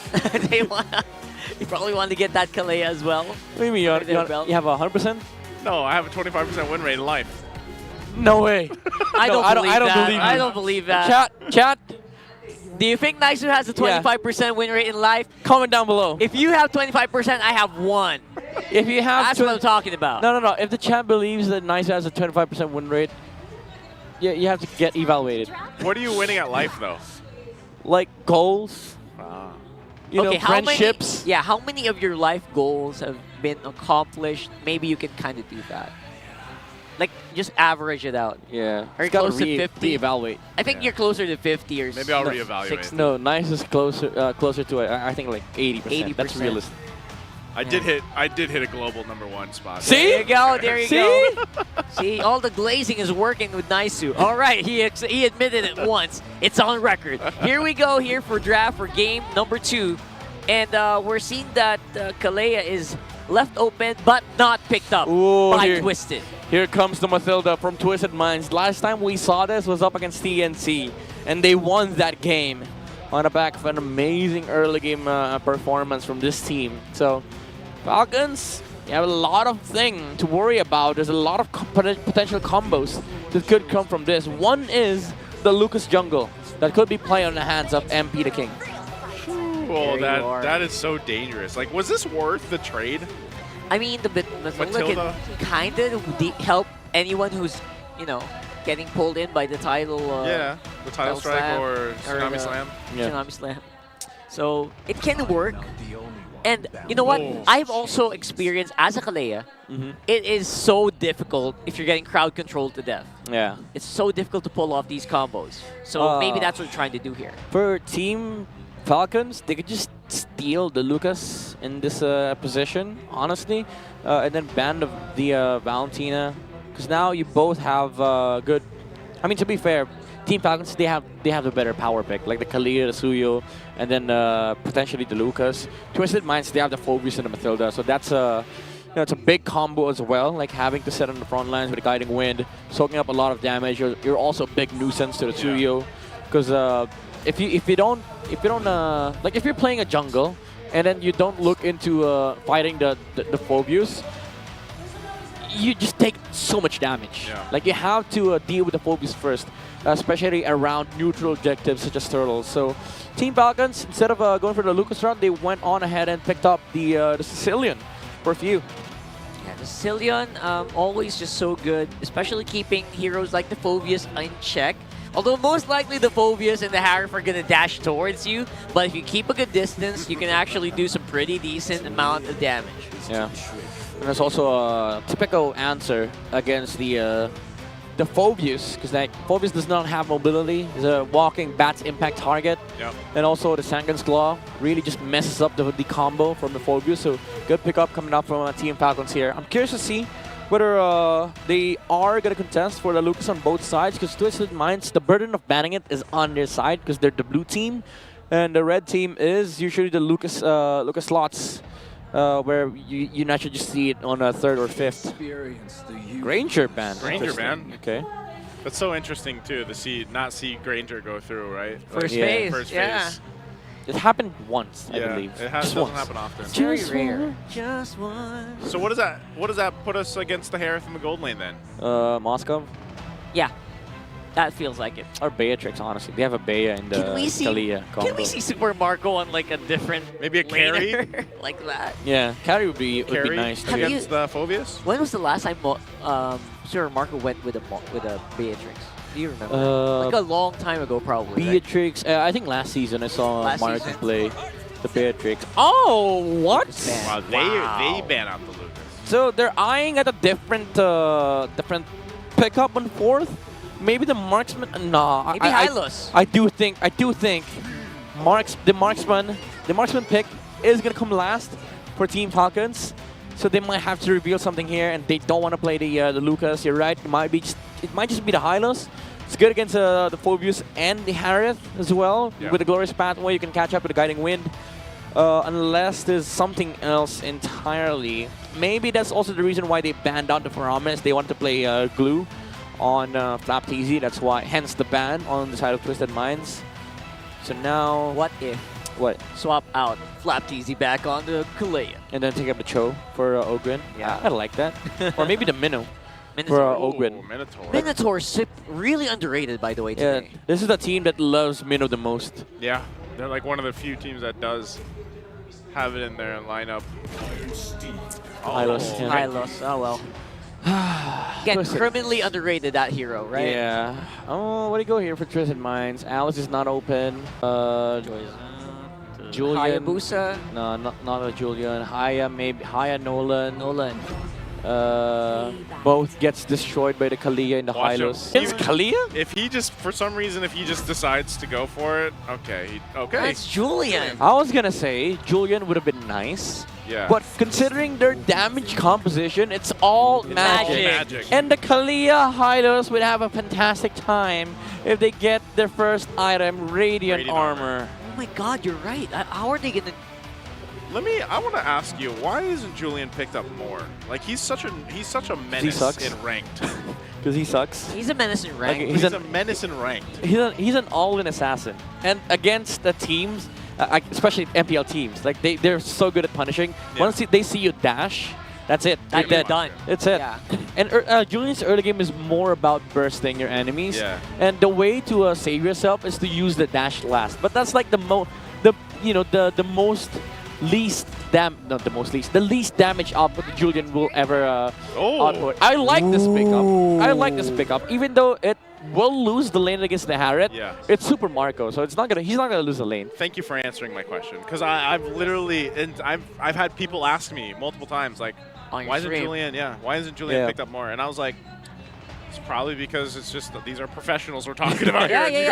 You guys are talking from your solo queue experience. That's a good thing to do. Just look into like the top junglers. Suyu 2 dashes, Joy 2 dashes, Julian 1 dash, and the way to play Julian safely is to use the dash last, but that's like the least damage combo. Yeah. So you wanted to dash in, use third to lock your target, and then use first. You have free skills, and you're forced to not use one of them until the very end. Yep.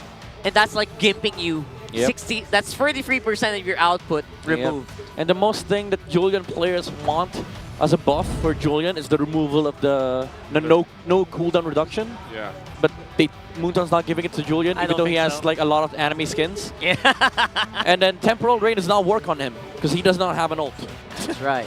Welcome Not counted, to guys. Mobile Legends. Here we go for game number 2, and I believe we have a very solid lineup here for Falcons, but Twisted Minds are trying to see if they can maybe shake it up a little bit, like they've been trying to do since game number 1. You know what's crazy? Like most heroes that have 3 skills don't have ult, but Roger, his ult works with Dragon Spear. I don't know why. He doesn't have an ult. Because he's the M2 statue. No, sorry. Hey, come on. Julian has 2 enemy skins. It's an anime skin, yeah. That's true.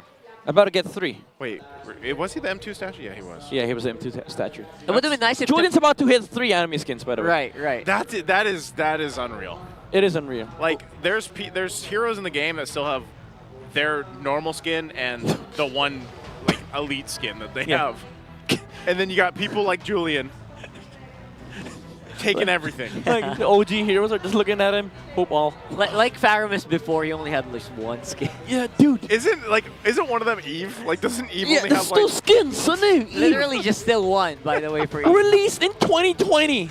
2 skins. Which is honestly something I don't really notice anymore, but you know. You don't notice maybe anymore, Eve but enjoyers. when you randomly pick a hero and you're like, yeah, what skin do I want to play? And then you realize like, oh, it's elite. Which hero were you surprised had a lot of skins? Me, Farsa. Farsa? Dude, I was surprised as to how many skins Aurora has. Aurora. You can scroll through them. Yeah. And I was like, this hero exists? Big fan favorites. Look at that. They're. What are they showing? What are they showing? Oh. This guy's. Yeah, wake that guy up. Yeah, wake that guy up. Wake that guy up. Hey, your watch is falling. Your watch is falling. What is this? Is this another Hope All situation? Saturday. This is a Saturday. The super fan turned into a super couple. I just want to play ML, man. That's. You hear the whistles. I just want to play MPL. Would you guys, if you went on a date, would you take your date to MPL? I did. You did? I did. Yeah. 3 times. Oh, dang. You didn't? See, I did. This is why I'm only winning 25%. No, that's part of the 20%. You still are at 80%. I'm sorry. It's all about your willingness, Naisu. It's Yeah. all about your Whoa! That guy looks very familiar. Who's that? I don't know who's sexy, the man holding the phone, or the one on the phone. You know the guy. I'd go with that guy holding the phone. Yeah, I've seen him topless. Yeah, but I'd go with a different person though. Like I know someone on social media that has flexed something that I couldn't remove or take off from my mind.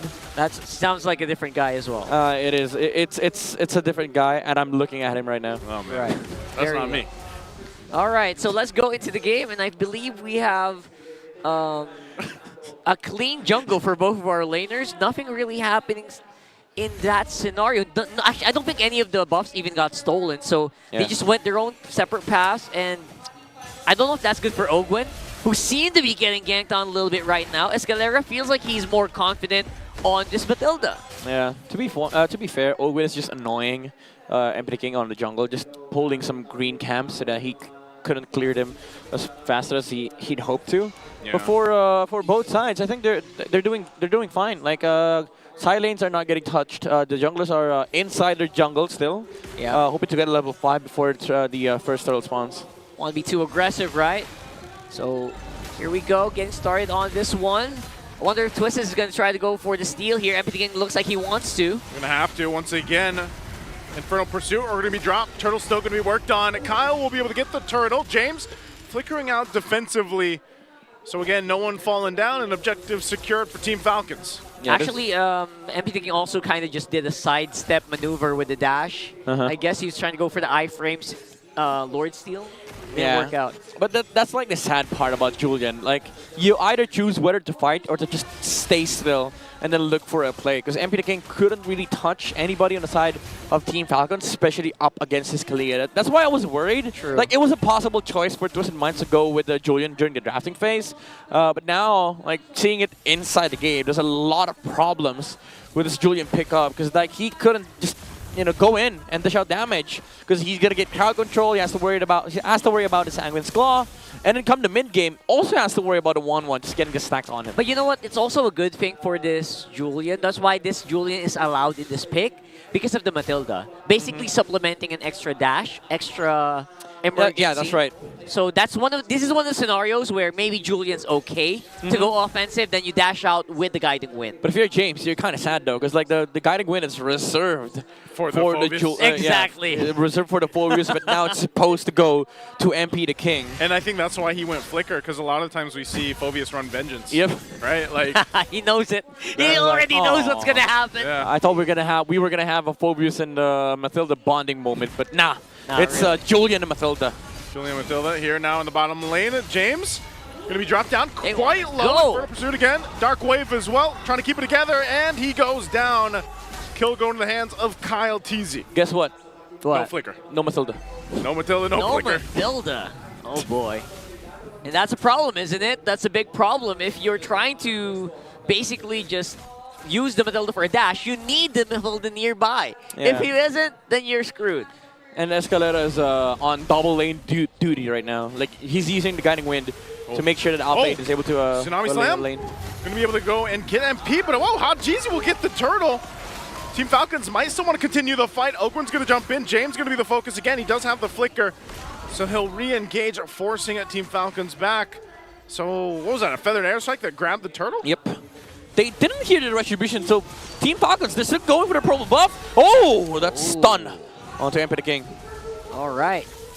No casualties, but they are using up a lot of their resources to try to get some control here. Falcons very aggressive on the top side. Going to try to force them back a little bit further. So again, it's Team Falcons holding on to this minor lead that they've gotten themselves. Not too much has happened, but despite the trade of objectives and the 1 kill currently in their favor. Okay, to be fair, like right now, James gets to enjoy his time with the Matilda now that the Julian is supposed to play the opposite side. Whoa, it's a 1v1? What? Oh my goodness, what? You just 1v1 to MP, and maybe that goes and shows the weak point here for Julian, especially if he doesn't have a Matilda with him. To be fair, I kind of could imagine what happened on that skirmish. Like, he tried to go for the dash, use the Retribution, but Few just used ultimate, which is sort of like a cleanse. Yeah. And you get a movement speed buff, and then MP the King just gets outplayed. And he didn't even have to use the Flicker. Like, Few still has it. Because Sicilian is a good kiter in a 1v1 situation. Like, he gets a massive movement speed burst this with is the so ultimate. tough. Look at the gap between the junglers now. MP sitting at nearly level 9, and Kyle TZ will jump in. Not only that, but taking his buff as well. Retribution going to be used, and MP backs off. Meanwhile, rest of the team fight's going to be breaking out. Ogwin looking for a target, jumps in with the strike and the Tsunami Slam, bringing Escalera back, and that's a kill going in the hands of Kyle TZ again. Man, Tsunami Slam is brutal. Even the Matilda can't really keep the Twisted Mind lineup alive long enough. Even MP the King is struggling to do some damage here. Is he still going for the Rose Gold build? That's been nerfed lately, folks. For Julian's no longer a fighter, right? Yeah, for those watching out there, Julian's Assassin Mage. He's no longer a fighter, so he doesn't benefit like a whole lot. So from that's the rose like gold. a He still bit- gets the the defense, but it's half now. Yeah. So I'm curious as to why MP the King is still forcing the rose gold build. I mean, it's gonna allow him more sustain. And yeah, sure, it still has a Mathilda. He still has the effect, right? But the value, though, especially now, considering that he has lesser gold than Kyle Teasy. Super Mario gets to, gets to dash away from the Zaman Force. But again, begs the question, the value of MP the King in this game. They're going to force a fight, it looks like. Multiple members, Twisted Minds is up here. Glorious Pathway is going to be dropped down. And Few will now join the fight too, so a whole lot used. Man, Midnight's min-maxing senses got triggered there a little bit with Rose Gold. Yeah. Dude, the gears are still turning. The gears are still churning here for Midnight. Let's see if it's going to help him out, though. He's getting hunted by Kyle Teasy. That's no magic. He's going to make it out. No, he doesn't. Hobjeezy will get the kill instead. Kyle Teasy was trying to get away from that. Yeah. So it was a good pickup. It was a good flicker from James. Caught the Suyu before he was able to use the Queller. So it got canceled out, so he had no dash left for Kyle Teasy. Good pickup coming out from Twisted Minds. Again, the catch are still there. Their mobility with the Mathilda is still amazing. But you saw how easy it was for Kyle Teasy to just solo the Julian. Yeah. It was just unfortunate for him that Twisted Minds was on the way. Like literally on the way with the Mathilda. Always on the way. Always on the way. And you gave us a little bit of a trivia about on the way earlier, right? Yeah. It's never used on the way. It's on my way. It's on my way. Because on the way is used for deliveries. But in like different countries, like they use it quite differently as well. Like in the Western countries, right? I don't know. Let's ask the guy from the West. Let's ask the Western guy. What do you think about that? Is that right? I use on my way. Okay. There you go. So it's correct. So we're gonna have to check our dictionaries for that. I'm gonna double check my dictionary for that later, so don't worry. Anyway, we are back in 9 minutes, and I think Twisted are tired. They are tired of getting pushed around. They want to take this fight. See if they do. Flicker going to be used. Ogwin jumping in. Already getting that Purify out from Escalera. Now Flap dropping the Glorious Pathway to disengage from the fight. Meanwhile, Team Falcons will just clear out that mid lane. Crucial battle spells used up by both sides. Some ultimates as well, so the face-off for this Lord. James. Okay, they jump in once again. Ogwin, Infernal Pursuit going to be popped off, but the crossbow tank coming out from Super Marco is enough to pump out some damage, taking down 2 members of Twisted Minds, giving the control to Team Falcons for the Lord. I don't know what was going through the minds of the players of Twisted, but James engaged while the other members were trying to run away. So it gave enough time for Super Marco to stack on the Phobius, allowed to use his ultimate, the crossbow of Thang, and then with the Inspire was able to take the Phobius down, and then allowed Kyle Teasy to use the Blade Surge from the upcoming members of Twisted Minds. That was not a team fight that they were synced up. So I didn't expect them to actually fight that, and then you're like, wait, James is going in. Yeah. Yeah, they didn't look like they were ready for that. Maybe a little bit of a miscomm here. To be fair, it looked like a good engage from the Phobius. They just didn't have the damage. A jump again with this Omni Slam right into the team, and James will be able to get away even though he's burning, but there it is. Team Falcons quite low themselves. A couple shots from Few with the bat impact from the back lines. A Lord will charge into the turret. Not sure if they're going to be able to clean it up, but Twisted Minds holds on to all base turrets for now. All right, and we are going to be on a bit of a pause here. Man, I don't know how Twisted Minds are keeping up with this. Right now, the onslaught, the barrage coming in from the Falcons feel like it's almost unbearable. Yeah, I mean, to be fair, we did ask for some twist, but I remember asking for a quality twist. Unfortunately, Julian did just get nerfed, especially with the Rose Gold build. Not directly the hero, but he was switched up from being a fighter mage to now an assassin mage. So he does not get to maximize the Rose Gold build up that MP the King is rocking right now. So you're saying that might not be the optimal first item? Yeah. Maybe there might have been a better item first before that. I would say I would have liked a damaged Julian over this fighter-esque sustained Julian. Get the Divine Glaive first, maybe? Yeah, because right now their main concern is that they don't have damage to take down the right? targets on the side of Team Falcons. You saw, you saw the Phobius able to stand his ground already for the side of Twisted Minds. That's okay. Like he can actually hold his own against Team Falcons, but you need conversion. Because all the while that James is tanking some damage from Team Falcons, Mark is doing the same thing. Like he has to stack up. Once the crossbow tanks gets out, sure, if you can sustain, then you could also still outlast Team Falcons. But where's the damage coming from? Like, are you just waiting for the jumps from Ogre to come through, and then the Bat's impact to also go through from View? So we got a record here, by the way. Look at that. Most assists globally. Apparently, Escalera's up on there. This is per game, right? This is a record per game assist. So Light is there, Cadenza's there.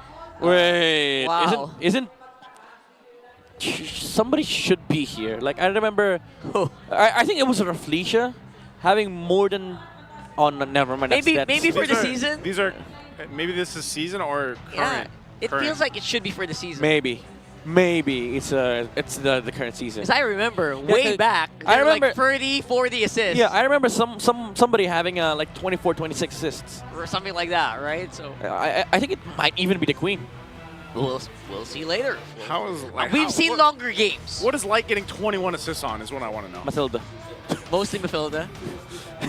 Wow. All right. I mean, and I'm not gonna be surprised. Like most of these players play Mathilda. It's easy to get assists with the Mathilda. Just get a little bit of guiding wind, get a little bit of healing from your pet favor. Yeah. You're good. Mathilda, Rafaela, Florin, the utility supports. They get a lot of assists. Yeah, especially Florin. I was gonna say global heal. Like I guess. At the moment you get touched by +1 healing. Yeah. That's already counted as an assist. Yeah. If you get healed and then the guy gets a kill. Got healed. Gets a kill, you basically get an assist.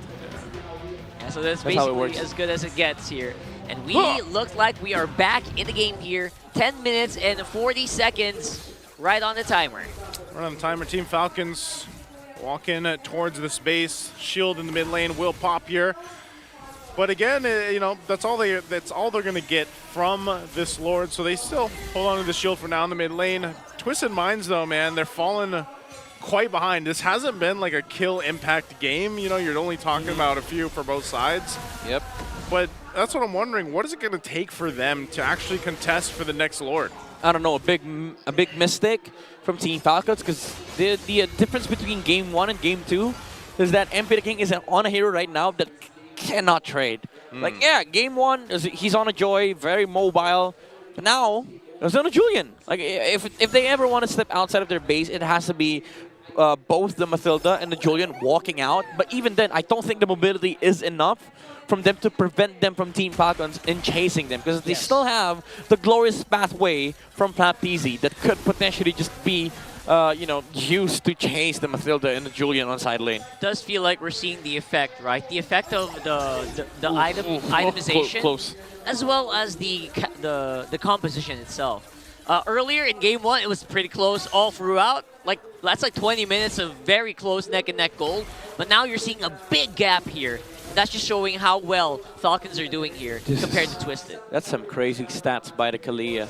A roam setter that heals for the same amount as a Rafaela and an SS does. Bigger heal compared to a Mathilda. Dude, 12 minutes in, 39k. Insane. That's unfair. If you keep broken. If you keep rocking the Surge of Life, aside from really good damage, heals yourself, heals your teammates. And guess what? Revitalize amplifies the heal. Double? From the Surge of Life. Does it double it? Almost. Almost, right? So that's kind of broken. That's just tons of healing. Yeah. I mean, again, it's fun if you're playing it or if you're playing with it. But if you're against it, it's not as fun. Not so much. If there's big dam, then there's big heal. Big heals. That's big heal. Yes. The big enemy, the big heal. That's it. When you said big heals, I thought your shoes? No. Healing. There you go. Hold on. Look at this control. No contest. Yeah, I mean, it's a Hylos and a Kalia starting it from. What are you supposed to do? Like, you're Julian, you dash in front of one of them, you're dead. You're stunned, you're dead. Stun locked.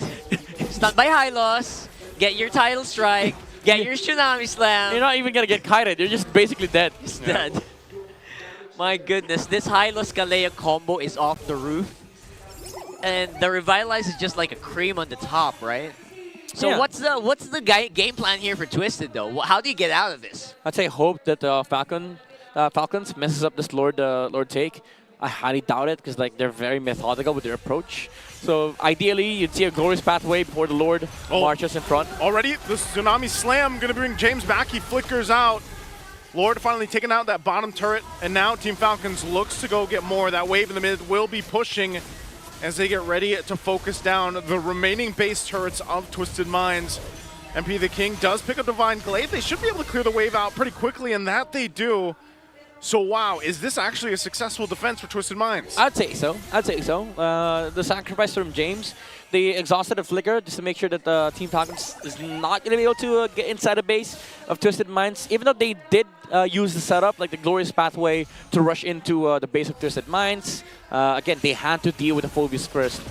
Well, they go again. Glorious Pathway drop down under the turret. Zaman Force coming out from outplay, trying to fire back. Ogwin does get caught out, but the Revitalize going to be enough. And James finally going down, and Super Marco pops off with the crossbow of Tang. He's in trouble, though. He's quite low. Has to disengage from the fight. So Team Falcons won't lose anybody, but it was close. That was super close. We're finally seeing Twisted Minds fighting back to some extent, albeit under the tower, right? So that's still good. Marco would have died if not for the Surge of Life. He saw it, he get healed. It would have been comeback for Twisted Minds, but he got some little bit of HP when he went down after the crossbow of Tang. So it's again a key factor to consider for Twisted Minds. Whoa! Flap goes in with a stun, dropping the pathway again. Tsunami Slam gets the Purify out. So Team Falcons will disengage. They try and try, but these Purifies are doing a lot of work right now for Twisted Minds. Yeah, but that's a longer cooldown compared to the Tsunami Slam 100%. and also the Glorious Pathway. So this gives Team Falcons an opening in the Lord Pit for the next minute. Outplayed is not going to have that Purify, which means Ogren is a big threat, especially with the Flicker nearing the off cooldown moment. So Team Falcons, they're going to be very confident in this Lord fight. They have everything, the Glorious Pathway, Revitalize from Tap Easy, as well as the unnoticed Tessilion, who's been really quiet in this game. Super quiet, by the way, on Few. Making good damage, but not really being shown. James up on front alongside Escalera. I think he got half with one Bat's impact. That's Seal used. It's a dangerous game. Twisted Minds is trying to play. Big half HP, and now Falcons showing that maybe they could blitz this Lord. They're actually doing some good damage. MP King's very far away, so it looks like they are conceding this Lord, at least for now. Yeah, there's no way of contesting this against a Hylos. And with Team Falcons leading by this much, you're just going to get ran down, chased towards your base, and then potentially lose 2-3 members and end up losing the game. So it's better for Twisted to just stay inside the base, which they're currently doing so. And look at Few, just getting some stacks on a purple buff. He's been smacking that purple for quite some time now. Jeez. Just getting free stacks. 284. Yeah, 284. I mean, it's not super high, but it's respectable at 16 minutes, 17 minutes in the game. So we're going to see some pretty solid bats. In fact, we saw it put Escalera to half. Look at that. Ogwin jumping in again. It goes in with the Tsunami Slam, fighting in the mid lane. Zaman Force from outplayed, trying to keep them cleared out. And they'll do just that. The top turret is gone. Mid still standing, but they walk in with a Lord. Team Falcons looks to possibly end it.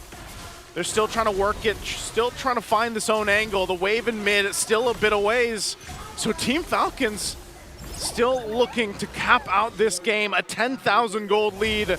Can they get the last turn of the game? Ogwin, again with the conceal. They're going to clear out the waves. It's going to be worked on. A quarter of the health on the turret, but it's still going to be up. Twisted Minds defends again. Yeah, I like the patience from Hajizi not using the Feather Airstrike, because if he uses it, Marco's going to go in. Like, there's no stopping the 1-1 from just, demolishing Twisted Minds. It feels like they're trying to bait it. Exactly. Yeah. So Hajizi holding the Feather Airstrike prevents Super Marco from just dashing in, but now he doesn't have it. Oh, Glorious Pathway again, drop down. They want this turret. They've waited. Team Falcons will finally get it. Patience is the name of the game. And they back off. So the base fully exposed now for Twisted Minds. Clean and surgical. Exactly how Falcons really are approaching this matchup, it feels like.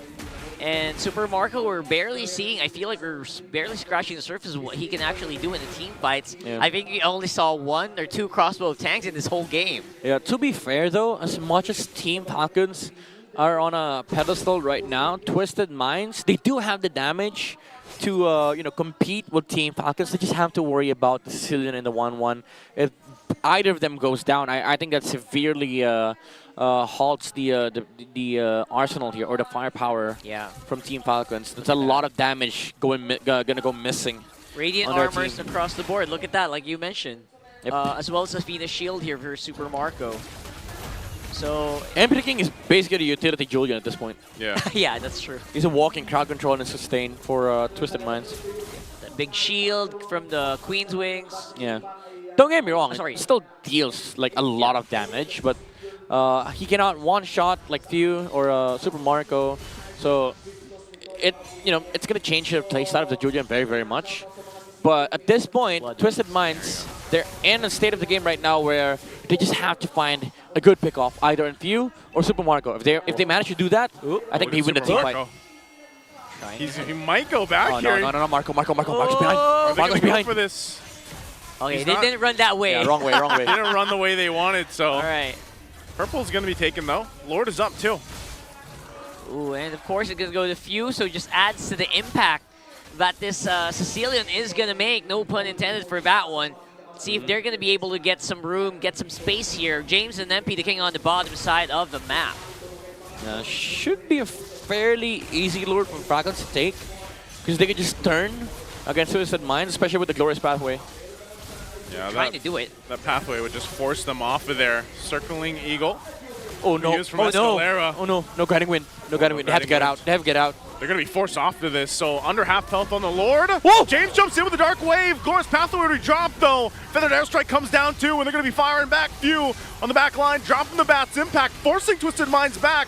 A lot of the firepower already got an MP in trouble. He gets tossed into the air. Immortality popped, and Kyle Teasy jumps in, finds two. Outplay's going to be gone, and Kyle looking for the next. They're on the run. It's too much to handle as Twisted Minds falls apart at the 20-minute mark, and that's it. As Team Falcons will go in and secure the series 2-0. 2-0, Falcons soaring high here, just adding even more to their playoff secured point system. Man, oh man, that was a tough one for Twisted. Yeah, it was a valiant attempt from Twisted Minds, especially with James initiating. I thought they had a fairly good chance till that point where Flop just canceled the Feathered Airstrike, and Super Marco was again able to play the strength of the 1-1. But again, it was a good try. It's just that Flapteasy had that good moment of being able to stun the far side. Because if Hajizi was in a far better position, or in a far reach of Team Falcons, Super Marco wouldn't have been able to play the 1-1 game that he wanted. But again, it's the approach, it's the macro for Team Falcons. Props to Twisted Minds. Again, it was a good try, good twist with a Julian pickup. Fortunately, it wasn't enough. Gonna have to take a bow for now. Man, oh man, Twisted Minds. Definitely gonna have to go back to the drawing board after that. Very interesting draft here for game number 2. I think they really did kind of suffer because of damage profile. Just small things, like small min-max things as well, are eating up in that fight. Yeah, nobody could deal with the Hylas, honestly. Yeah, exactly. So, yeah, that was a very tough loss, and Twisted Mind's gonna have to come up with something else so they can maybe make a comeback in the next matches. Right now, their max points are also getting whittled down quite heavily because of this game.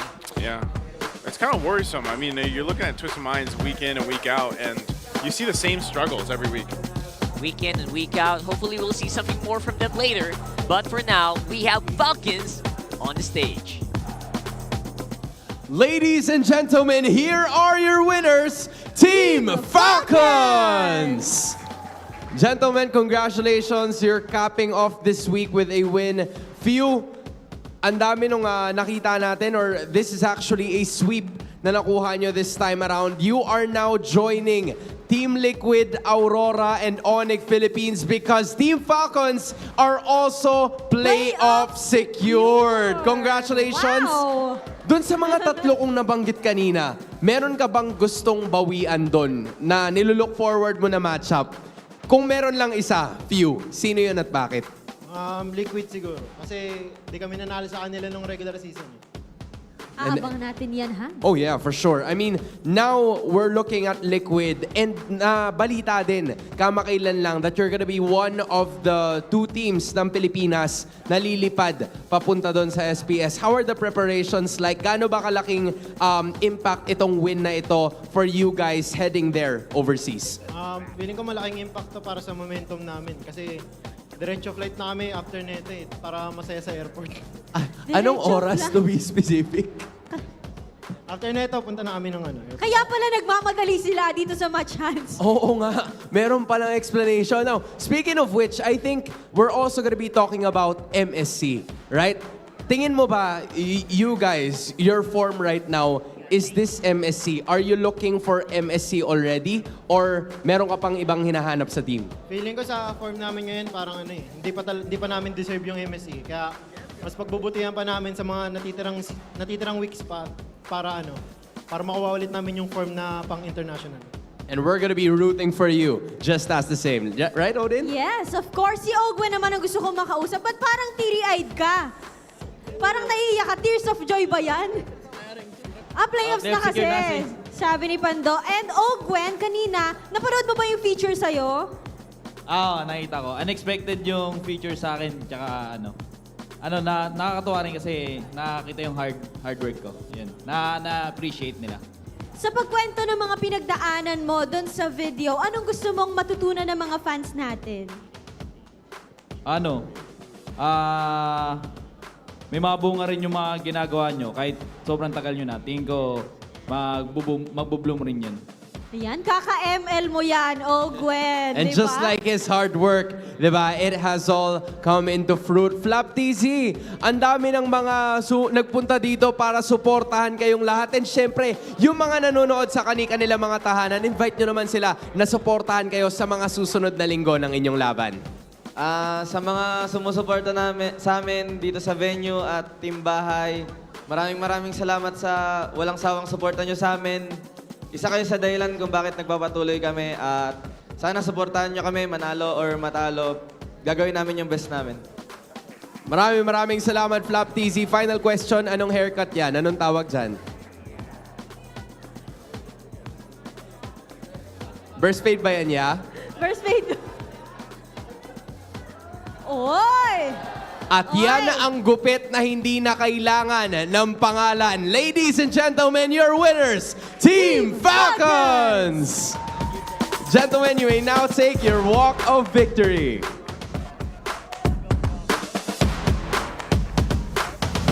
And with that win, you may now take your bow. This is a huge win para sa Team Falcons. They're gonna need every momentum that they can get dahil ire-representa na naman nila ang bansang Pilipinas. Definitely. Ito na nga kaya uli ang all around the world ng kanilang team, Hans. Hopefully for them. But at the same time, for the other countries, we're gonna have to watch out. Casters, paso. Why do I have a feeling that 100% other countries are watching out for us? Congratulations, the Falcons here. Lap TZ doesn't even need to say anything. Just glorious, dude. Glorious. Yeah, does the glorious. I would say it's a good hairstyle. I was gonna say it's very fitting for him. Yeah, it's also trendy. I think it's better than Ingan's. Yeah, 100%. That's not personal. There's an argument to be made. Is there? There's an argument to be made. What's the argument? Oh, look at this. I'd say honestly, with Ingan's hair right now, he looks a bit younger. Okay. Yeah. All right, that's fair. Flap TZ, though, is a different story. Flaps look older. Yeah, Flap looks mature. He looks very mature. He looks like he could fight a couple people. Yeah, and you know who could fight a couple of people? Who? Kyle TZ. Kyle TZ. The MVP of the second game on the Suyo once again. Very classy performance from the jungler, the young phenom from Team Falcons, able to maximize the early aggression that they have. Also, the rotations were great. Game number 1, they rotated towards the gold lane. This time around, rotated towards the XP because they know that the Phobius is going to become a problem. But I would say, though, the problem just got amplified because of the fact that Escalera is meant to be the partner for Emperor King, so James didn't have, a partner to back up. Back up on. I'm sorry. I'm at a loss for words. He transitions to yeah, I was trying to think what word fits the partner, and then I got lost. Much like Twisted Minds was in his second game because they didn't have that, X factor. The twist wasn't really enough. The damage profile was, at best questionable when they picked up the Julian. I was super surprised by that. Like, I think the Julian was the biggest plot twist to that whole draft. It felt like they were going to go for damage Hayabusa, maybe. Yeah, I thought so too.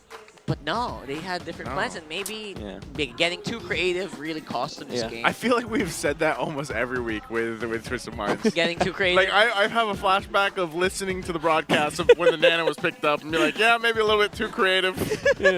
Like, every week. I think I said that as well. And you know how consistent it is? It's my first time in the English desk. Yes. I'm saying the same thing. And you guys are saying the same thing over on Filipino, what man. what I said earlier, the blah, blah, blah, that's kind of like the gameplay of Twisted in this game. Not to put them down or anything, but for sure. it's just the overall idea of the comp, It's kind of like blah.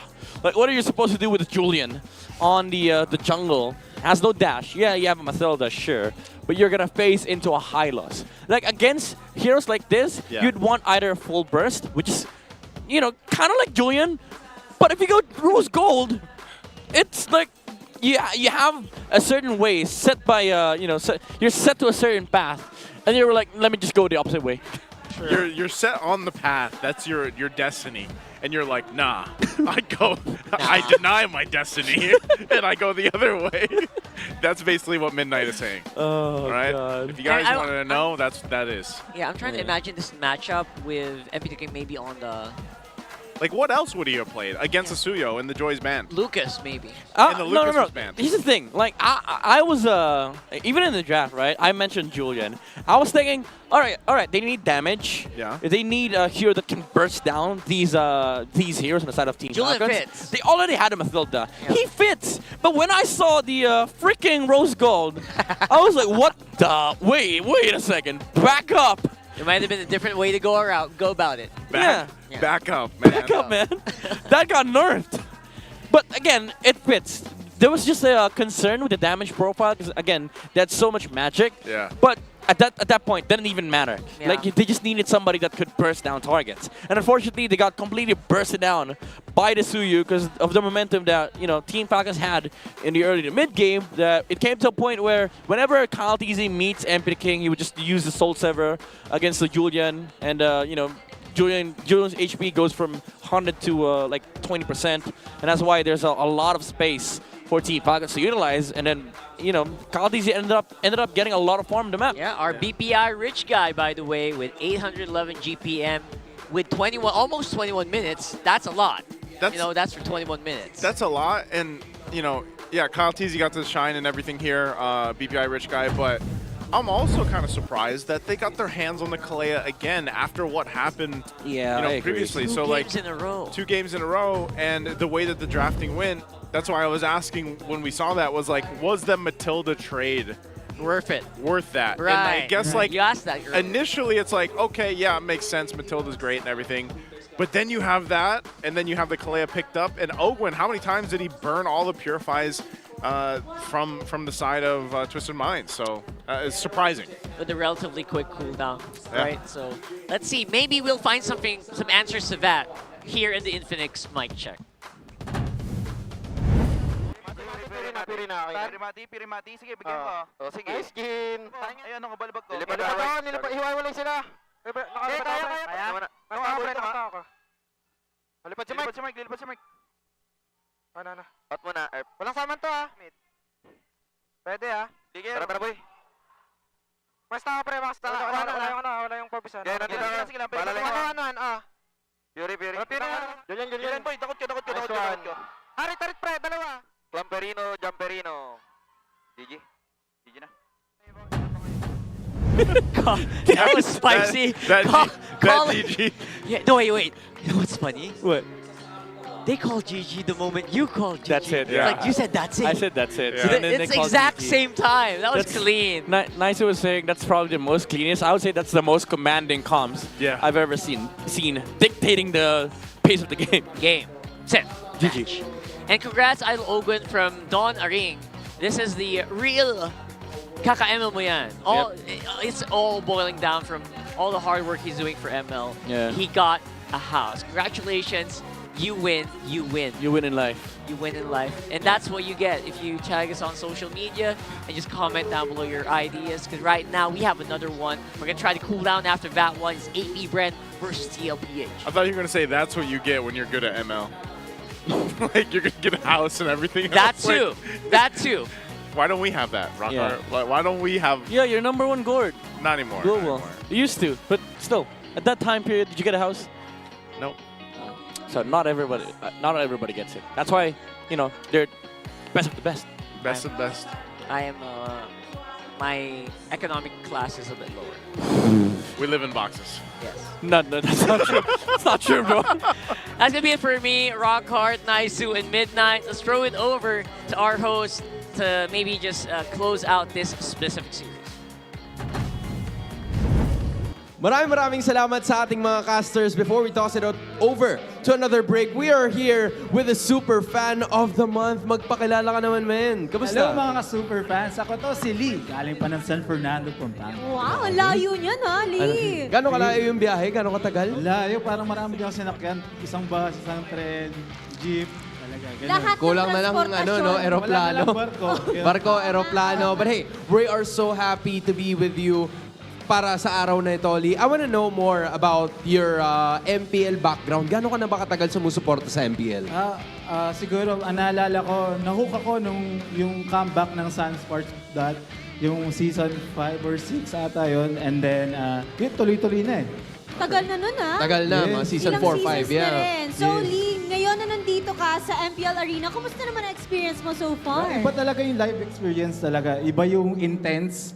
Iba yung pag nasa timbahay ka, ikaw lang yung intense. Mapapagalita ka pa ng nanay mo sa ingay mo. Pero dito, sabay-sabay kayong sumisigaw eh. Intense talaga eh. Oh yeah, for sure. Nabanggit mo rin sa akin, di ba, that you got all of the matches available. So, matik na susulitin mo talaga tong araw na to. And the same could be said para sa lahat ng mga nanonood dyan ha. Now, I want to know more about your thoughts regarding the posts dun sa community group natin. Because I believe you're also one of the people who likes posting more of your thoughts. What about the ideas, yung mga napapansin natin na conversations or yung mga usapin? Ano ba yung madalas mong pinag-uusapan whenever you post? Actually, random eh.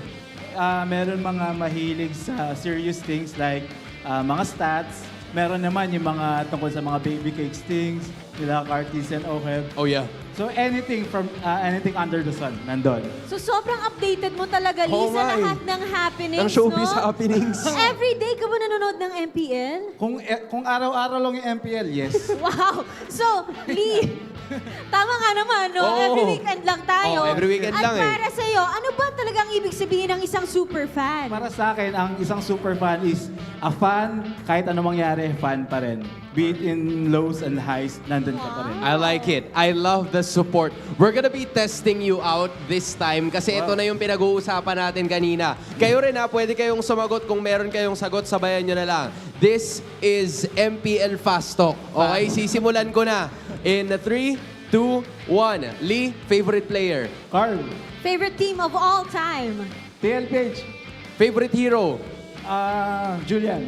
Reenact your favorite hero. Oh, Pwede. Pwede. Nagluto. Tingin mong season 15 champion? TLPH. favorite caster? Chantel. Favorite PH import? PH import na naglalaro sa... Sa ibang bansa? Ibang bansa. Kyrie. Region na threat sa Pilipinas para sa MSC? Malaysia. And last but not the least, pinakamataas na stars mo sa ML? Casters pasok. Never mind daw. Huwag na daw natin pag-usapan. But Hailey, it's so nice to talk to you. Same Odin, right? I'm sure that we have a lot of things to talk about also. Of course, sa mga gusto rin maging super fans of the month, be invited here sa MPL Arena and meet your favorite teams. Mag-engage and discuss lamang kayo sa ating community groups at malay nyo, kayo na katulad ni Lee ang makapanood ng live dito sa MPL Arena. At masaksihan din ang favorite team nyo like si Lee na TLPH na maglalaro mamaya against AP Bren. And I am sure na aabangan yan ng lahat ng nandito sa MPL Arena, kahit na rin yung mga nandyan sa ating team bahay. So Lee, maraming salamat. Magbabalik ang MPL Philippines. Break time? Pasok!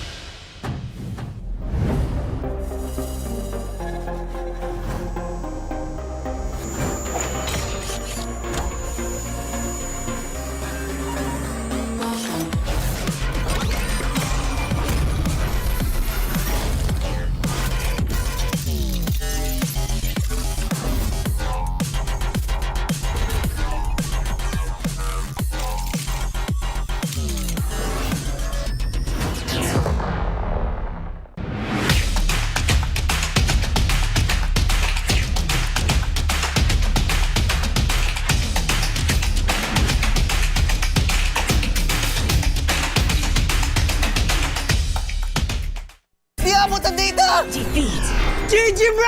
Don't worry. Be only with Smart Power All 99. Hindi bitin with 10 gig data to power your games plus only Facebook or only TikTok. Load now.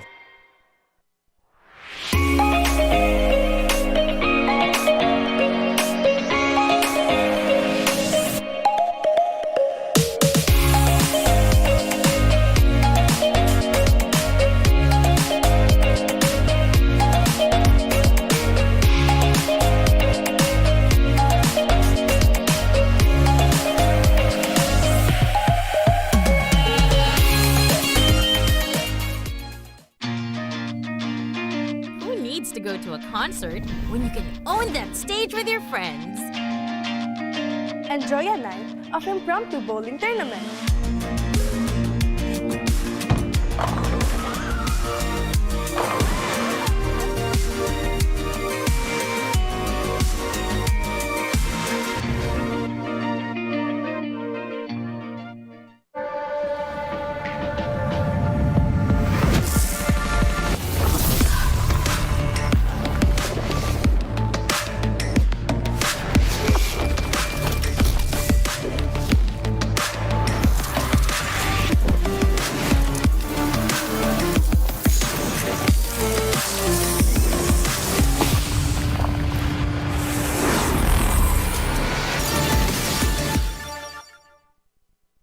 Want a skin that changes color in the middle of a game? Yep, this brand new Alpha Legend skin can do that. Watch this. Boom!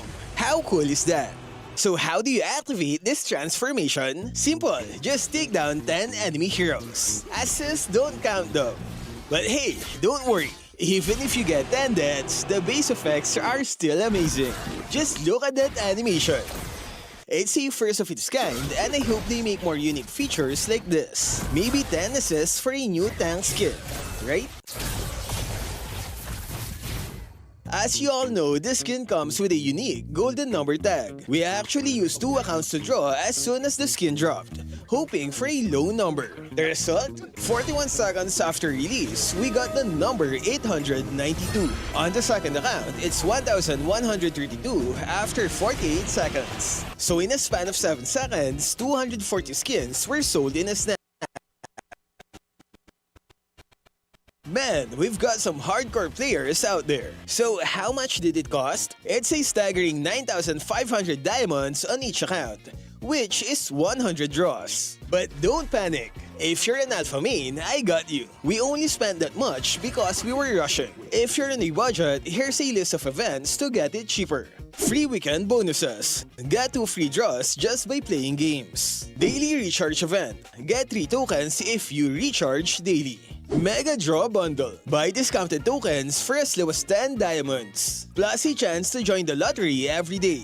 Promo Carnival. This lets you collect and use promo diamonds on Alpha's event. You can start using it on March 26th. Draw rewards. Yeah, we didn't claim any during our draws. That's why it costs too much. Daily discounts. You get to draw for 50% off every day. And lastly, we have the recharge events. Phase 1 is happening March 29, while Phase 2 is on April 5. To keep it simple, here's a quick guide to get the skin for cheap. Simple, right? Top up early to get the tokens from the daily recharge and mega draw events. Then on March 29, you have to recharge 1,000 to unlock this task that gives 500 promo diamonds. Don't forget to claim as many free tickets as you can from the events. And remember to use daily discounted draws. It's an important part of the strategy to lower its price. Stick to this plan and you'll be close to unlocking Alpha's Legend skin for cheap. So are you ready to grab this skin? And hey, who got skin number 1? Let me know in the comments. Stay safe and thank you for watching.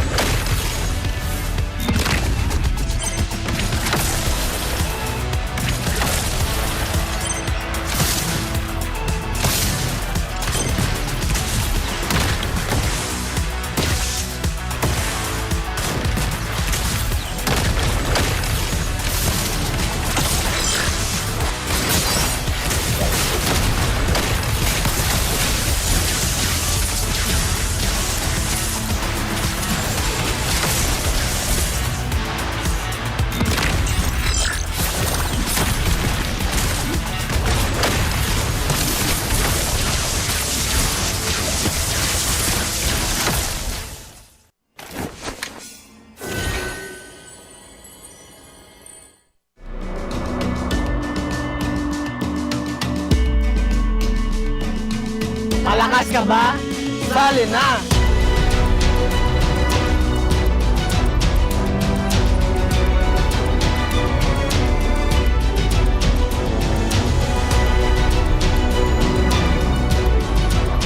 Kita Kids. Kita Kids. Kita Kids. Kita Kids. Sa MCC Season 2.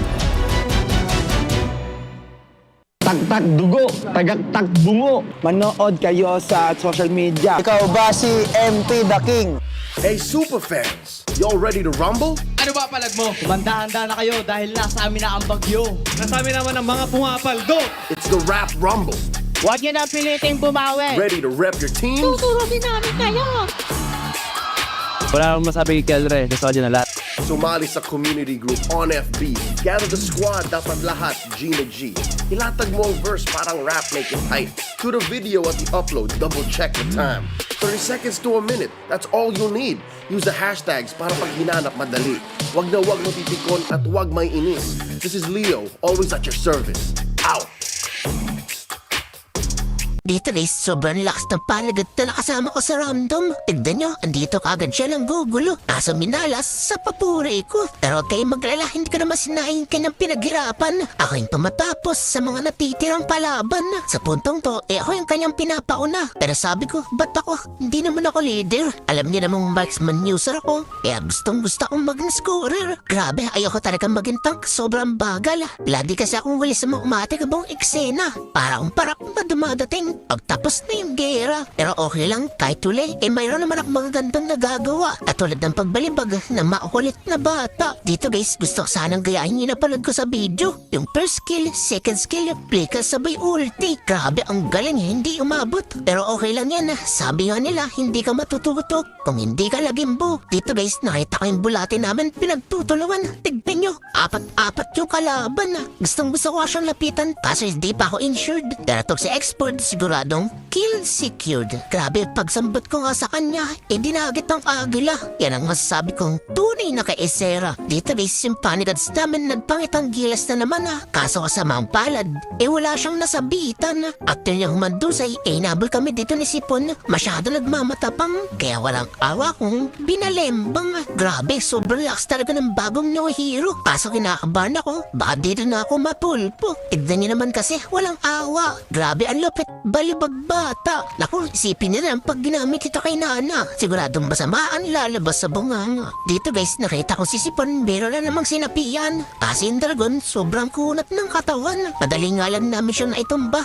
Kasi makakampi ko, agad-agad drumeta. Nang hindi ako inaantay. Sayang nga lang, hindi ko naabutan tong si Hanabi. Pero natumba naman namin, hinakalanok ng LPG. After that, pagkatapos uuwi na sana ako. Kasi isang to, medyo makulit, hindi nadadala. Kaya hintog mulo doon aking pinakita. Dito guys, isipan ko muna humigop ng buhay. Mahirap kasi pumasok. Ayokong magarutay. Kaso nga lang, hindi ko na matiis yung aking kakampi. Ayoko kasi nakikitang pinumukbang sila ng mga enemy. Kaya eto, bahala na. Mabuhay lang yung dalawa. Dito guys, nakita ko yung mangkukulam na gumanda. Hinahabon ni X-Burge. Wala nga akong nagawa. Pero wag kang magalala.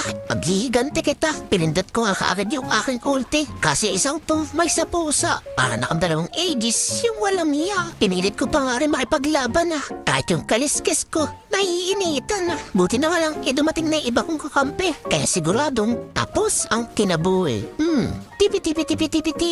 Dito guys, nakita ko yung core nila, nangangalahati na. Gusto ko nga sanang itumba, kasong bilis niya makalawa. Pero okay lang, may iba naman binigay sa amin grasya. Etong si Laila, nalapitin ng disgrasya. Grabe, nakapag-trigger pa nga isang to. Pero huwag kang maglala, diretso ka pa rin sa inidoro. Grabe, KS talaga. Dito guys, pinapaatas ko na yung aking kakampi. Sabi ko di kaya yan, baka makambak pa kami. Di ko alam yung mga pinagsasabi ni Panigads. Pero isa lang alam ko, diretso lang tayo ng takbo. Tawa-tawa pa nga to si Bexana. Di niya alam, may sasapitin siyang di maganda. Pero hindi siya yung focus ko. Etong si Lailang, masakit sa ulo. RKO. Boom, bagsak. Dito guys, sabi ko kay Hanabi, huwag mong banatan. Kasi isang to, ang sarap ibalik sa sinapupunan. Grabe, kawawa tuloy magkukulam na gumanda. Pero tatapusin na namin to, huwag kang mag-alala. Dadalawa na lang kasi natitira, si XP at etong core nila. Hindi ko na nga to pinatakbo. Gustong gusto ko na kasing tapusin yung ralo. Pero pinaubaya ko na siya kay Hanabi.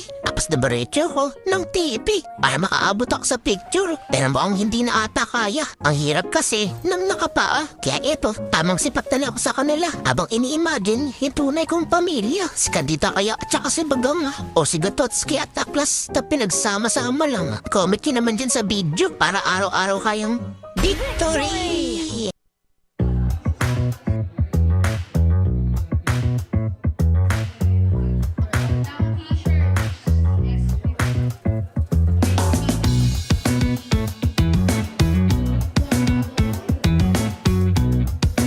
Mega!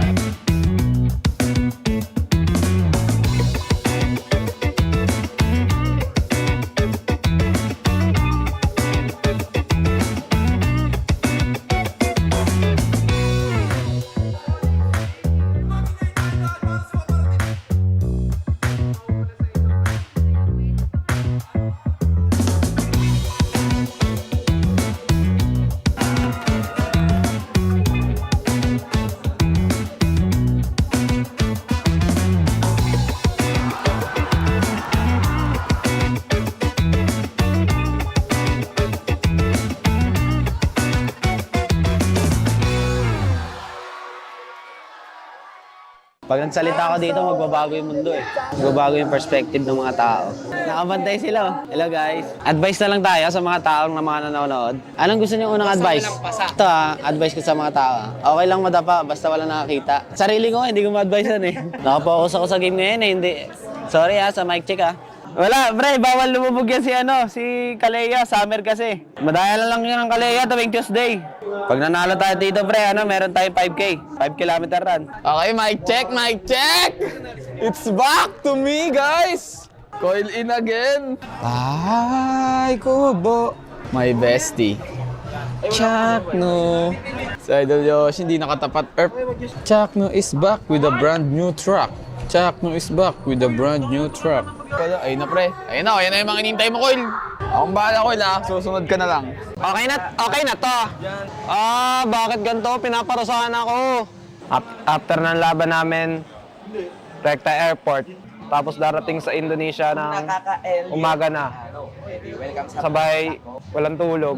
Recta Media Day. Ano mga sikat na dating kanda? Mga JJ Days. Pag may magpapa-shoutout sa mga pro player or sa mga artista, shoutout sa inyo guys, shoutout sa inyo. Ingat ka peolaga and God bless. Ayun, 5 red ring ko na to, pre. Feel ko bumabalik na yung dati kong galing sa sa pagbabasketball no. Kevin Kiambao, tumira ng 3, alas 2 na. Alas 12. Lugi tayo sa kalaban, pre. Katawan pa lang, lugi na. Buti pa sila, boy. Gym na. Lakas pa mag-ML. Puro panalo. Tayo, puro ML na lang. Di pa manalo. Ang lala! Buti pa sa checkping dito, nananalo. ML na lang ang kalaban. Di pa manalo. Jojo, nakatulala ka na naman, Jo. Hindi pa na naman isip ko. Ang solid talaga ng Infinix.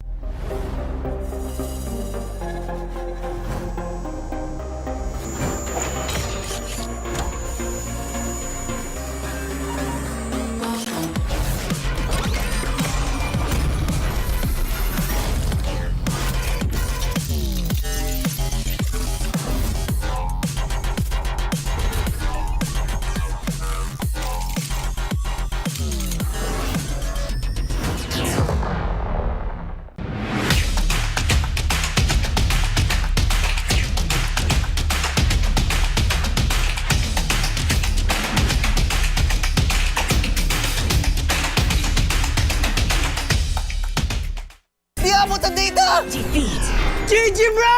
Don't worry! The only with Smart Power All 99. Hindi bitin with 10 gig data to power your games plus only Facebook or only TikTok. Load now!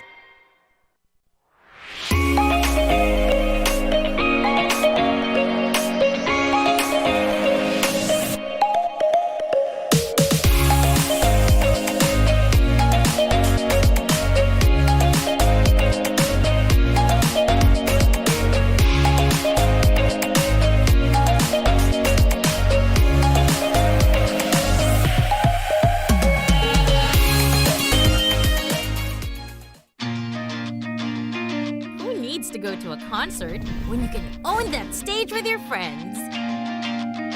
Enjoy a night of impromptu bowling tournament.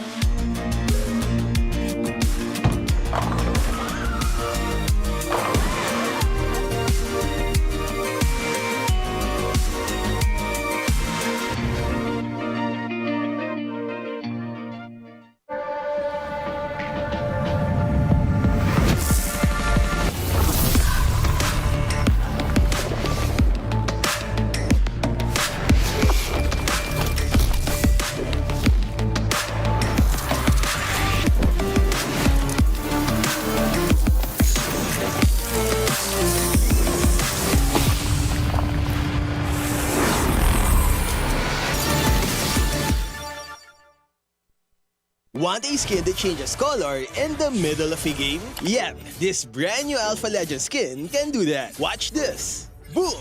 How cool is that? So how do you activate this transformation? Simple, just take down 10 enemy heroes. Assists don't count though. But hey, don't worry. Even if you get 10 deaths, the base effects are still amazing. Just look at that animation. It's a first of its kind, and I hope they make more unique features like this. Maybe 10 assists for a new tank skin, right? As you all know, this skin comes with a unique golden number tag. We actually used 2 accounts to draw as soon as the skin dropped, hoping for a low number. The result? 41 seconds after release, we got the number 892. On the second account, it's 1,132 after 48 seconds. So in a span of 7 seconds, 240 skins were sold in a snap. Man, we've got some hardcore players out there. So how much did it cost? It's a staggering 9,500 diamonds on each account, which is 100 draws. But don't panic. If you're an alpha main, I got you. We only spent that much because we were rushing. If you're on a budget, here's a list of events to get it cheaper. Free weekend bonuses. Get 2 free draws just by playing games. Daily recharge event. Get 3 tokens if you recharge daily. Mega Draw Bundle. Buy discounted tokens for as low as 10 diamonds. Plus a chance to join the lottery every day. Promo Carnival. This lets you collect and use promo diamonds on Alpha's event. You can start using it on March 26th. Draw rewards. Yeah, we didn't claim any during our draws. That's why it costs too much. Daily discounts. You get to draw for 50% off every day. And lastly, we have the recharge events. Phase 1 is happening March 29, while Phase 2 is on April 5. To keep it simple, here's a quick guide to get the skin for cheap. Simple, right? Top up early to get the tokens from the daily recharge and mega draw events. Then on March 29, you have to recharge 1,000 to unlock this task that gives 500 promo diamonds. Don't forget to claim as many free tickets as you can from the events. And remember to use daily discounted draws. It's an important part of the strategy to lower its price. Stick to this plan and you'll be close to unlocking Alpha's Legend skin for cheap. So are you ready to grab this skin? And hey, who got skin number 1? Let me know in the comments. Stay safe and thank you for watching.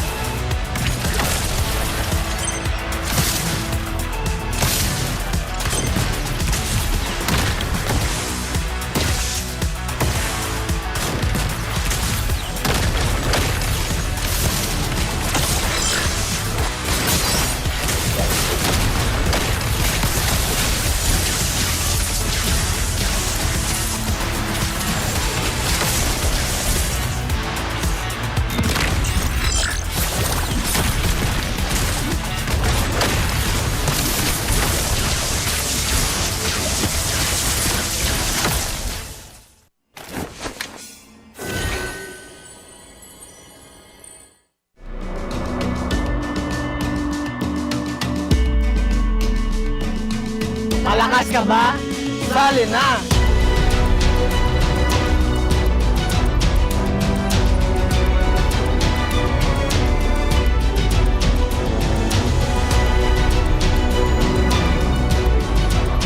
Kita Kids. Kita Kids. Kita Kids. Kita Kids. Sa MCC. Season 2. Tagtag dugo, tagaktag bungo. Manood kayo sa social media. Ikaw ba si MP the King? Hey super fans, y'all ready to rumble? Ano ba palag mo? Kumanda-handa na kayo dahil nasa amin na ang bagyo. Nasa amin naman ang mga pumapaldo. It's the Rap Rumble. Huwag nyo na piliting bumawi. Ready to rep your team? Tuturutin namin kayo. Wala akong masabi kay Kelre. Gusto ko dyan na lahat. Sumali sa community group on FB. Gather the squad, dapat lahat G na G. Ilatag mo ang verse parang rap, make it tight. Shoot a video at the upload, double check the time. 30 seconds to a minute, that's all you need. Use the hashtags para pag hinanap madali. Wag na wag matitikon at wag may inis. This is Leo, always at your service. Out!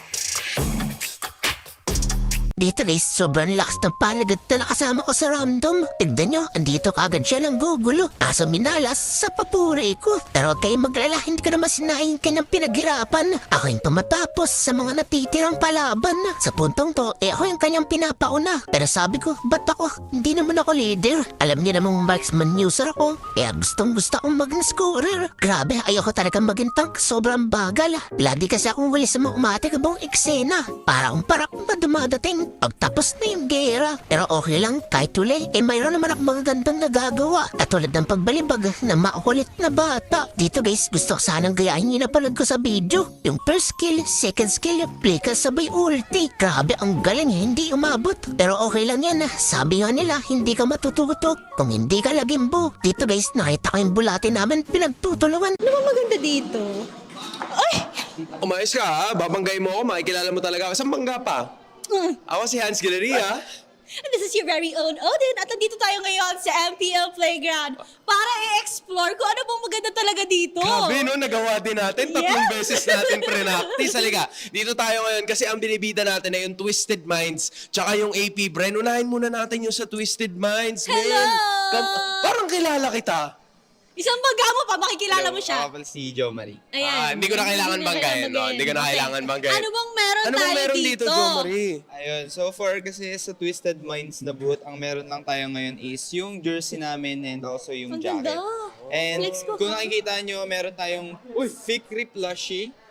Kaso hindi pa kasi siya available dito sa PH. Okay. Pero if nasa ibang bansa kayo, like basta yung mga malapit sa Riyadh na bansa, pwede kayong mag-order sa website namin. Makikita nyo rin doon yung ibang mga merch mo namin. Parang gusto ko yan, Hansa. Gusto ko kausapin mo na si Fikri. Sige, kausapin natin. Hello, Kausapin natin. Fikri. How are you doing?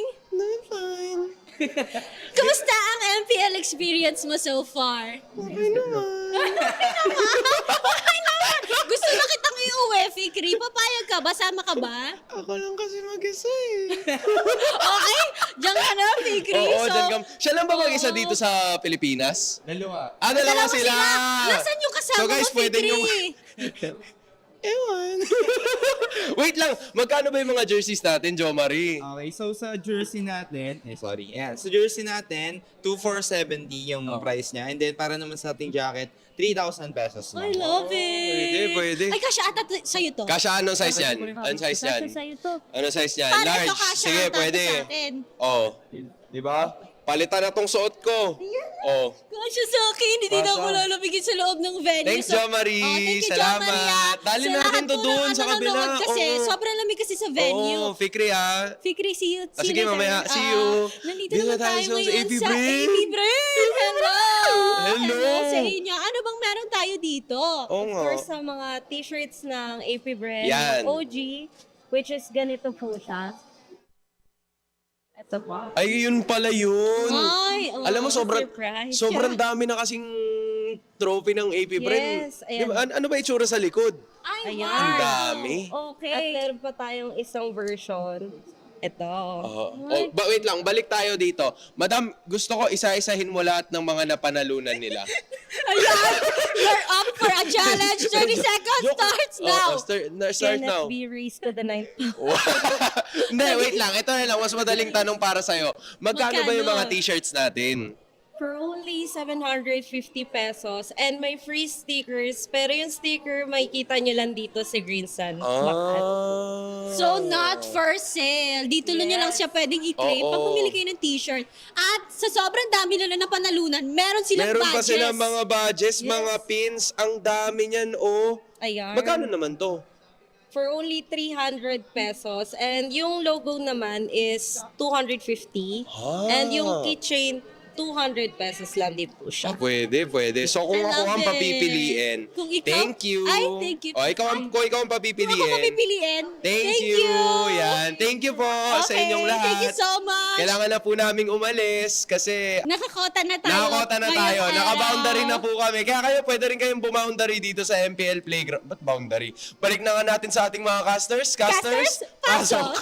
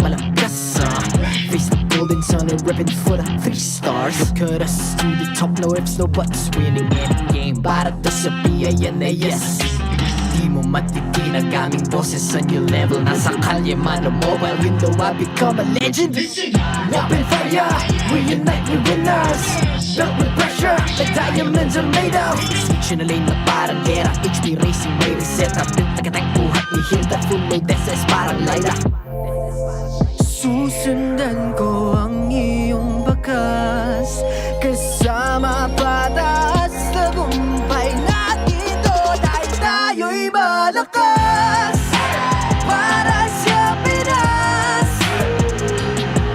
Nasa amin ang lalas Hindi tuwa atras Kinikilala sa taas Kasi kami ang malakas Para sa Pinas Nasa amin ang lalas Hindi tuwa atras Kinikilala sa taas Ganito kami sa Pinas Wow! Hold on Yeah, wala kasang Pinas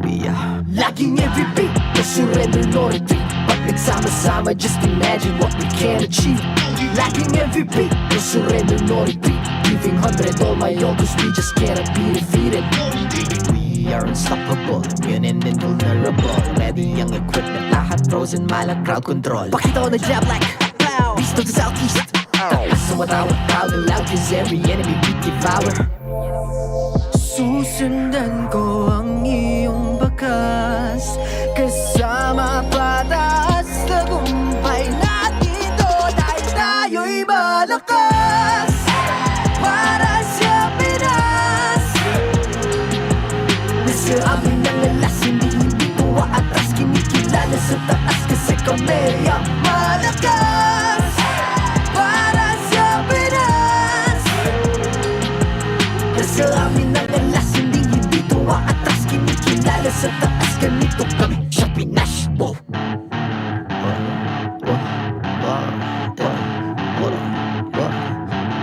Malakas, Pilipinas, malakas Kahit anong lane, we become the monsters Malakas, Pilipinas, malakas Face the golden sun and repping for the 3 stars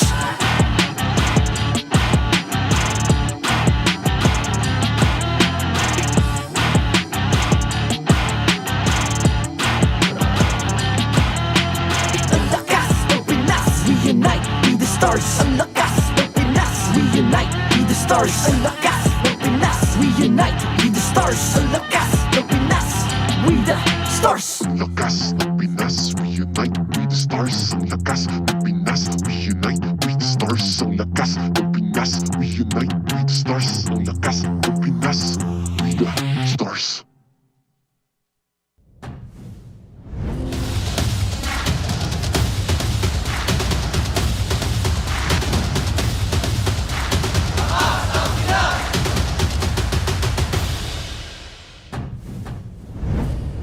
Looks like someone's in it to win it. We're gonna go here in our match number 3 for day number 2. I'm a rock hard alongside Leo and Midnight, and we're in for the last match of the day. It is Team Liquid Philippines versus APBR. What's up, guys?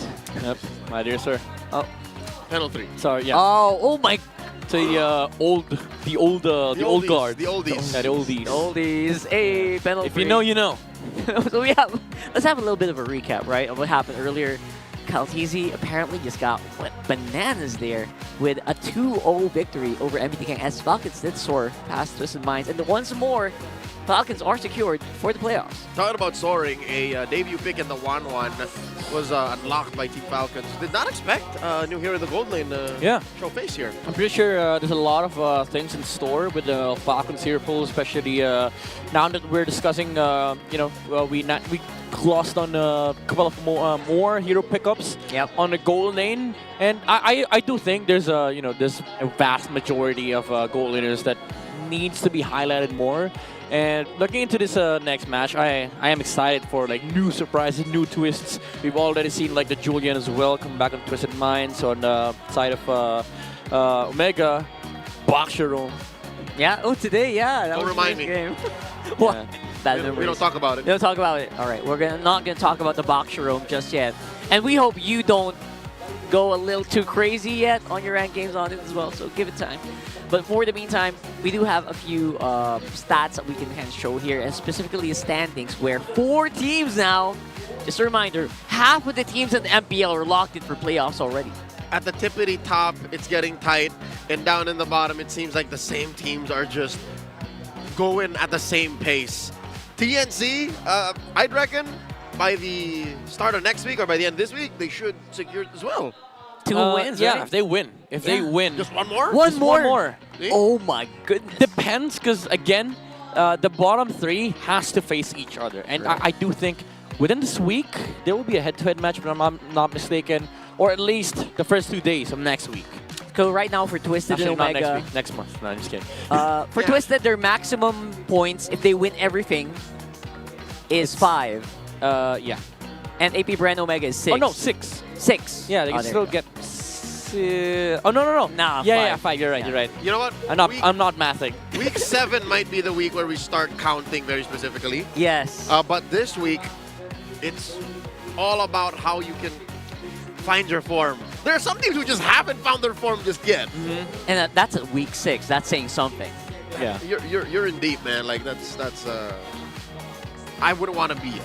Yeah, and I think that's that's a great point to highlight, like finding your form, because a lot of these teams, even though we've seen them perform in the stage of MPL Philippines, the top teams, they have their own identities, and like the bottom 3 or at least the bottom 4, at least getting TNT is getting a new form with Coil. Playing in the main 5. With the bottom 3, I think that's one of the major problems that we keep on seeing. And, even AP Bren is not excused to this storyline. That's right. For this one, though, it's defining greatness, right? It's a rising star versus a young GOAT. And again, a guy who is very hungry to prove himself, basically being touted as rookie of the season material. Already.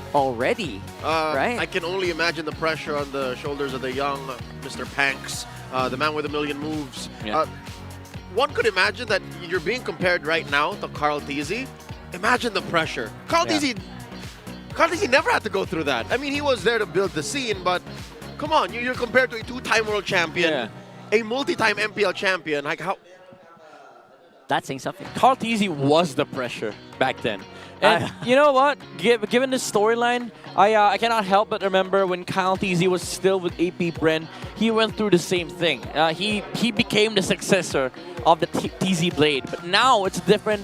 It's a whole different scenario for James Banks, because all eyes are on this kid. Like, not even Carl Tizzy, even the likes of Demon Guide being Rookie of the Season in Season 9. There's a lot of talks about James Banks, his consistency, and his number of moves available to his arsenal. Well, if you're looking at, like, GOAT things, it's so funny because it's also very expected, I guess, that for our community, almost everyone has Carl Tizzy as one of their dream team junglers. Common denominator. He's the common denominator. Yeah. These things are swapping out so much, except for this guy. Yeah. If Carl Tizzy is not on your list, why? Something went very wrong. That begs the question. Why? Something went very wrong. I would say, Gian is right. John is right. Chester is right. I would also have Carl Tizzy, not just in my dream team, all right? I would have him in my top 3 all time. Hall of Fame. I'd say, like, yeah, sure. There are good candidates for the top spot in the jungle, like Prime Kyrie, Prime King Kong. You could always argue about the primes, but Carl Tizzy, 2 primes. He's M2, M4, and he's still going. He's still going. By the way, it's Prime Carl Tizzy. ... He's not finished. And again, imagine the conversation, the comparison that James Banks has to live up to. Ooh, did I see that right? 100%. Nah, then probably not. But right now, yeah, huge comparison with these 2 guys. KDA, he's keeping up. In the game that they were facing each other, he was also keeping up. So James Banks definitely doing something here. This at least shows that it's a fairer fight than we thought it'd be. Yeah, dude, this guy has not missed any turtles.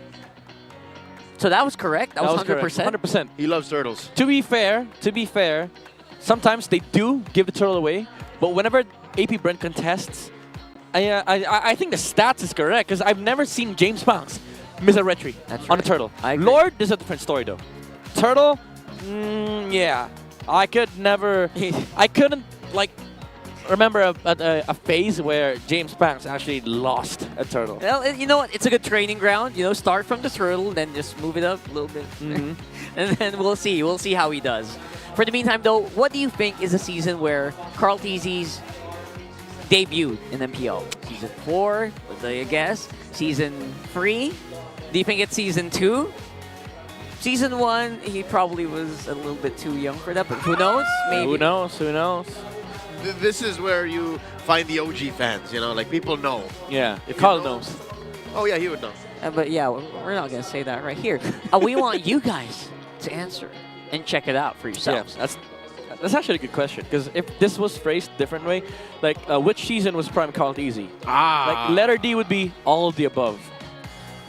Carl is always at his prime. Yeah. Oh yeah, Carl. 100%. Like both Carl TZ and Carl Rockhart. For sure. That's a different guy. I'm blessed to be a frontline witness to all of this. I'm seeing more of you, but also at the same time less of you. Today specifically. Today specifically. Okay, so if you know the answer, comment it on the stream, or also just follow our group in our social media so you can stay in the loop because it's always really nice to just converse with your fellow MPL fans here. Yeah. Like us, we are MPL fans. Big MPL We're fans. in there every day. Super fans. When you see the actual profiles of Rockhart, Midnight, Wami, Burrito, Athena, Hans, like those are actually us. That's right. Amazing, isn't it? And you get to talk to us, so that's pretty cool. Yeah. But for this one, I think we will have predictions. For this one, I'm gonna start it off. This emote is also insane, but I feel like TLPH is still they're kind of leagues away. Yeah. Liquid and 2. That's it. Liquid and 2. 3-0. Clean. What? 3-0. Oh, no, like for our us. score. For us. Okay. So I'm like, how do you score 3? I thought you were gonna count the 3-0. check ping or something. No.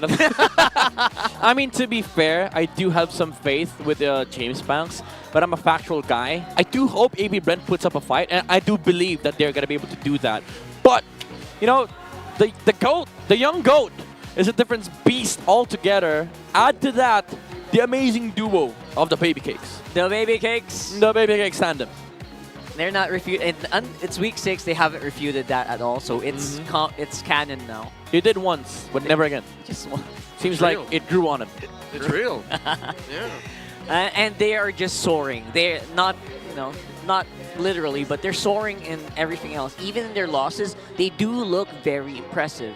So, can the young jungler from AP Bren actually just do something about this? Will he need some backup? I think he will, because you know what? It is going to be a tough uphill climb for them for sure. You know what? I'm going to break the fourth wall here. See, James Banks is being compared to the likes of... the young goat? Sorry? The young goat? Yeah, no. Alongside that, you know, Faker. Whoa! No Tail. Carl TZ. Like, that's a discussion. We'll talk about that later. Let's go into all access for now, though.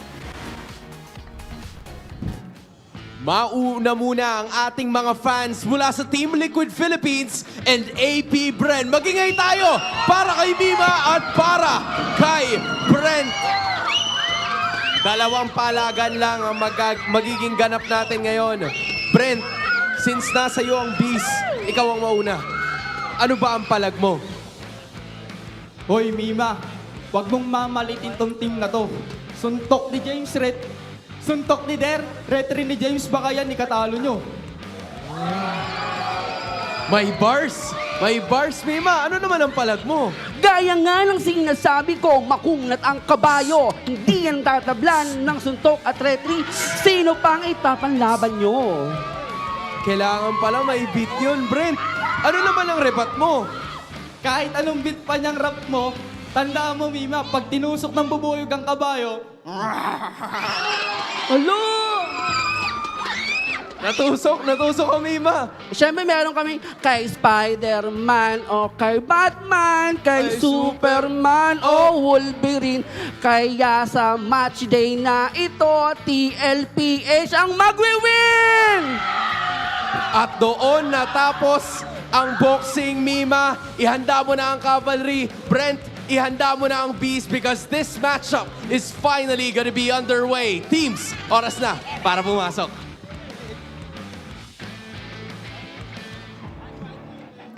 To oversee and uphold the tournament's integrity, guiding us through this match is our marshals, Joshua, JJ, Patrick, and David. It's the High versus the Cavalry, APBR versus Team Liquid, Philippines. In the EXP, it's Dare and Sanford. In the jungle, James Panks and Carl Teasy. In mid, Truthskirt and Sanji. In Rome, Kekidot and the Roamer of the Week, JP. In gold, Shizo and Uhem. And their coaches, Coach Papet and Coach RC. It's time for the last match of the night, Magingay! Another jungler matchup is now underway. James Panks, Carl Teasy, step forward. Boys, may bars yung mga fans nyo ha. James Panks, ano ba ang palag mo kay Carl Teasy? Ibibigay ko lang yung best ko, tsaka gusto ko lang sabihin, Carl, masyado ka na marami na patunayan, ako naman. Carl, sinimulan no James, paano mo tatapusin? Ano ang palag mo? Kailangan kayo panalo, lamang na lamang ka na nga sa mukha, tol eh. Fist bump, gentlemen. Rekta na rin tayo para sa ating mga players. MPL Arena, make some noise for the final matchup of the day. Casters, pasok. Why you gotta bring up the face card, man? Why you gotta bring up the face card? To be fair, it's quite understandable, you know? One of the moves of James Panks is probably skincare, because he has some amazing face, but not just face, but amazing skill set as well, as AP Bren tries to fight against the Titans such as Team Liquid, and I do believe that, again, with the potential of James Panks, he might just be able to rally his teammates towards a good start, a good, a good momentum in the early to mid, and then close out a game with Shizu. Kind of painful to see that they are still struggling, but we'll see if that changes as they face off against Team Liquid Philippines, who do seem or feel confident as ever. You know what's scary? We've been comparing James Panks and Carl Teasy this whole time, and we're forgetting that he's flanked by some of the best athletes in the history of MLBB esports. I'm looking at Oheb, I'm looking at JP, I'm looking at Sanford, and let's not forget Sanji. He's cooking something up in mid, I swear. Week in and week out in Season 15, he's just been ramping up. Like, mid has always been that anchor role where if that goes wrong, like you can't carry that. So he's always been consistent. Dare I say he broke out of his cage. Yep. You know what? TLPH does have a lot of reflective performance in terms of stats. Very good conversion in terms of aggression. You see 68%, but most importantly, it's surprising that even AP Bren surpasses them in that regard. So I do think that that is a good point of contention, but every other aspect of the game, TLPH has them beat, and that's the challenge so far for AP Bren. You have to make sure that whatever TLPH is cooking, you're ready to eat it. And you gotta smell it first, though. You gotta find out what it is, because you might be allergic to it. So might not work. Might not work. Might not work. You gotta know what you gotta eat first, all right? So yeah, you're absolutely right, though. In all seriousness, it feels like he is just surrounded, and it's kind of painful. We don't really know anyone who can duo better with James Panks just yet, but maybe we can find that out later on. For the meantime, though, let's check out the player experience with ultra-fast 5G connectivity with a smart ping test. Hindi ka pa nakabawi sa akin sa 1v1 sa live eh, no? Pinagbabash ka, napikon ka. Surrender. Pre, hanggang dito talo ka sa akin, pre. Sino to? Hayabusa, dinive yung Alice sa Torre. Namatay. Sabay tinipitip yan pa. Sabit? Nag-retrain na, Erp. Agawin mo, G. Win together, lose together, slay together, slay together. Sino yan? Hindi kita kaya saktan, boy! Ay, tiga kita, best friend kita, boy! Pakita Bene, pre, pakita ko. Ang rematch ng GOAT at ng BOAT. Sinong nakaangat? Di pa nanalo ang current, ah. Laging old gods Puro old gods na lang. Kami naman. Ako naman, young goat. Ipasa mo na sa akin yan, Carl. Masyado ka na marami na patunayan, Carl. Ako naman. Pagpapahingayin na kita, ibigay mo na ang bola. Ang lakas ng liquid, tol. Pahinga ka naman. Sorry. Can't help myself there. That was James Spang's just, come on, man, give me the win. So earlier, even tonight, he has already decided that he will tell Carl Tizzy, you've proven too much. Yeah. You gotta stop. Give me some. Give me some. Here's the infinite excuse to victory. We're gonna give this to you, Midnight. Yeah, I mean, for AP Bren, for James Banks, you have to keep moving, bro. Not just in terms of game, but in terms of points. So for Liquid Philippines, it's set an example. You have the young GOAT, you have Carl Tizzy with so many achievements, so many accolades. You have to prove a point here against James Banks that it's not just the moves that is important, but it's also the experience for both sides. You have the channel, the greatness. We have both, on TLPH and AP Bren, both champions on their own right, but you have to prove to each other why they're so great. Oh my goodness. Channel greatness.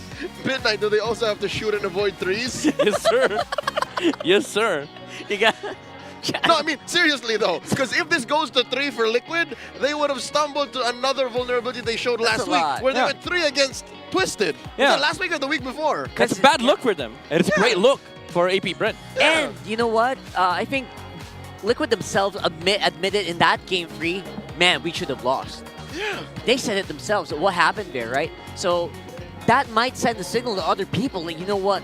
The gods might be bleeding here and the sharks might arrive. I mean, to be fair, you could look at it from that perspective, but to their side, like from their framing, it is like, being humble. And I do love the look of Liquid right now. They acknowledge their mistakes. And that's like one of the key factors as to how a team continues to grow, continues to develop, like acknowledging your own mistakes. And that's maybe also the reason why Carl Tizzy is so great, He's come to the point where he's reached it all. He's proven that he was the best in the world at this time. And he does still continue to do so. Maybe it's that self-reflection in Carl Tizzy. Dare say he's better than great. He is better than great. If there's someone better than great, he's better than, it's Carl Tizzy. If you're greater than Carl Tizzy, then you're probably greater than great. And James Banks trying to get into that one. So let's see if that's going to happen here. Draft for game number 1 is on the way. Not a single jungler in the history of our esport has gotten 3 world championships. So no one is better than Carl Tizzy. Yeah, no one's better than Carl. So far. But you know what? So far. When you bring that up, Carl Tizzy, jungler for AP Bren, Season 6, World Champion. Carl Tizzy, jungler for AP Bren, M5 World Champion. Oh! What are we looking at here? You're saying... What are you looking at here? Saying every 3 years? 2 years, maybe. Junglers from AP Bren become world champions? That's exactly why James Banks said it out loud. My wish is to be a world champion. Yeah. And these guys started here. He just has to play. Who knows? Yeah. Very well. Yeah. Just let me play. And wait for 3 years. And wait for 2 years. Yeah. Hopefully. Time's ticking. M2, M5, M8. Time's ticking. Clock's ticking. Let's see if that's gonna... He has to start somewhere, right? He has to show it here. Now, obviously, Fanny's gonna get banned out. And Galea finally hitting the ban today. Yep. It's finally, right? Finally. Yeah. No surprise for AP Bren. Could just come out with, typical 2 heroes for James Banks or, the Joys. They don't really prioritize the hero for Shizu that much. I mean, there's a lot of flex option for Shizu. You could just go with the Granger or the Moskov. Now that Harrod's banned out, I'm pretty sure those 2 heroes are what they're eyeing for. But for TLPH, that's that's a very direct approach from AP Bren's perspective. You remove the Harith, that's automatically a target ban for for OHIB. Oh, I love the respect. I love that they don't really forget there on the Badang. It's always there. At least that's something that, AP Bren has going for them. It feels like they always have to warrant that. Yeah. It's never gone away. It's always there. The Badang. Always there. The Badang's He's there. always there. The Badang's there. Or, for the comeback. Suyo, Joy. Blue Yo. I'm going to be surprised if they pick up the Granger here. That will be the first time that they prioritize Shizu in the drafting stage. But as we've seen before, they just love giving James Banks these comfort picks, even up against bigger teams, bigger fishes like Aurora. Yeah, no, but logically, yeah, you could go Granger first, give Joy or Suyo to the other side, and then claim what's left. Again, James Banks, priority. Then you give Baby Cakes their favorites. Yeah, A little bit, yeah. Suyo Granger, or never mind. I was gonna say you could just go the Matilda route, but Matilda's banned, so there's no other option for TLPH. This is the part where you don't have to get confused. No, they don't have to There's take. no rush. Yeah, they don't have to take the Suyo anymore. Rush. Hey, I'm actually wowing because WoW Phobia is amazing. Yeah, it came through, right? Look at that. And it's on Sanford. Last time they did this, it was a 9-minute game. That was against AP Bren. Hot dog. Also, That last time? round one? That was against AP Bren. Lord. Oh, nasty. Yep. Okay. All right. So how do you counter draft against this, though? Hylos, Hilda, Moskov. I'd say you're in a better position here if you could pick up the the comfort heroes, even the Jawhead, something that they could consider. But I would say Hylos Moskov is the best thing, or the Hilda. What? All right, Zushin's not half bad, right? I feel like that's a great pickup. This week, Zushin has just been having a field day. Like, she has been unlocked. Teams don't care anymore. And for a good reason, right? I feel like the Zushin just enables so much protection, especially for your front line. And I hate playing against Zushin if I'm Kalea. So I think like you could have actually left it open. Yeah, I mean, honestly, win rate looks good, like 60%. But don't get too distracted with that good stat line, because before used to be like 100, but after like a couple of days, it went down to 60. Yep. So that's not a good look for Zushin.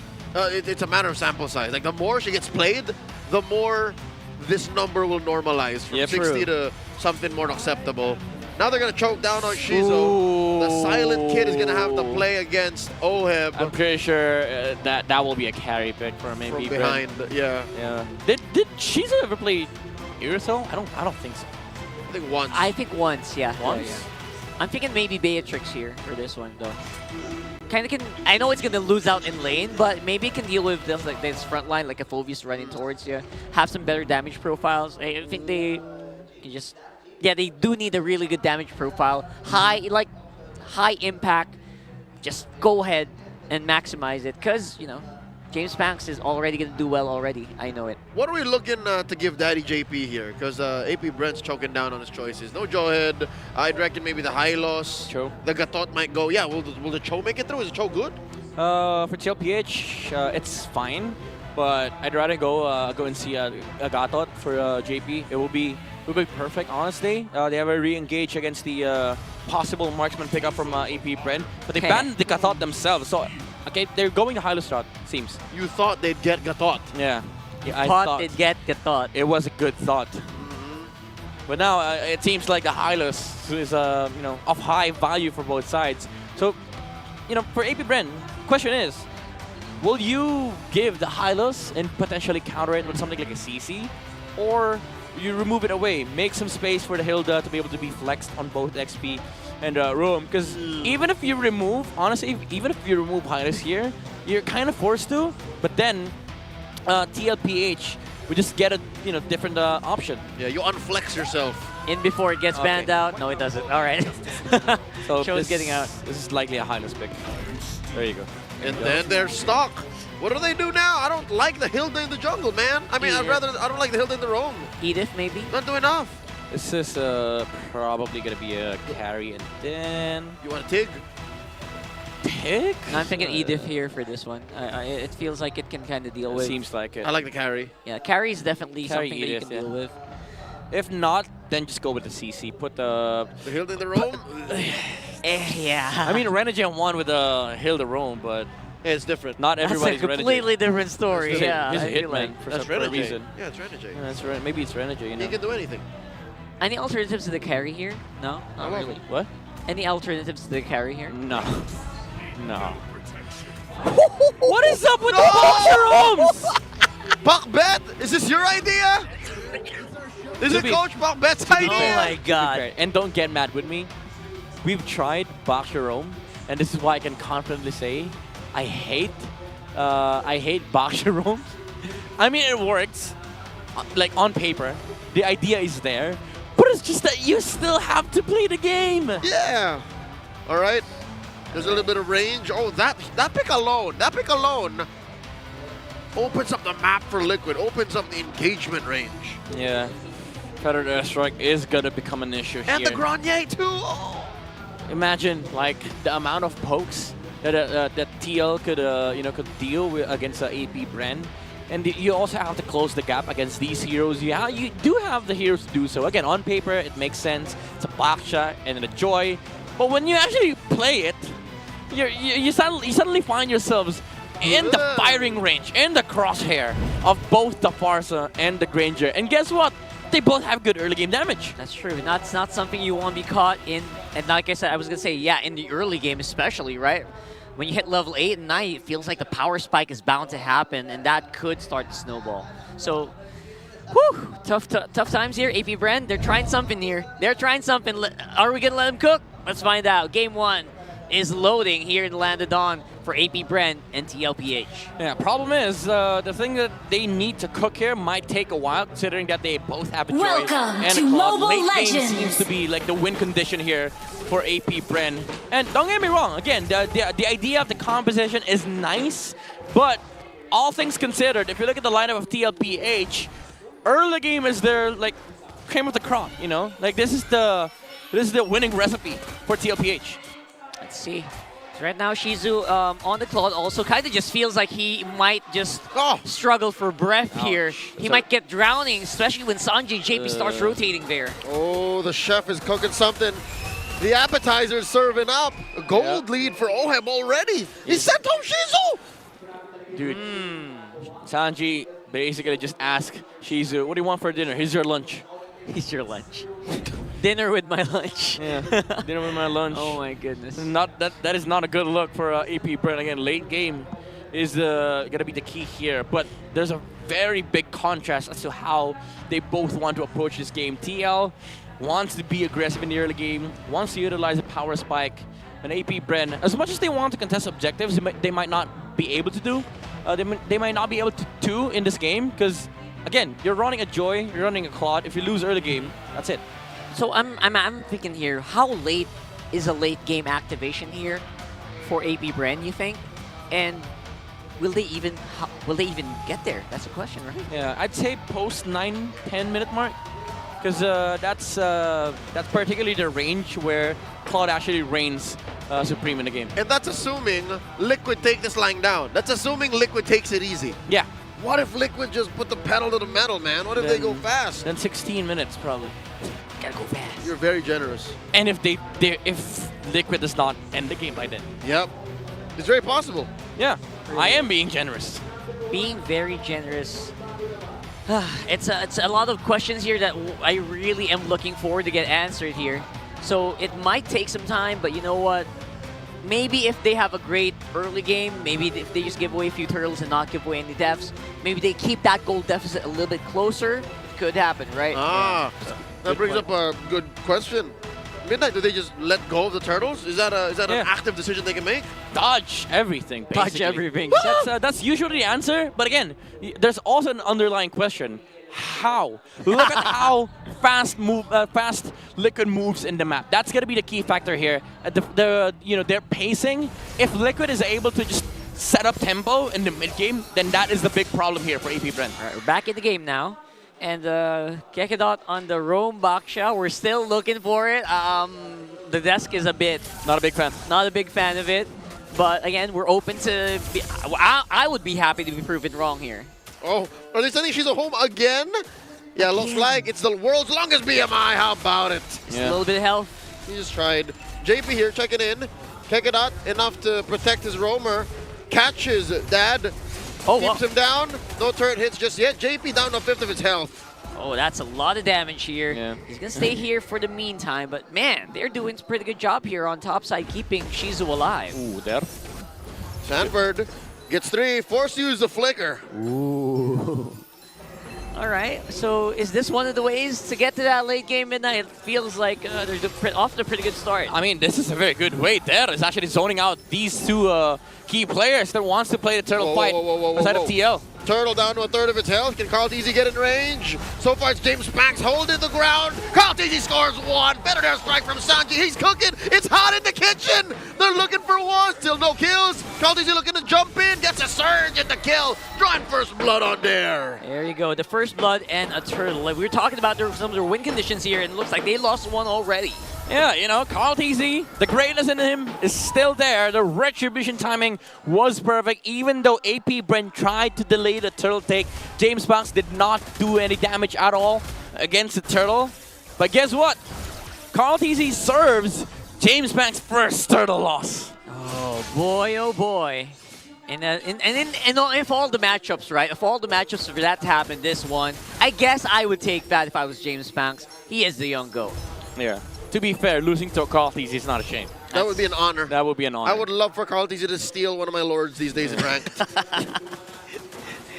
That just might happen. That just might happen with the amount of games we play now. And we are at a point where 1.3K doesn't look like much, 1.5, but look at where they are in the map. Very deep into enemy territory here. JP committing the glorious pathway. Sanji with a better air strike there, hunting him down.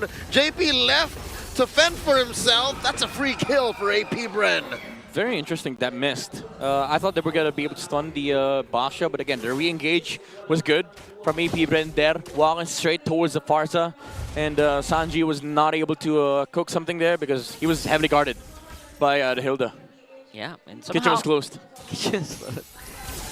A little too crowded. Whoa! Carl TZ gets hit. Oh my goodness, what is happening? And oh, he gets away, but just barely. Brah! Shizo with a blazing duet gets one over the young GOAT. He was trying to dash over the wall. Yeah. Did not want to walk. Carl TZ, little bit of a, I would say a little bit of a blunder, not walking towards the left side. Maybe just didn't want to put himself in harm's way. But again, that flicker play from Shizu allowed him to catch Carl TZ off guard. Good better strike from Sanji. James Banks could not really dash into that because JP's just waiting. Kick it out, playing man-to-man defense, stopping Sanford from coming in. Glorious pathway by JP, the Crimson Flare displays him. Carl TZ still with another retribution, taking down the second Lord Turtle of the game. James Banks caught by 40, and another one, the jump in. Oh, that's a second turtle, Midnight. You counting? Yeah, that was the second turtle here for Carl TZ, even though he's under the level of James Banks. What? James Banks level 8. Carl TZ is level 7. And then he still manages to steal that turtle. And mind you, yeah, sure. You know, Tsuyu has Soul Saver, Retribution combo. Guess what? Didn't even use it. Just played Surge and then Retri. Straight up with the Retribution. That is the reason why he is the young GOAT. Just able to make things happen even when you least expect it. Oh man, this is going to be really hard for AP Bren. Look at the timings from TLPH. I'm actually surprised that Oheb is rocking a Sky Piercer with a Hunter Strike, and he's almost near the longsword. It's 5 minutes in. 5 minutes! My goodness, what happened to that lane when we were not looking? I mean, it's definitely rich. I don't believe when he says he has no money. He always has money. I'm pretty sure he's got a couple accounts with BPI. Yeah, he's got the G's, man. BPI has been a sponsor for a while now. He's probably opened a few. And now it's JP. JP is up on front. Has 5 IDs. Doing some pretty good job of keeping the pressure in, or the vision in rather. But forces Choker out. Yep, Crimson Vegan out of commission for now. Feathered Airstrike plus the Glorious Pathway, keeping AP Bren in place. Kegana catches a few blasts. Some salvos from Sanji. Blasts him, sends him away. All this while, look at Shizu, the silent kid, just working down on him. Doing Shizu things. That's a chubby lady left. That's a turret down. Yep. 3 ultimates forced here by TLPH. As we see the young GOAT playing with the Infinite Spawn. Amazing mechanics being displayed here by Carl TZ. And the pressure being applied by TLPH in the middle lane, again, just forcing out these skills from AP Bren. And now, might just be an easy time taking a turtle here for Carl TZ. Back to the turtle we go. I just noticed you take off your index finger after you cast a spell. That's interesting. All right. The way that Carl TZ did it. Obviously, now they are doing a good zone. And that's going to be turtle going down. Turtle number 3, folks. 100%. Now they're picking a fight. throw in a few blasts over Chove Skirt. Now the answer, the clapback from AP Bren. A defensive Glorious Pathway, but can they deal enough damage to Dare? Kekedot in the middle of it all. Sanford coming in for the Infernal Pursuit, taking down Kekedot. AP Bren gets clapped, backed on. Not yet enough damage as we see AP Bren losing that team fight. Although the silver lining is that looked equal. Even though TLPH won that fight, they took down Kekedot, it still looked equal. So imagine AP Bren's late game timing. TLPH, they're on a timer right now. The squad is taking time bomb. Oh, Sanji! They pushed Sanji off of the map, off of the camera. What? That was insane. That was insane. You know, as much as TL is winning a lot of this, these early game skirmishes, the tower take, that's where you bring in the question here for Liquid. How much time do you actually have? Because right now they've only taken one tower, but so does AP Bren. And even though they're leading by 4K, the amount of farm that is available for AP Bren is still the same. It's true, and they've already taken as much of the towers from the gold from the towers as they could at the moment. Mid tower doesn't feel like it's breaking anytime soon, so does top. So where do they get that gold now? James Banks got eyes on Sanji. He's got ill intentions. Going off the map, like you mentioned earlier. All right. No go for James Banks. He's fine. It looks like Liquid PH are looking to push here in mid. 40 jumps on to Kekedot, who, by the way, does not use Revitalize. He doesn't want to. He's forced to now. He's sent home. Yeah, but AP Bren still defends at the cost of the Tortoise Poissons and, of course, the Revitalize, which is not going to be available for the Lord. So that means, again, easier time for the objectives here for Team Liquid. But Shizu, so, you know, getting farm. Even though, again, OHEB has a lot of gold on this Granger. Of course, that's OHEB is definitely very rich. They're, you know, they're making space for AP Bren. Lots of space being created here, honestly. And we could see even more as TLPH does start to walk up on that Lord, trying to knock him out. JP up on front. That's a dance that they've started. Liquid, a lot of players set up. Ouch, on Kekedot. Look at the side. AP Bren sends over Dare. It's 40 versus the world. Poisson's dropped in by Kekedot. Is that enough to stop this pillaging of the Lord? And there you go. He scores it. Dare is going to help take down Sanji first, but he fit it out for OHEB gets a kill. 1-for-1 so far, and they disengage. Yep, that play from Sanji, forcing out the Baksha to disengage with a feathered airstrike, and then Sanford just heavily committing onto that front line. Even though Dare and James Banks were in a very interesting position, you still have to match the Soul Silver Retribution combo from Call Easy that allowed TLPH to secure that Lord. And also JP just sticking near the Joy. It's very annoying. James Banks is limited in terms of the number of moves that he can pull off because of this Hylos. In fairness to James Banks, he is trying very hard to get into good range here. But then again, the comp of TL just not allowing it. Oh, big push up top. Team Liquid Philippines escorting their Lord. 4 defenders, make that 5. JP dropping in the Glorious Pathway. Liquid are bent on taking down this Holy Shield. It pops. Yep.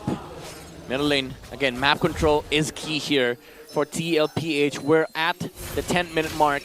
6K gold lead, still very doable for AP Bren, but for how long? Because now TLPH, they have 2 towers left on the bottom lane for AP Bren, but mid lane and top lane, very much open for TLPH to take.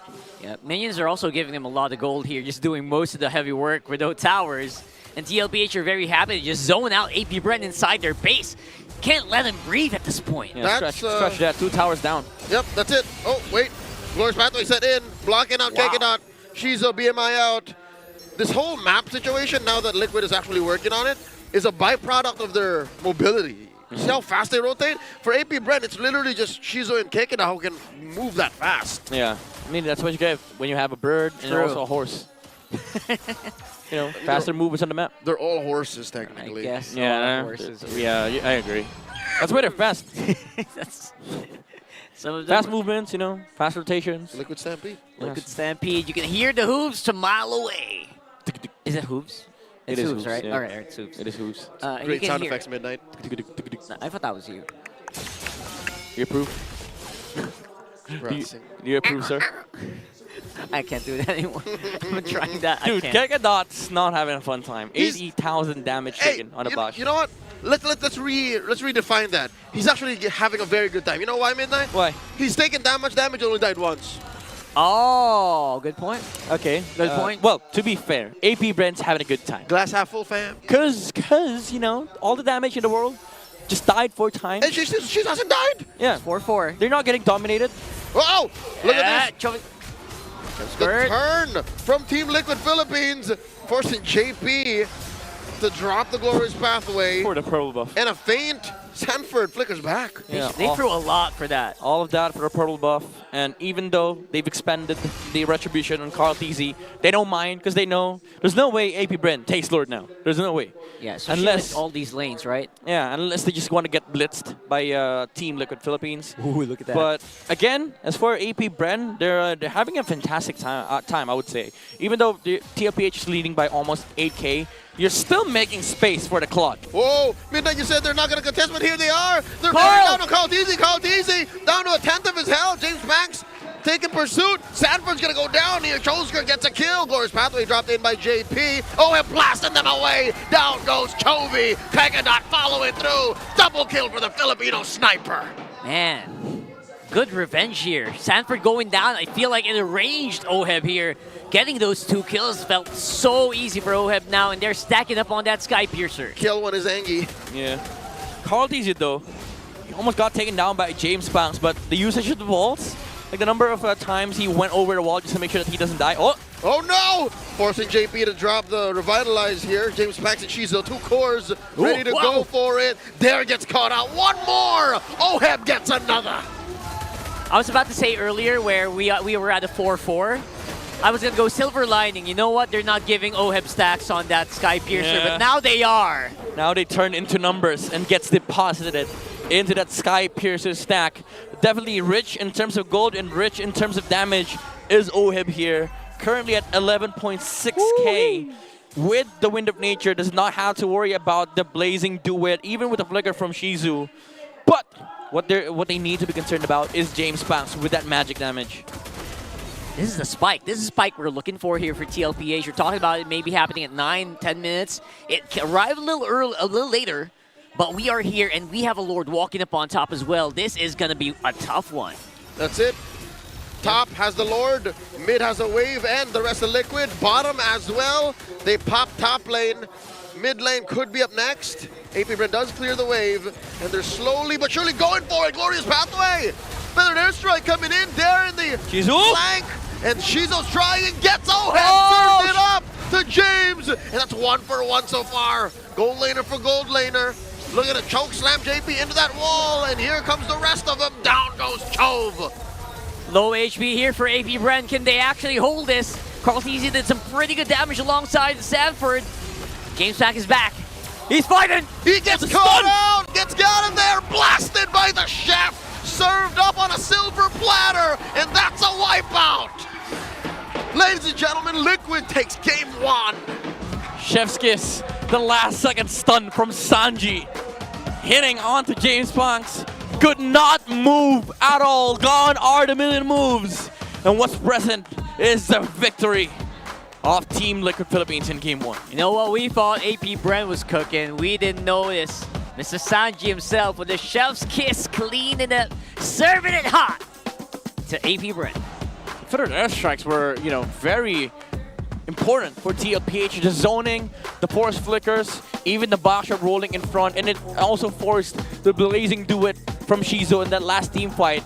Unfortunately for him, he does not have the magic defense that he needs to survive against the Farsa. When he went in with the BMI, used the Blazing Duet, one combo from the Farsa, he went from 100 to 20%. And then all Liquid needed to do was just finish the job.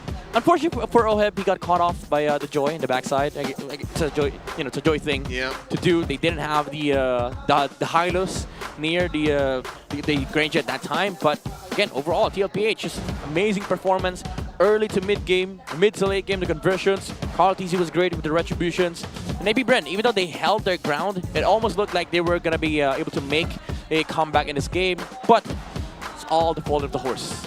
fault of the horse. The fault of the horse. Hey. It's you again. It's the horse father. Yeah, it's the daddy horse. Father horse. Big daddy horse. JP. Look at that guy. 100% KP. What? 100%. Yeah. He's in every fight. Well, there's not many kills in that game, but you know what? Yeah. It's pretty good. Again, mechanically speaking, the reason why he has 100% KP is whenever you heal your allies that eventually get kills, That's right. those count as assists. Rejuvenate, baby. To be fair, though, like every engage that TLPH went on and make, it was because of the glorious pathway. Yep. Every single time TLPH That too, wants to the slow. initiate, Right. you know, the carpet is laid down, feathered airstrike gets used, so automatically gets counted as an assist. But it's just the sheer mindset, you know, of TLPH. Whenever they want to go, they just go. And the amazing thing about their playstyle is that they perfectly know well, and they synchronize with each other, that when the team sees an opportunity, all 5 players see the same play. The feathered airstrike, layer with the you know, the glorious pathway. It's like getting served the best meal you could ever hope to eat. Yeah, much like the Season 14 MPL ID champions, Team Liquid ID, it's very freestyle for Team Liquid PH. It's Daddy JP setting it up, the pre-fire from the chef Sanji, and then everybody just follows. Like, all right, it's time to feast. Yeah, and you know what's funny is that most teams would frown on like the idea of solo plays. But what happens to solo plays if all 5 players sees the same play? That's right. And again, that last chef's kiss stun from Sanji. For the most part, it felt like Shizu was on a solo leveling mission as well, so it's really hard to find him in the middle of the fights, and those blazing duets aren't hitting as hard as they should. So because of that, obviously, TLPH kind of just got a huge advantage at, I guess this is, they didn't even wait here. At this point, at 14 minutes, it felt so decisive already. Yeah. I mean, to be fair, there were some couple of problems for the side of AP Bren. They severely lacked early game damage.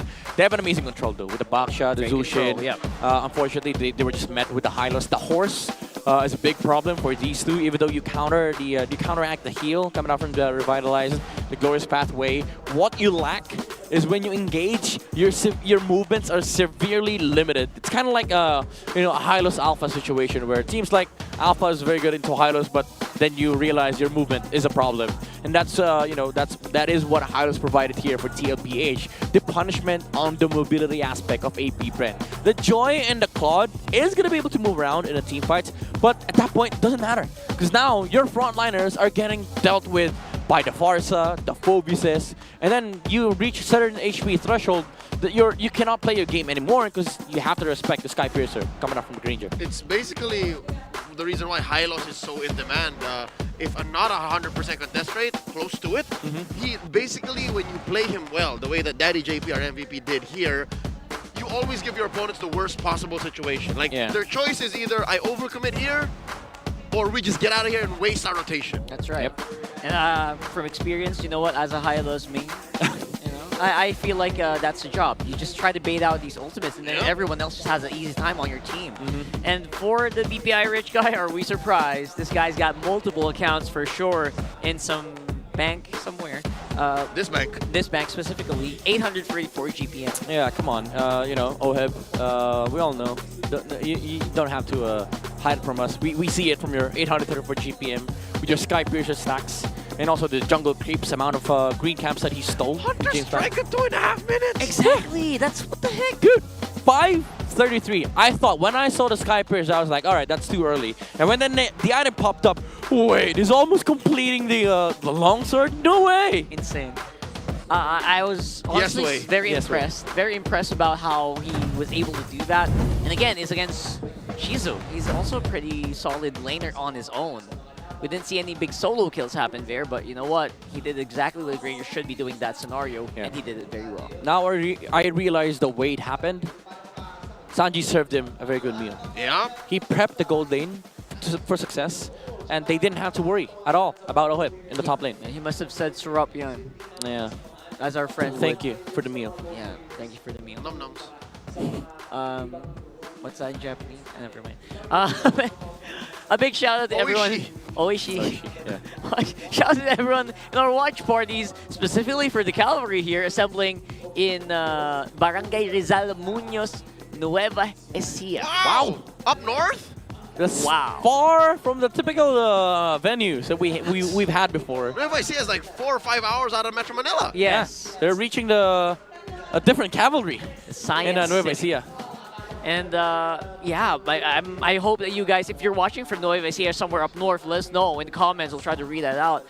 But man, oh man, I'm surprised that our watch parties can reach that far up north. Yeah, I'll remind them to grab the tickets. Oh yeah, 100%. TLPH, by the way, make sure to grab your tickets now so you get exclusive selfie with like a Instax selfie with your TLPH teams. I want one. Don't miss your shot because one lucky fan per match day will get an exclusive Instax selfie with our players. Yeah, so what are you waiting for, you know? It's a picture with the pro player, picture with the young GOAT. So get your tickets now, April 6th, 7:30 p.m. to watch TLPH go against Omega. And that's like a physical picture. It's not like a digital. It's that's something tomorrow, you can by the way. Hold. That's for tomorrow? Yeah, you have a chance to meet the young GOAT and maybe get some, you know, some pesos from Ohib. And you can probably put that up on auction somewhere for people to buy. Nah, and then don't just do kidding. that. Just kidding, don't do that. And yeah, for the meantime, let's go and throw it over to our arena. Because, you know, people on the arena, they got some love here. With the smart power pose. It's the accountable pose. Somebody do it! Oh, all right, here we go. Here we go. Very close. All right. We got some couple of candidates. All right. All right. Got some attitude. Maybe just a small smile. Whoa! Whoa! Okay. I did not expect to see that guy. I got hype. There you go. Is anyone close? Check his mouth. Check the demurity. Lips. Check the lips. Check the lips. Yeah. I can't see your lips. We can't check the lips, Deadpool.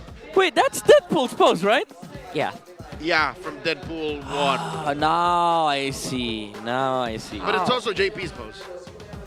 JP's apparently a fan. He won already. Oh my God. All right. Yeah. I mean, that's Wade Wilson. He never wins. That's right. So either way, we got our winner. We got our smart power pose winner. Yeah. You get a redeemable in-game code. Immediately. Presented to you by Smart. Wade Wilson never won in life. He never did. But and that's okay. okay. He wins. That's okay. He's got a franchise. For now. Save the MCU. Save the MCU. 100% right. It's as much as you can ask for anyone. Come on, Neil.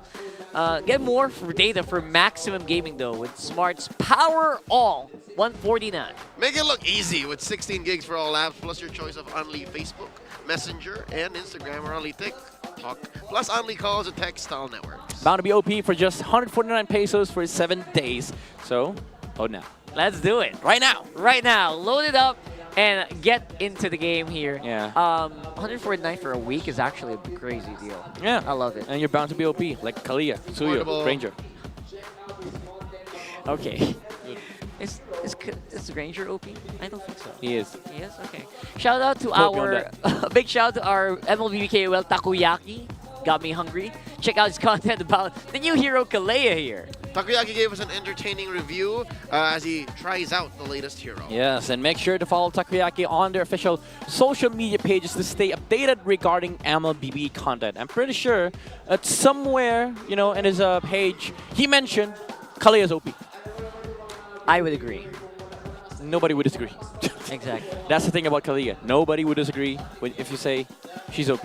Because she is. Look at this guy. He's chatting while he's killing his opponents. Like, how badass can you be, right? It's so cool. That's how good Kalea is. Yeah, that's how broken she is.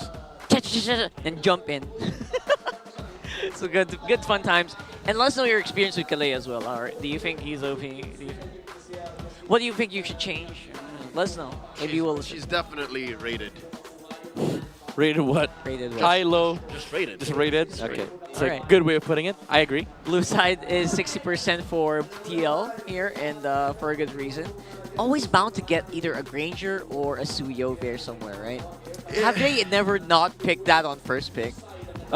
They did when they played Alpha. Alpha. Yeah, but the thing is, like Liquid, after a few weeks, they found what they're comfortable with, and I do think that Ohib is, I would say, one of the flexiest gold laners out there. He doesn't mind playing the Granger, doesn't mind playing the Harith. They're willing to give the options to the enemy. But for Carl TZ, I'd say he's primarily a Suyo player. Joy I think I've seen better Joys. Pretty good. I do love his Joy though. Yeah. I'm a big fan of Fanny. PZ. But yeah, I'd prefer the Suyos, the Fannies. Yeah. I'd even prefer the Alpha, honestly, on Carl How about the Lucas? The better. The better Alpha. Might see it on game 2. Never know. Yeah. Leo's eyes shown a little bit there. The gears are turning. I don't know what I hate more. What? Baksha Rome or Lucas Jungle? Hey. He got the win, though. Tell that to Demon Kai. He got a win. Demon Kai's not here. He got one win, right? Yeah, he was here yesterday. I'll worry about it when I see him. There you go. Drafting phase for game number 2 here. Lucas Jungle up for grabs. Any takers? No? Okay. Well, if they're going to take it, it might be on the hands of AP Bren. They're on the red side. And James Banks has pulled it off once. Lost to Aurora horribly. It was a good early game start, but then they managed to lose the momentum in the mid game. So I think there's a couple of learnings to be taken from that. So if they are going to be able to take the Lucas, it would be in a much better footing against TLPH. What are we thinking about James Banks, though? How was his performance earlier? What do you think? I'm still curious whether... I'm trying to find or pinpoint the pain points of AP Bren. He was trying. Like, there's only so much you could do from Yeah, that it does position. feel like he was trying. Yeah, there's only so much you could do from that position as a Joy. Yeah, it's a Hylos. I think the whole team has to work together. Like, it's not just James. It's You know? more synergy, right? Yeah. Just add more of that oomph. Yeah, even if you say you have a million moves, right? You have a million dashes. There's only a couple of moves that are good against a Hylos. That guy's a walking stun. It's a wall. He's literally a confirmed stun. Is it just me, gentlemen, or is Team Liquid Philippines finally, for the first time in a while, controlling the draft from blue? Because they've banned out specific heroes so that either way, if AP Bren don't budge, they will end up with either the Granger Harith or the Joy Suyo. Yeah. Right? I think so. I think so. They did it! There is. I'm actually surprised they banned the Fanny themselves, but yeah, to reassert Leo's point, that's basically TL's way of controlling the draft. Because if they don't, then if AP Bren opens up the Fanny, that leaves the room open for Carl to take the Fanny and then get countered by the Hylos Moscow, which is something that's very comfortable with AP Bren. So this is much more, I would say, control from TLPH, because now whatever TL does, there's no actual direct answer from AP Bren. I call this draft move the Blue Man Gambit. Blue Man Gambit. Yeah, because look, you literally get whatever's left, and how perfect. It's for baby cakes. Yes, sir. Now, choices between Granger or Harith for AP Bren. I'm pretty sure Joy is up for grabs, but there is a world where James Banks just plays Hayabusa. Either way, whatever happens, I feel like Baby Cakes is happy. So I think you go Granger Hylos here, honestly, for AP Bren, unless you want some Jawhead Batang action. The winningest games of AP Bren so far. Oh, Jawhead, yeah, good like point. Not those bad heroes, those heroes are I would say the most successful for AP Bren so far. So getting one of them is not that bad. Wow. So this No Hylos? Yep, this Hilda kind of already gives us a, what, 70-80% confirmation that we're not seeing. Look at them. They're happy to take it. Abadang. Yep, that's it. Thank you. Yeah, contention rate 100%, and then oh my god! If Baby Cakes is happy, my god, their opponents are not. Dude, not just Baby Cakes, JP with a Jawhead, and TLPH with a Suyu Jawhead. Suyu Jawhead, Suyu Granger. Yeah. It doesn't matter what the last two picks are.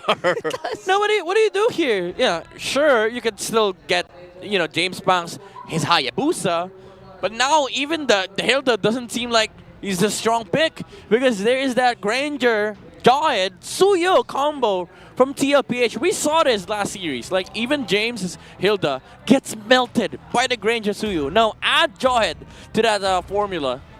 Then suddenly, what's the game here? What's the game plan for AP Bren? There's no front line. Now they get... what about Hylos? No Hylos takers? This feels like such a huge gambit. Yeah. It is a gambit. What if AP Bren just don't like Hylos? Remember the first couple of weeks? They kept putting Kegedon on Hylos, he kept dying? I mean... maybe it doesn't fit their tempo. Yeah, maybe it's a preference, maybe it's just the... Or am I remembering Sensui? AP Bren. Sensui's Hylos, I think? That's for Twisted Minds. Yeah, no, I'm trying to remember. Like, there's a team that just doesn't like Hylos anymore. Oh, he's trying to Yeah, look up some stats here. It's both twisted in the AP Bren IVD. There you go, yeah. Well, you know what? Evidenced by last game, feels like Hylos pretty solid when you want it to be. So, I really don't.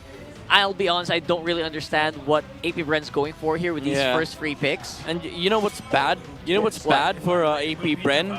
They have to do a little bit of housekeeping here. They have a Hilda, they have a Gatot Gacha, so they ban a Glue, horrible matchup for both of them, and also the CC from Sanford. And if not, Sanford could just pull off another, a different hero. Edith, maybe. I'm looking at Benedetta. This guy could just play Spicy. Benedetta for TLPH and provide more damage against AP Bren, and also a hard hero to catch, and also plays well into the composition that AP Bren is formulating. Because look at the heroes. You will expect double revitalize from these two, meaning they both have to stick together. And guess what? Benedetta does not care about revitalizes because he could just split push. Yep. Confirmed, gentlemen. In the last minute of my silence, I have confirmed that AP Bren has not won a single game with a Hylos roam. Yeah. All right, so that's why. Ooh, okay. Maybe they're trying to stay away from the stat. They're forcing the Hayabusa on James Max. And interestingly enough, AP Bren themselves banned the Lucas, and that was just foretelling that they were not planning to take the Lucas jungle at all. So Leo's definitely very happy here, as well as other Alpha mains. I am, yeah. There's Alpha making the appearance here? No room for Rome Baksha too. Yeah. Yeah, you're right. Jawhead already picked up here for TLPH. Hooray. Got out in the heel down the side of AP Bren. No Baksha roams. But what if we see a different hero here? What if AP Bren becomes Twisted Minds, picks up Angela and Alice? But you already have a room here, right? Gatot? No, you put mid, put Hilda. Mid. I'll put Hilda in mid. Yeah, put Hilda in mid. Well, we talked about how they need to they're not gonna go it that way. All right, Sanford, I know you like this matchup. My mind is Bene, Hylos, scrambled here. Bene, Hylos, CC. Those 3 are really good here, and then you just take the Paramis on Sanji. But what does Sanji do? Do you go Faramis, or do you pick up an old favorite? The hero he used to be dubbed the Lone Stallion. Does he pick the Valentina? Valentina! Ooh, maybe. That's a good point. Like it would be good against both the Gatot and the Farsa, because like he has 2 amazing ults, and also it's also here that can brawl in the early stages. Right? Remember that moment where it was just him and Marco, and then he rolled it down mid and won in Season 13? There's a Badang, likely going into the hands of Sanji, and Vex. It's just a Vex. It's just a Vex. All that hype. All that hype. We tried. I mean, again, you can never go wrong with a Vexana, as we've learned a couple of times here in MPL Philippines. I know why. Why? Because they were baiting James Max to use the Hayabusa. Oh, you have the Deadly Grass to deal with the shadows. And you have a bodyguard. Sense. Yeah, exactly. You have you have 6 lives, basically. Yeah, you got a Shadow Kill Sponge. Yes, sir. We'll have to find out 6v5. James Panks, how's this pull here? Hayabusa looks like the right call. No other option, unless they play Hellcat jungle. Actually? What? Would have been nice. Yeah, but this is what we foresaw. Yeah, I mean, if you get to replay what happened in this draft, I'd say screw the Hayabusa, pick up the Hellcat jungle. They look confident with it though. I mean, James Panks always looks confident. That's his signature move. All right. The confidence play. I don't know about that, man. AP Bren, we were talking about creativity all day long. They went ham on it. Yeah. And I'm very excited to see what happens here. But for now, it does feel like TLPH has a lot of the picks that they want in the bag here. It's comfort. It's comfortable for TLPH, but we do have to acknowledge the fact that AP Bren, they have more firepower in the early game compared to game number 1. That is true. Rolling up on game number 2 here, it does feel like the early game is still up for grabs. For sure for AP Bren, 100%. But we'll see if they'll actually have enough confidence to actually pull it off. Welcome to Mobile Legends! I'd say if AP Bren gets an early game, a good early game start, they might just actually outpace this lineup of TLPH. But if they lose it, it's also the Uno reverse card where TLPH just snowballs. Yeah, that snowball could start very early on, especially with, Carl Teasy on the Suyo, you know he's gonna go. When he thinks he can take an opponent, you know he is roaring. He is out for blood. So lots of ifs as well in terms of the early game here for AP Bren.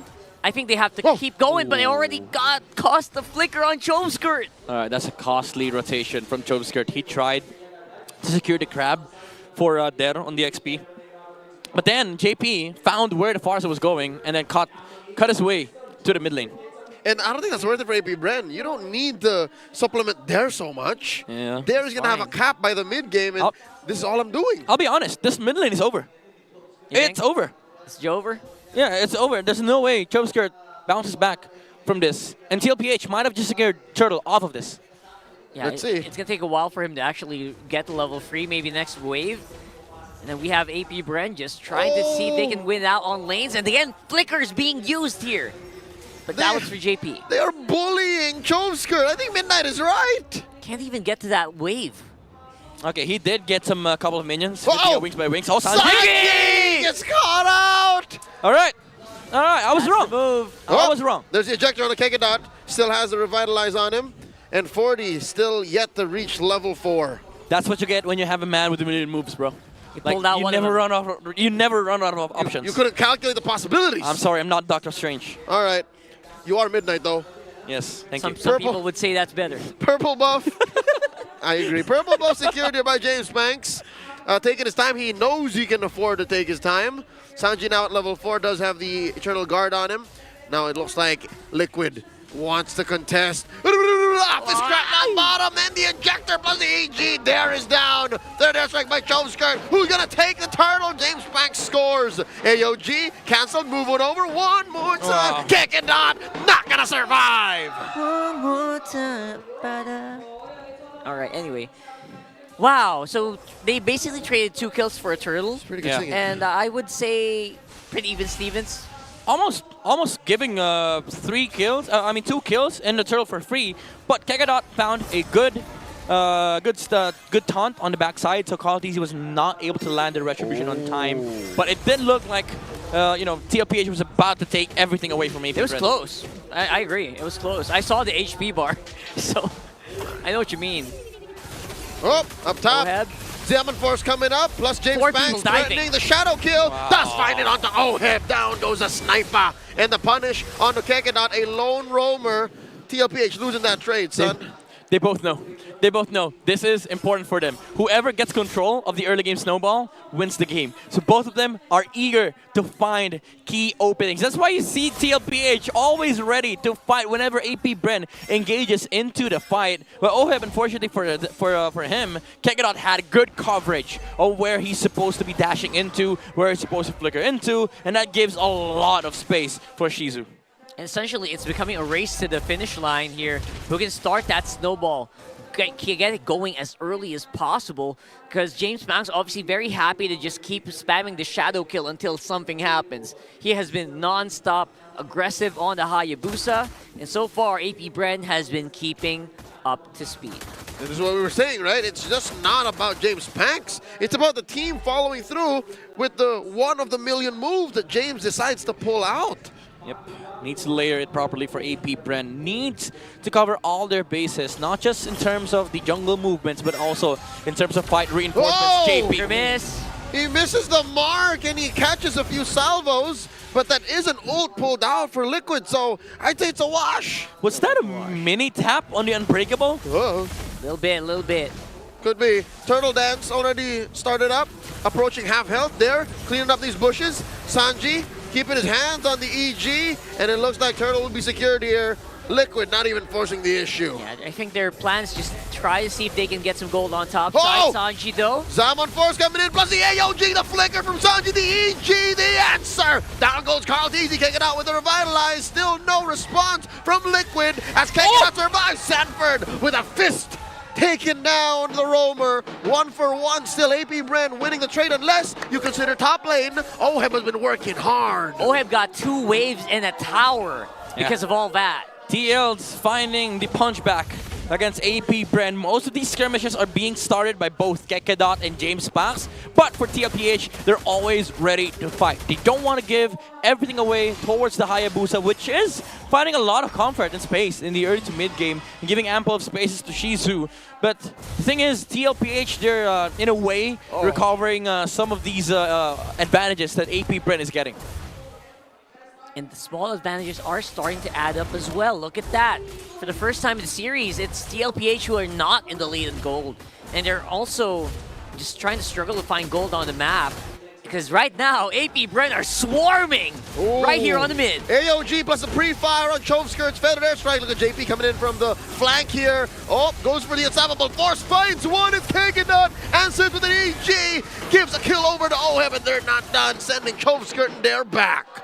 Just keeping all that gold flowing into Oheb here. And now they are on the siege. I don't know how they're going to wrap around this. Chokeskirt, he's waiting for the feathered airstrike. It's not coming yet. Oh, is that a shadow kill? James Pax looking just to clear the wave, canceling Liquid's push. Yeah, it's a bigger, I would say it's a bigger win for AP Bren. They took down the middle lane.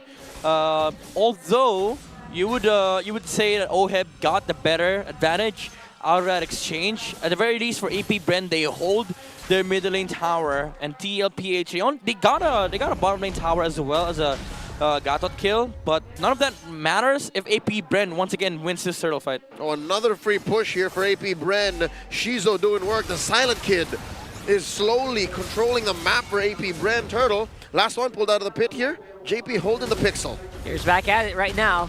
Getting into position. Saffron is up front. Kekedot here as well as Shizo. They use the... all ultimates are good. AOG by Kekedot coming through. Chovskirt with a better airstrike. Down goes JP. Zaman Force here. Set in by Shizo. Oh, no Zaman Force. James Pax. Shizo's out. Is the turtle canceled out. They do reset. And the EG. Go to Shamanista. Another kill served up. Chef Sanji at your service. Down goes Kekedot. Both teams let go of the turtle completely. Good serving coming out from Sanji, and the AP Bren gets cut off, gets sliced by the blade surge from Carl TZ. Well served. Beautiful. Layering of stun from TLPH. Served on a silver platter for the young goat to just gobble him up with a beautiful combo. I love what I'm seeing here. TLPH, a turtle, some kills, and more gold in their pockets. Chef's doubly cooking here for this one, Sanji. Almost always, AP Bren goes for him, but so far, he's only died once. Just once. Just once. You almost thought he died twice, right? Yeah. But no! He's been so on point of protecting himself and his teammates, as now Liquid put some effort into controlling the map. Tier 2 taken down bottom. That's the chef. That's the chef's principle. You don't serve the chef, he serves you. Exactly. Oh, there you go. Yummy. Getting started on this mid turret, though, could equalize the map control. Look at it. Oh, Sanford! First crack into the back plus the EG. What a combo! Yo just got served with a Zaman Force underneath Tier 1. It's too much. The damage output from Team Liquid. A Liquid stampede pushing through, taking down Tier 1. It's overloading right now, and TLPH looks like they finally cracked the code here. Able to really get into the base, get into these turrets, and enable their combo. Oh, wow, a stolen purple. 2 turrets in mid, plus 8K in that singular team fight. Sanji definitely serving it up. Yes, sir, and look at how the moves from Sanford, the Apex Predator, stands atop AP Bren. The dead bodies were everywhere, and again, another amazing Eternal Guard from Chef Sanji himself. Sanford tenderized the meat first. Yes, sir. And then Sanji cooks. You know what you call that? What? That's dinner service meal prep. There you go. Another meal prep here. Trapped between a rock and a hard place. Oh, no movement for Dare. No quarter for Dare. You see how much they threw over at AP Bren's veteran XP laner? It's everything. Now, it's open. It's over. Oh! In comes Kekedot. Coming through AOG, thrown back to the back line of Team Liquid Philippines. Here's the but there is a couple of trades going out. Sanji and JP down, and the rest of Liquid ain't done. AP Bren sent back into base. Missing the snipe, missing the snipe. Good survives, but Carl Teasy finds James Pax with a charged Quella. Almost able to get out. Unfortunately, almost is not enough for AP Bren. Even though it looked like a good initiation, they took down the chef. Kakedot did definitely not like what TLPH served them. But guess what? They served him back again. Serving it up on stonks, man. So eat all you can buffet. Free Lord, by the way. Lord. And they are just so full right now. Oh my goodness, Stanford just keeps going. He might be getting caught here though. 7-4 dropped in by Shizo. And the ejector on the Kakedot, forced to use the Revitalize. Not enough members. Chove skirt with the Feather Strike, pushing back the rest of TLPH. The meat's fighting back. The meat's fighting back. It's a well done steak. It's fighting back. It's well done steak. Call it easy. Well done, ill. Yeah. Call it easy. Tried his best to slice down AP Bren. Unfortunately, the Butcher couldn't handle the well done meat. Whoa, another EG thrown out. AOG to the back. Sanji telegraph flicker out. Zaman Force dropped in just to defend. Tier 3 in mid still standing. Up top though, that's a chubby wave. Liquid left over, and that's permanent damage to AP Bren's base. Surprised no one died here for TLPH. It looks like very crunchy engagements as well for AP Bren, but it looks like they just don't have that oomph yet. They don't have the spice. Yeah, they're not letting go of this mid lane tower. You said leftover, right, Leo? Everything leftover matters for AP Bren. Yeah, guess what, bro? Chefs don't like leftovers. Yeah. Something's got to give, and still alive. All right, still alive. All right, TL could have just, hit it one time, but I guess they don't want to put Oheb in that situation where he might get picked off. Rocker, you can't rush art, okay? Don't rush art. Yeah, that's true. The chef will say it when it's ready. Yeah. Yes. And you can't do the same thing for food. Because guess what? It's going to come out raw. Now I'm hungry. It's raw might. It's rare. It's rare. Ultra rare. Oh, JP finds one. The unstoppable force. Kakedot dashing out of range. Oh! And the ejector still. AOG coming through all the way to the back line. No more Feather Strike for Choke Skirt. JP very low. Survives, but just barely. Kakedot gets taken down. That's a man away for AP Bren. 4v5. And Daddy JP stands tall. Going home. Finally, the turret mid falls. AP Bren just has one more. The base standing left bare. Can AP Bren defend? Zaman Force from Shizo, giving a lot of damage over to Liam Liquid, and they're taking their time. All right, keep it going here. Sanford getting ready with the pull. Again, very empty base here for AP Bren. Still have that bottom though. Yeah, it's a reset. They need to wait for the Lord. It's a Feather Strike on Chove Skirt again. So AP Bren will likely be able to defend this middle lane tower unless Sanford pines. Another good set. Another meat tenderizing ultimate. I don't think they want to do that right now though. Maybe 30 seconds up on the next Lord could be fatal as well. TLPH also recognizes that. Yeah, it's not meal time. It's not meal time for TLPH. They have to get ingredients. Folks, you might be wondering why there's such a focus on Sanji. He is the beating heart of this lineup. Sure, it's Carl Teasy and Oheb ending the fights. It's Sanford and JP starting it, but this whole thing works only because Sanji dropped the EG and his skills at the perfect time. Yeah. The combo. And even AP Bren realizes this. All jumps from Kakedot has always been targeting the Vixana on the back line. The combo is just so crunchy. Like I mentioned earlier, with the fist crack and combo, fist break combo, alongside Eternal Guard. And for 14 minutes now, and counting, they've only killed him twice. Oh, 5 to 6 jumps, 2 deaths. And also countless amounts of shadows. I'm actually surprised James Banks isn't doing as much now. I guess that Eternal Guard also helping kind of alleviate the damage to their bodies, right? It's a soft counter there. I don't think AP Bren saw that coming, but we did from afar. You know, Liquid telegraphed, hey, you're allowed to play the Hayabusa. Yeah, and right now, Sanji definitely allowing the shadow plays from James Banks now that he's covered himself with a Winter Crown purchase on the Vixana. Even the Granger has a Winter Crown. Ooh. That's him saying something here. And now we have a big Lord wave walking it up on mid. Is this it? The conceal coming in from Daddy JP. They spot there. Unstoppable force under the Hilda. Throw him closer to the wall, and they take him out. EG spent up. One man down. Lord still standing. There's still a wave here. That's a flicker by Sanford. Misses the mark. Zaman Force dropped in. Feathered airstrike as well. She's into the back line. Taken down. Sanji Force in the Winter Crown. Sanji still alive. The chef does not fall. The base at half health. No more waves. In comes one huge siege minion still left. Oh, then the terrorize on the James Banks. Midnight said the word. Ladies and gentlemen, Liquid takes a sweep. It is a rain and sweeps here today. in our Saturday MPL day. I love what I'm seeing here for TLPH, just living up to the hype. Man, the amount of moves that James Banks had, yeah, sure, it was countless, but TLPH served them with limits. As much as many answers that you have with these problems that they pose, there's only a little few that AP Bren could pose with, and unfortunately, it wasn't enough for today. There's a dish for every craving, and AP Bren are leaving the stage satisfied, but with an L. That's true. You guys have any plans later on? Let's have dinner. That got me hungry. Thanks for the invitation. And that's going to be it. TLPH just literally stampeding their way to victory in that last one. And I guess we kind of saw it coming from a mile away. Some people could argue that, and we were still wondering how that draft really went here.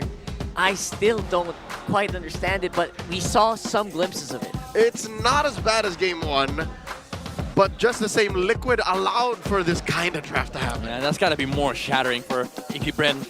You were given your comfort, you were given what you liked, still ended up losing. It's going to be a tough one, man. And for the meantime, though, a big congratulations to TLPH for another sweep. Throw it over to our host.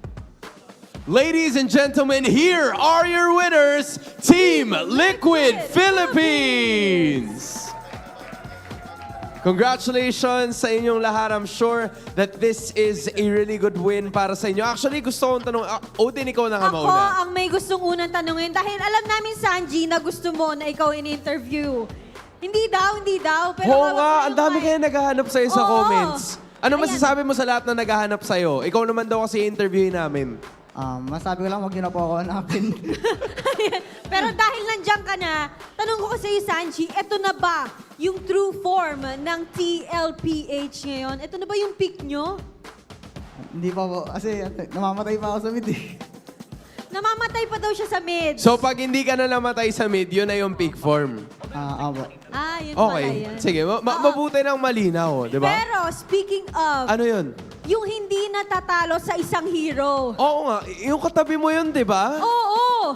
JP, Ikaw na to, ano JP. bang meron? Pag Jawhead yung gamit mo, parang ang hirap niyong talunin ha. Ano bang meron sa Jawhead at ba't gamay na gamay mo yung Jawhead na hero? Wala po. Hindi nga po makabato kanina eh.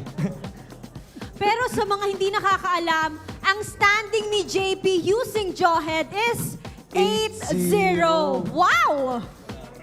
Grabe, 100% win rate, JP. Kung ikaw ang magbibigay ng tips sa paggamit ng Jawhead, ano ba yung una nilang dapat i-take note? Ano lang. Galingan nyo lang bumato tapos go lang ng go.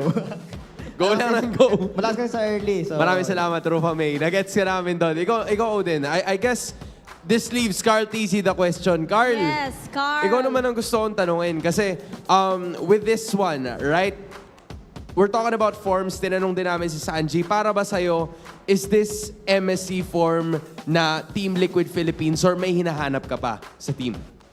May hinahanap pa ako kasi parang gusto ko talaga durog na durog kalaban kagaya ng season 6 na Bren.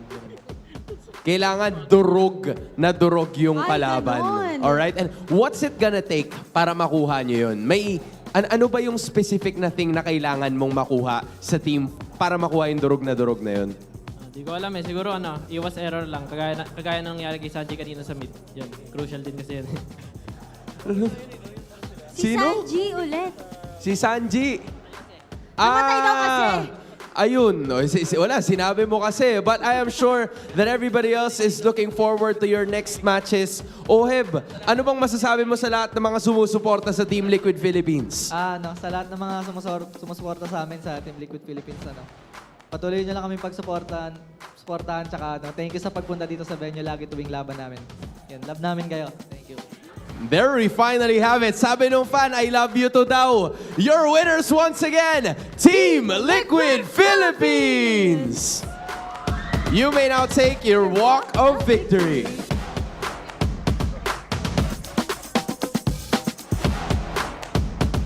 And with that, you may now take your bow.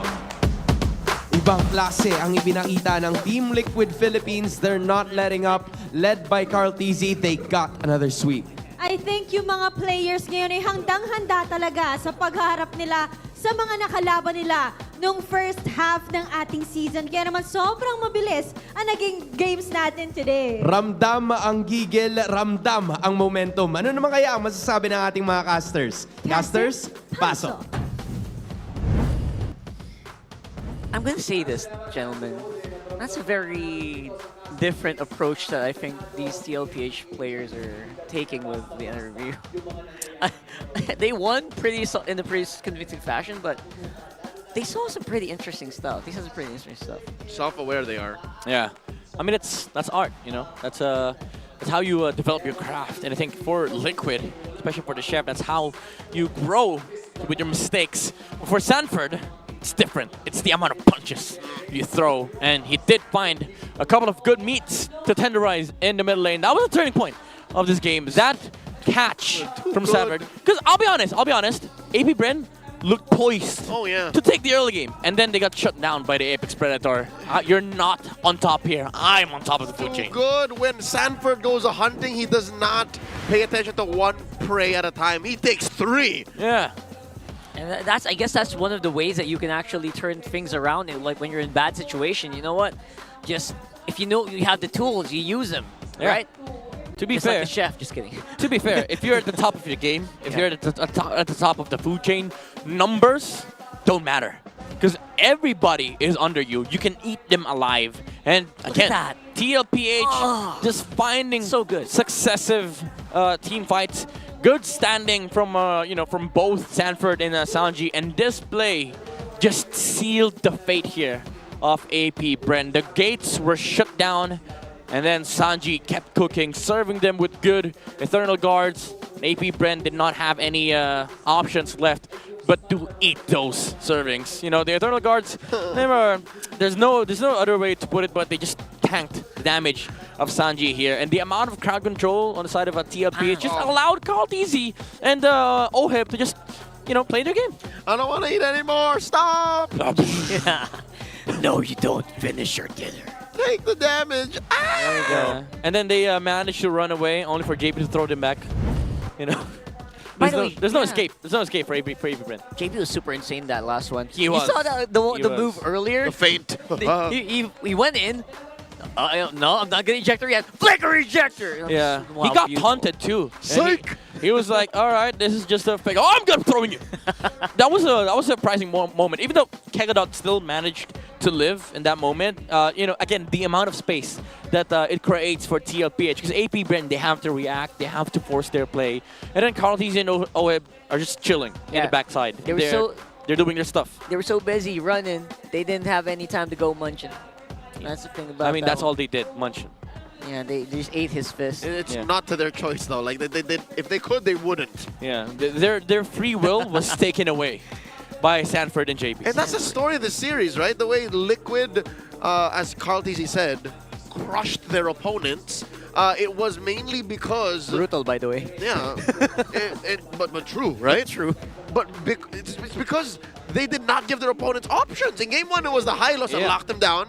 Here in Game 2, it was the Badang that kept them in place. Yep, and even though they committed the mistake, again, it's acknowledged by Liquid, the chef was not in the right restaurant. He got kicked out. AP Bren, again, poised. They looked like they were about to win the early game, but TLPH kept answering back, not in a form of reaction, but also a way to serve AP Bren back some of the action, because they still had a lot of options. The Jawhide were constantly finding targets, Kartizi were constantly looking for the trades, and then Sanford just showed up.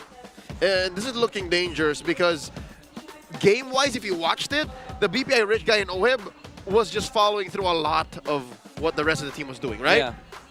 Oh, it was clean. He's clean. And that makes Liquid all the more a scary team, because if you're not paying attention to Baby Cakes and you look at Sansan, you look at Daddy JP, and they're the ones mainly working, it makes the team a threat as a whole. Yeah, and mind you, this investment, this guy was threatened in the early game. He got shut down by James Banks, got ganked by Kegadot twice. Four-man gank. Four-man gank by AP Bren twice.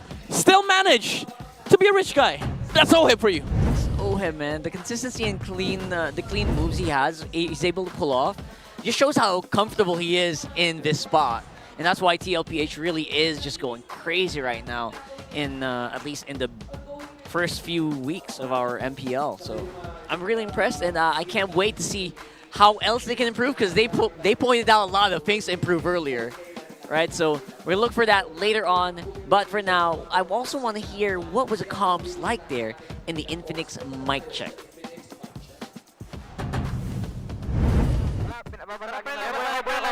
Mawala na skin, mawala na. Ito. Habol pa. Okay, patay na to. Wala latag ah. Pero siya, pa. 7 per skill ko. Dalawang harap. Wala ulti. Nice, board. Kaya ingat ah. Dalawa. Hold ka. Wala. Puro low. Latagarit, latagarit. Patay. Yeah, boy. Nice. Tara. Nice, G. Tingin nga. Tore nga. Tore. I like that they're not so different from us. They're like, before the Eternal Guard, they're like, they were like just shouting at the same time, so I love that. But they also say the same thing a lot. And interestingly, Oheb was just, sitting in the corner playing ML. Yep. You could probably call him the silent kid. Quiet? Yeah, it's quiet. He's a silent kid. How dare you? No, I'm just kidding. We all know who the silent kid is. What surprises me is that, yes, they do shout in the big moments, but eventually when it all comes to a close, they just revert back to, all right, good, that's good. We're back. That's good. Very fast transition. They always level out. Nice. But for the meantime, though, get the first Acid Gothic style legend dual form Skin Alpha, the Revenant of Roses skin trailer is here. As enemies flood towards the castle like a tidal wave, Alpha inside merely scoffs, "Bow your wretched heads before the Lord of Greed." And of course, this new skin will be available on March 22nd, along with the new item, Dynamic Portrait Revenant of Roses. Get yours now. That portrait moves. I have it. Dude, I've watched it so many times. Do you have the little number? I have. Oh, cool. Is it silver or gold? It's silver. 150. Yo, hear me out. I don't like the gold one. What? I don't like the gold one. Really? Looks bad. Don't pretend like it's your choice, man. It was my choice. Really? I saved up. No, it was an active choice. It's just a byproduct because I wanted to get the alpha skin. Just the skin is fine. In the cheapest way possible. 6K, by the way. 6K, bro. 6K. That guy is a goat. Here are the standings for the meantime, though. Infinix standings, we got 4 teams secured already for the playoffs. TLPH just solidifying and further improving their chances to get to that upper bracket. They are just game per game, series per series, trying to hold on to number 1. Yeah, they are at match point tied with Aurora, but the way that they sweep allows for them to get their net game win and game win-loss rate to stay on top. Because the thing is, Aurora kept shooting 3s. And TLPH kept serving 2s, Oh my god. And, funny thing is, like, we have 4 teams that are secured in the playoffs. Yep. There might be a 5th tomorrow. Because TNC and Twisted are playing against each other. And that would allow for, math-wise, it allowed TNC to break through and to keep Twisted down. That's crazy. So that means for the next 2 weeks, one slot left. Oh my goodness. Boy. Let's go. It's a good serving. It's going to be fun. That makes MPL Philippines Season 15 already more must-watch than ever. 100%. And here are the Week 6 Day 2 standings for the Infinix Fancy Laban, where the minds feel like, it feels like they're living vicariously through whoever, they're doing the vicarious living. Dude, that's your way of fighting back. That's your heart. That's your passion. And Omega as well, by the way. The fan base makes up for it. Yeah, their spirit is like, it's burning. You know what they say? What? That's the twist. You know what? They're feeling it because they're playing on Infinix, the MPL official tournament phones. I'm pretty sure Womi's proud for all the fans playing in Fancy Laban. He's there in the Filipino broadcast. Are we going to have like a finals here soon? Hopefully we'll in the see playoffs. That. I'll try to watch that too. Man, what do you think about that game, guys? Today was very fast. Fast game? Yeah. 6-0, bro. Oh, yeah. Yeah, a couple of 2-0, but man, what for me, the summary of the day is don't pick boxer room, guys. Don't do it. Twice? Yet. Okay, yet. Not yet. Let it cook. Yeah. Just like Chef's Lunch. That's gonna be a fun day. We got more time to just chill out and hang out. Maybe on social media we can like talk about what happened here today. Since we have a little bit of extra time, right? So make sure to follow us on our socials as well. Time to have some dinner. Itadakimasu. Yeah, join in discussions while you're eating some hot served food on a hot plate while you're enjoying your Saturday, super fan Saturday. Get some takoyaki. That's going to be it for us, Rockhart, Leo, and Midnight. It's been fun, guys. I'll throw it over to Hans. And that marks the end of our Saturday triple header. Odin, may panibago na namang team na nakapasok sa ating playoffs. That's right, kaya sulit na sulit talaga ang ating Super Fan Saturday with Phoenix rising once more sa unang serye and Team Falcons successfully securing their playoff spot. We're also going to be talking about the last series of the day where it's TLPH getting a sweep over the Bees, and with that, 4 na teams na ang nakakapasok sa ating playoffs. Sino kayo yung dalawang susunod? I'm so thrilled to find that out, Hans. At hindi pa naman tapos ang ating linggo. Malay natin. Bukas natin malaman yan at sakto. MPL Sunday means Family Day. And the family that watches MPL together stays together. Muli, ako si Hans Galeria. And this is your very own Odin. Na nagpapaalala sa inyo na magkita-kita ulit tayo bukas para tunghayan ang Lakas ng Pinas. Kita-kits bukas!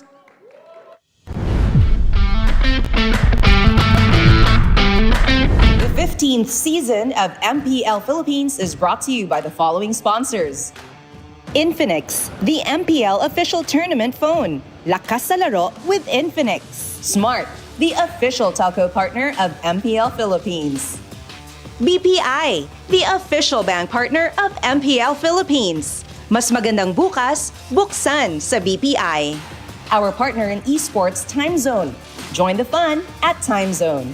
TT Racing, for those who dream, work, and play. TT Racing has your back. Don't miss any MPL action by following our official Facebook and subscribing to our YouTube channel. Follow MPLPH on TikTok for more content. Experience the Lakas ng Pinas of MPLPH Season 15 action live at Green Sun Hotel.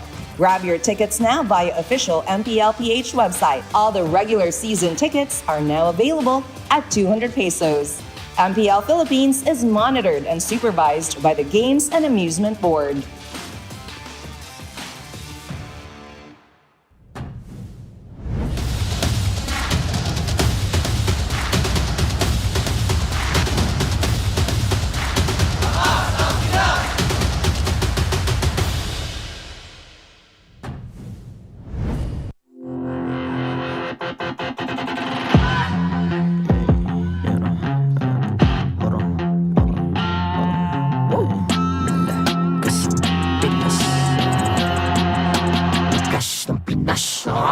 Malakas, Pilipinas, malakas kahit anong lane, we become the monsters. Malakas, Pilipinas, malakas face the golden sun and rep it for the 3 stars. Look at us, to the top, no ifs, no buts. Winning any game, para to sa PINAS. Di mo matitin ang aming boses sa new level. Nasa kalye man o mobile, you know I become a legend. Open fire, we unite, we winners. Built with pressure, the diamonds are made of. Switch na lane na parang gera. HP Racing, may reset up. Tagatang buhat ni Hilda, full load SS parang Lyra. Susundan ko ang iyong bakas, kasama pataas. Tagumpay natin to dahil tayo'y malakas. Para sa Pinas, nasa amin ang alas, hindi tuwa atras. Kinikilala sa taas kasi kami ang malakas. Para sa Pinas, nasa amin ang alas, hindi tuwa atras. Kinikilala sa taas, ganito kami sa Pinas. Wow! Hold on. Yeah, malakas ang Pinas. We are laging every beat, no surrender, no retreat. Pag nagsama-sama, just imagine what we can achieve. Laging every beat, no surrender, no retreat. Giving 100 all my all, cause we just cannot be defeated. We are unstoppable, immune and invulnerable. Ready ang equipment, lahat frozen, malang crowd control. Pakita ko na jab like Beast of the Southeast. Takas sa matawa.